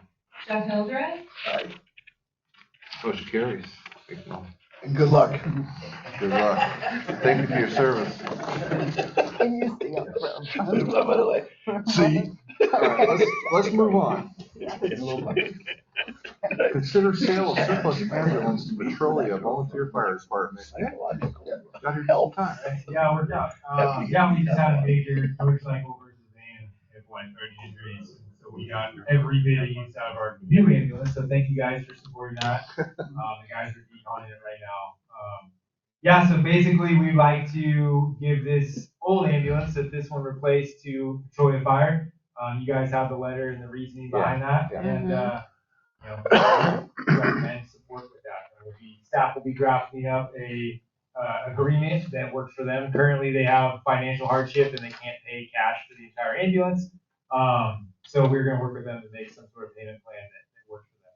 We have no need for it financially. Maybe a little bit higher if we either sell it to a third party. However, you guys see the reasoning behind that. It would probably be turned into a camper. There is still a lot of life left in that current ambulance. It's just not suited for our needs. Or we can auction it off and then we can actually lose money compared to what Petrolia is offering up. So we're hoping for $30,000 and over a 5-year period is what they can do. And as soon as our board approves it, their board has already said that they would approve it, and we'll get that process going. But staff can handle the agreement, and it's within operations to either get rid of the ambulance somehow or donate it or whatever. But we need approval for that sale. Okay, I got a lot to say. Yeah. Oop. I love this idea. I like to keep things here in support of the volunteer fire departments. Can we negotiate into that a couple of 4th of Julys, them coming down and helping out at no cost? I can ask them. Yeah. They have their own issues with 4th of July over there too, but I've worked a lot with their chief. Yeah. Really? We get a little bit The more mouth support. of the toll is crazy. Is it really? They can't come down. Oh, wow. We'll get other stuff with it. They work a lot with us right now in the regional planning and other things. Okay, all right. And as I stated back before my time, they helped us out a lot. They had a full-time grant writer, and there were other regional benefits that we got from Petrolia Fire before we had the pay chief. Absolutely, we need to take care of them. Well, Anybody else? I just think it's a good neighbor policy. You know, I think that when we do need their help, by us being as kind as we can be to them, that it's gonna help us, only help Shelter Cove out. Right. So I have no issues, qualms at all. Yeah, and as you've always said, Chief, from a fire perspective, the fire doesn't care if we're with Petrolia or Shelter Cove. Like, it's going to come down and it's going to be all hands on deck. So this, I mean, it's not like we're really losing this ambulance so much as. And there are early talks of a merger with 3 other departments, so it could support that whole Valley in the future. So there's a lot of life. It only has 4,000 miles on the new chassis, but the box is what was antiquated for us. So that was the biggest reason we had to upgrade to what the ambulance we have now. Cool. Yeah. I'm totally behind this. Okay. Yeah. Mhm. Jeff, you good? Let's go to public comment. Public comment on this topic. Lost out on our biggest amount of people we've ever had in here. Oh, yeah. Since the last GM. Yeah, exactly. They I was standing extinguished room over. their torches and put away their pitchforks. For now. For now. Thank you guys for sticking around. The important stuff's usually at the end, and very few people stick it out. All right, well, can I get a motion then? I'll make a motion to approve the request and authorize district staff to prepare a simple sales agreement outlining the payment terms, transfer ownership, and the vehicles as is condition for the 1994 Ford Type 1 ambulance. I'll second that motion. Did you get all that, Jessica? Well, most of it's there, just the addition of the next. Roll call when you're ready. All right, and the second was by? Me. Okay, thank you. Wes Bonheim, Aye. Kristen Sanders, Aye. Jeff Hildreth, Aye. Mike Solori, Aye. Mr. Sheen, absent. All right, motion carries. Moving on, item number 8, consider unbudgeted expense of $36,665.47 for airport striping. Chris, take it away. Well, I've been recently working with the Humboldt County Public Works Department for a quote to repaint the airport markings. They have done that in the past, and this is their quote. As a reminder, staff received an informal quote via email for the same services from GR Sunberg in May 2024. And at the time, I was quoted $96,000 to $99,000 for that same project. The Humboldt County Public Works representative explained to me that in their estimate, they placed labor time and overtime because it's cheaper, but I did not get clarity on why. And that they will not charge us for the truck or trailer to deliver the totes of paint. And I've attached the County Public Works Department quote and the email from GR Sunberg for your reference. Is that all lines on the airstrip? Everything? Yeah, and the taxiway. Yeah. And the taxiway? Yeah. Good, that's good. Oops, sorry. Shoot. So there's the lines where where they come into land before they come supposed to land. Those white lines, they do all those, and then they do the degree mark on it and all that. Okay. Yeah, and then the line down the middle. Mostly white paint, yellow paint, and some black paint because they have to put black underneath the white on the approach. Jerry Jackson mentioned something about changing the numbers. Yeah, that because of the true north was not accurate. Yeah, this is not part of that. Well, okay. All right. They would have to get some specialized equipment to remove the current numbers. They couldn't. Okay. Get that. There's very strict guidelines on how it has to be done. Okay. All right. Cool. I'm good with it. Rest of the board. Yeah, I'm good with it. So the money's coming out of reserve. Yeah. So, but we did get 10,000 this year for work on the airstrip. We get 10,000 a year, so we can actually pay it back over a couple of years.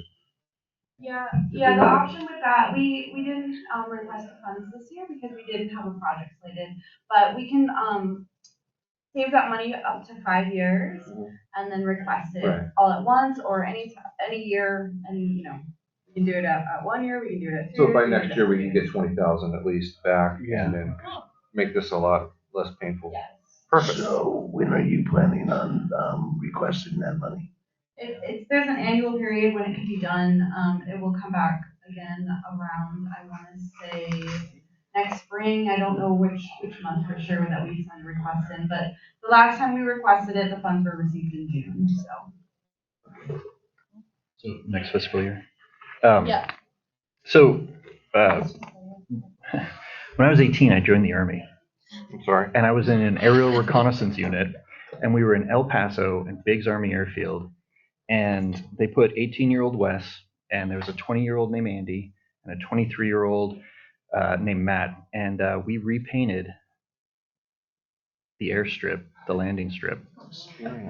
And for years, they made fun of us for how poorly we did. And that was like a secondary landing strip for the shuttle to come in, if it ever came down, because it was a huge airstrip. It took us like a week. It was awful in El Paso heat in the summer.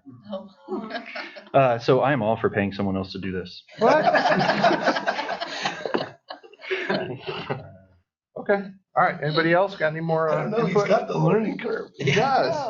Sounds like a volunteer. It was a very curvy straight line. I heard volunteer. Yeah. So I will make a motion to approve the public comment. Okay. Yes, So how is Caltrans liable for anything that has to do with the airport? They do. I think Caltrans is the one who does an annual inspection on the airport, and repainting the markings was one of their recommendations. But they don't give any money back to the airport at all. Is that $10,000 grant? Or is that It's called CAP. Let's see. I always thought that Caltrans had like a very large presence on the part of the airport. Oh, interesting. My understanding it was FAA that money came from, wasn't it? Well, Caltrans would be a state match generally to federal funding. Federal funding we generally don't qualify for. Occasionally, the district has received funds directly from Caltrans for large projects. And the governing body is the FAA, but does Caltrans have anything to do with the airport at all? Other than inspection. I'm just wondering, because so the RID owns the airport, basically RID owns the airport, right?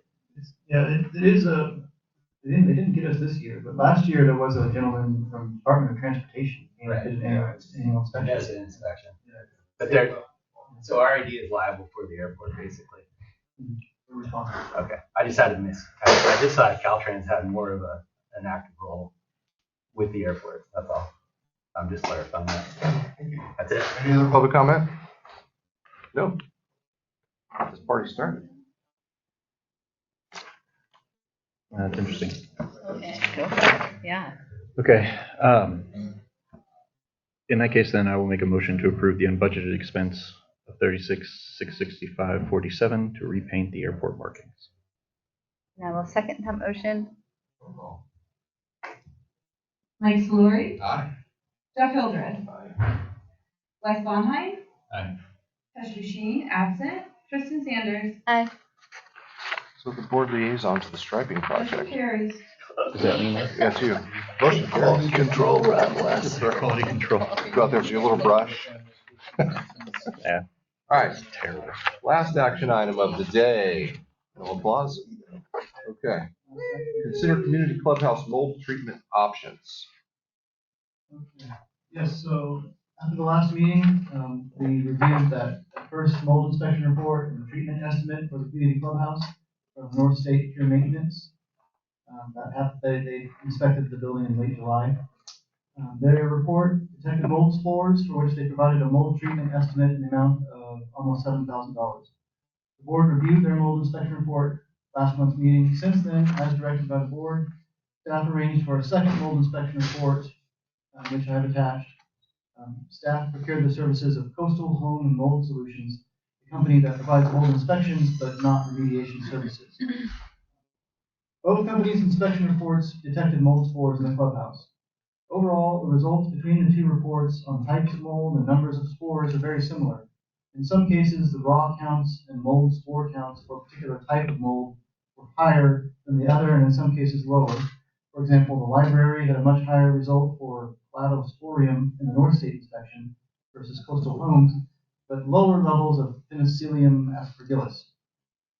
One noticeable difference between the two reports is that the exterior baseline sample for Coastal Home and Mold Solutions detected higher overall spore counts than the report from North State Pure Maintenance. In fact, the results for the exterior sample in the report from Coastal Home are either very similar to the results for the interior samples, or in most cases, much higher than the interior samples. Staff also reached out to another mold remediation company for a treatment estimate, Service Master Restoration Services. They provided an estimate of almost $10,500, but said they would need others to remove the hood over the stove at an extra cost to treat the ceiling above the hood. Their estimate is also attached.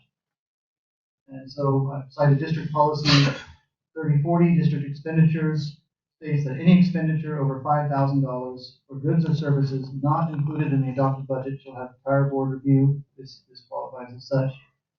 And in my opinion, however, considering the mold levels in the second inspection report were overall less than the baseline exterior sample and less than the first inspection report, and that paying for treatment will not prevent the recurrence of mold until the leaks are repaired, staff recommend holding off on paying for remediation services at this time.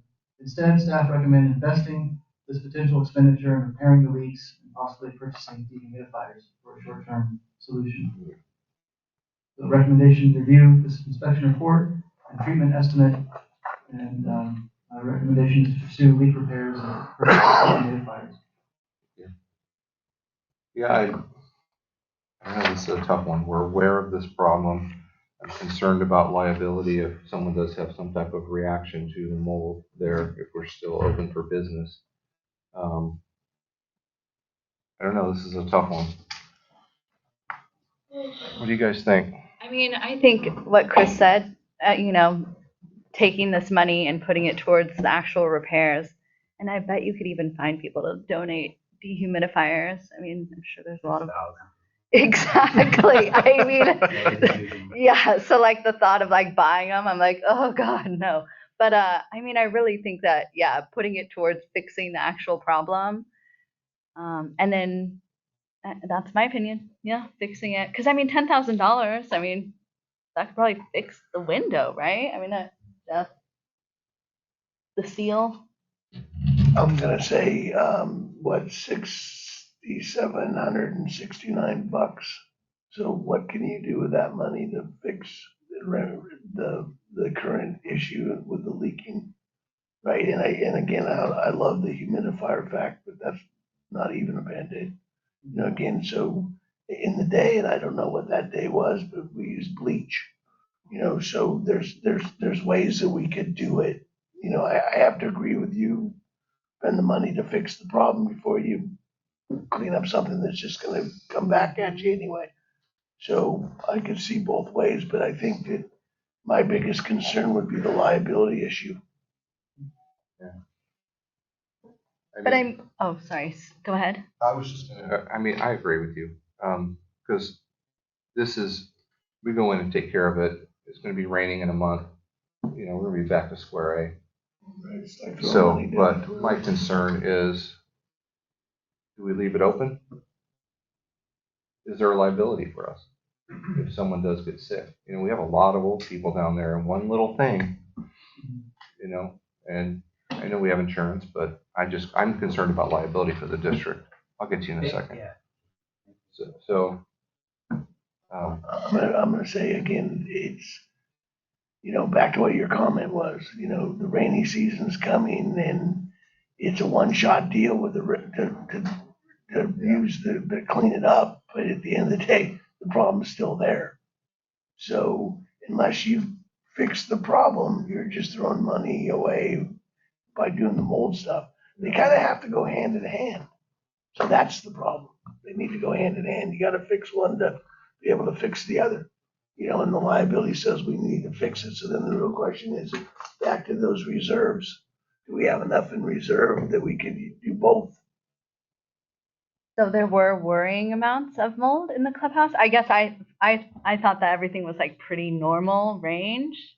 So I got that was what I got. And then some elevated levels. yeah. So I wonder if we like post the report on the door just to let, I mean, for, you know, people to see when they come in, because I mean, what, it's yoga, quilting. I mean, I feel like everyone's pretty aware in those.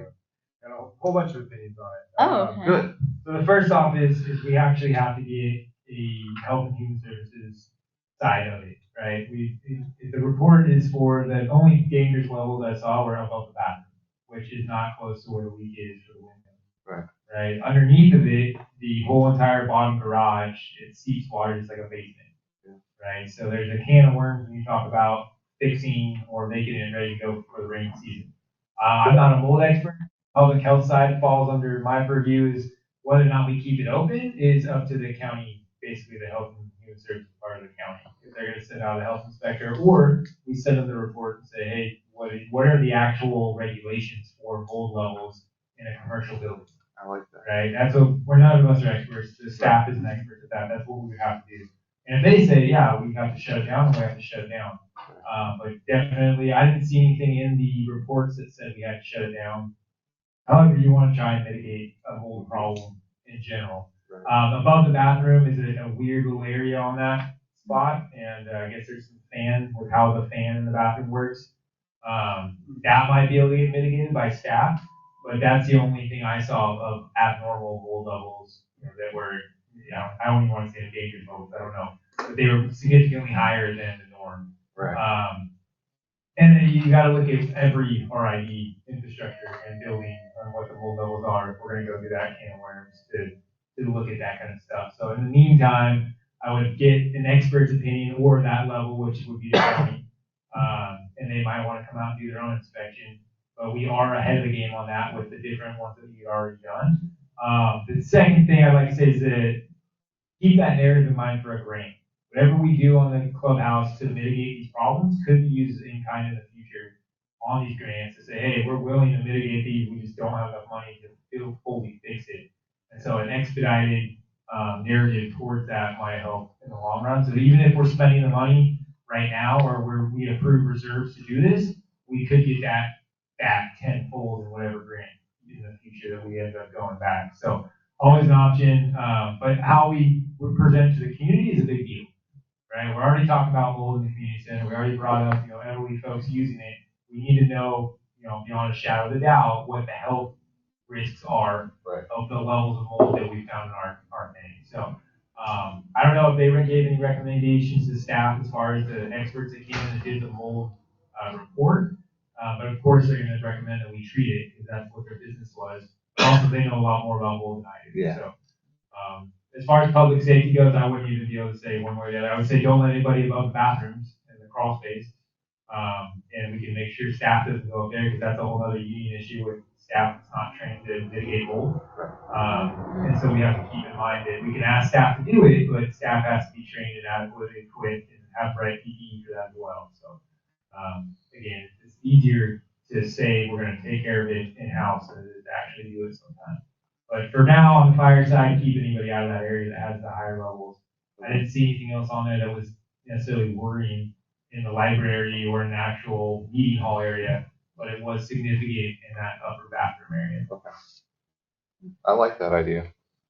I would also say that, back to that leak down below, subterranean, again, what that's saying is that that needs to be dug out on the outside of that wall and put pitch of paint or some emulsion on that outer wall to stop that leak. So, and French drains if they're not already in. So something needs to be happening on that. Substantial. Yes. Yeah. When we redo the design or whatever we do, we got to mitigate it.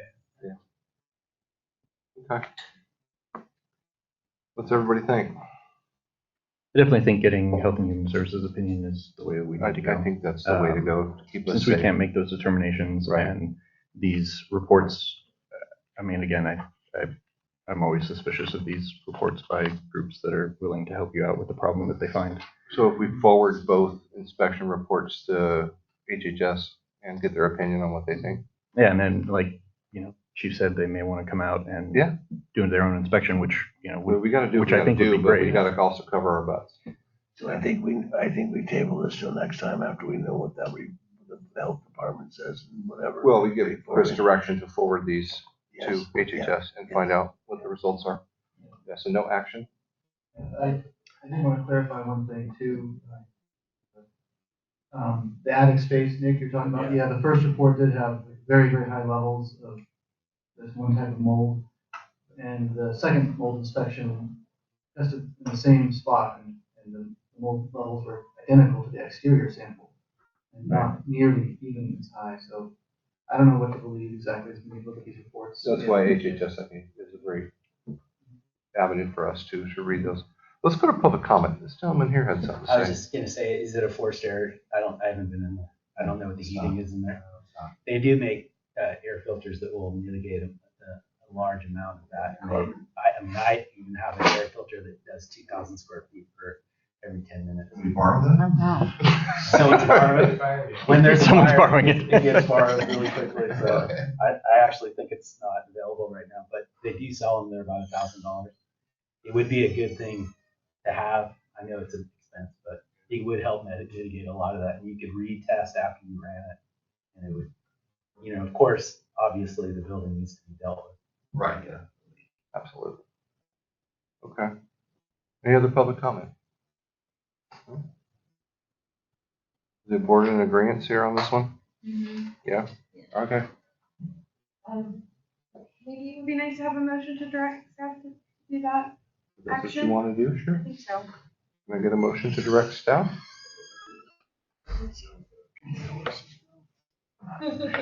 So I'd like to make a motion to have staff contact county health and health and human services in order to get their opinion and perhaps an investigation to determine the health risks to the public of that facility.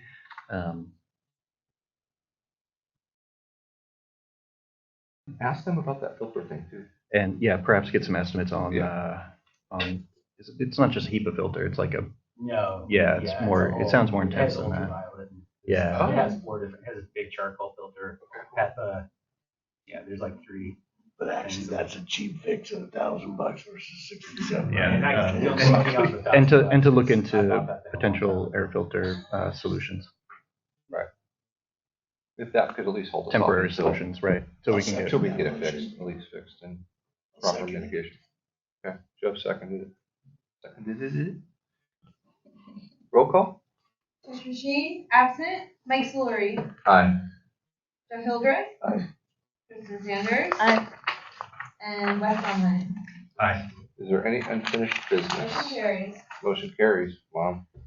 I have something that I'd like to bring up. I was wondering if staff in their conversations with legal counsel could look up possible remediations or things that we could do to protect us from public threats that are made to board members at these meetings.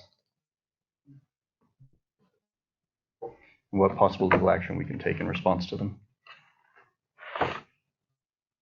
And I'd also would like to have legal counsel on that whole thing about, can we vote on something that we know that might have a probability of breaking? Back to what Jason was saying, I want to know what my liability is as far as a board member.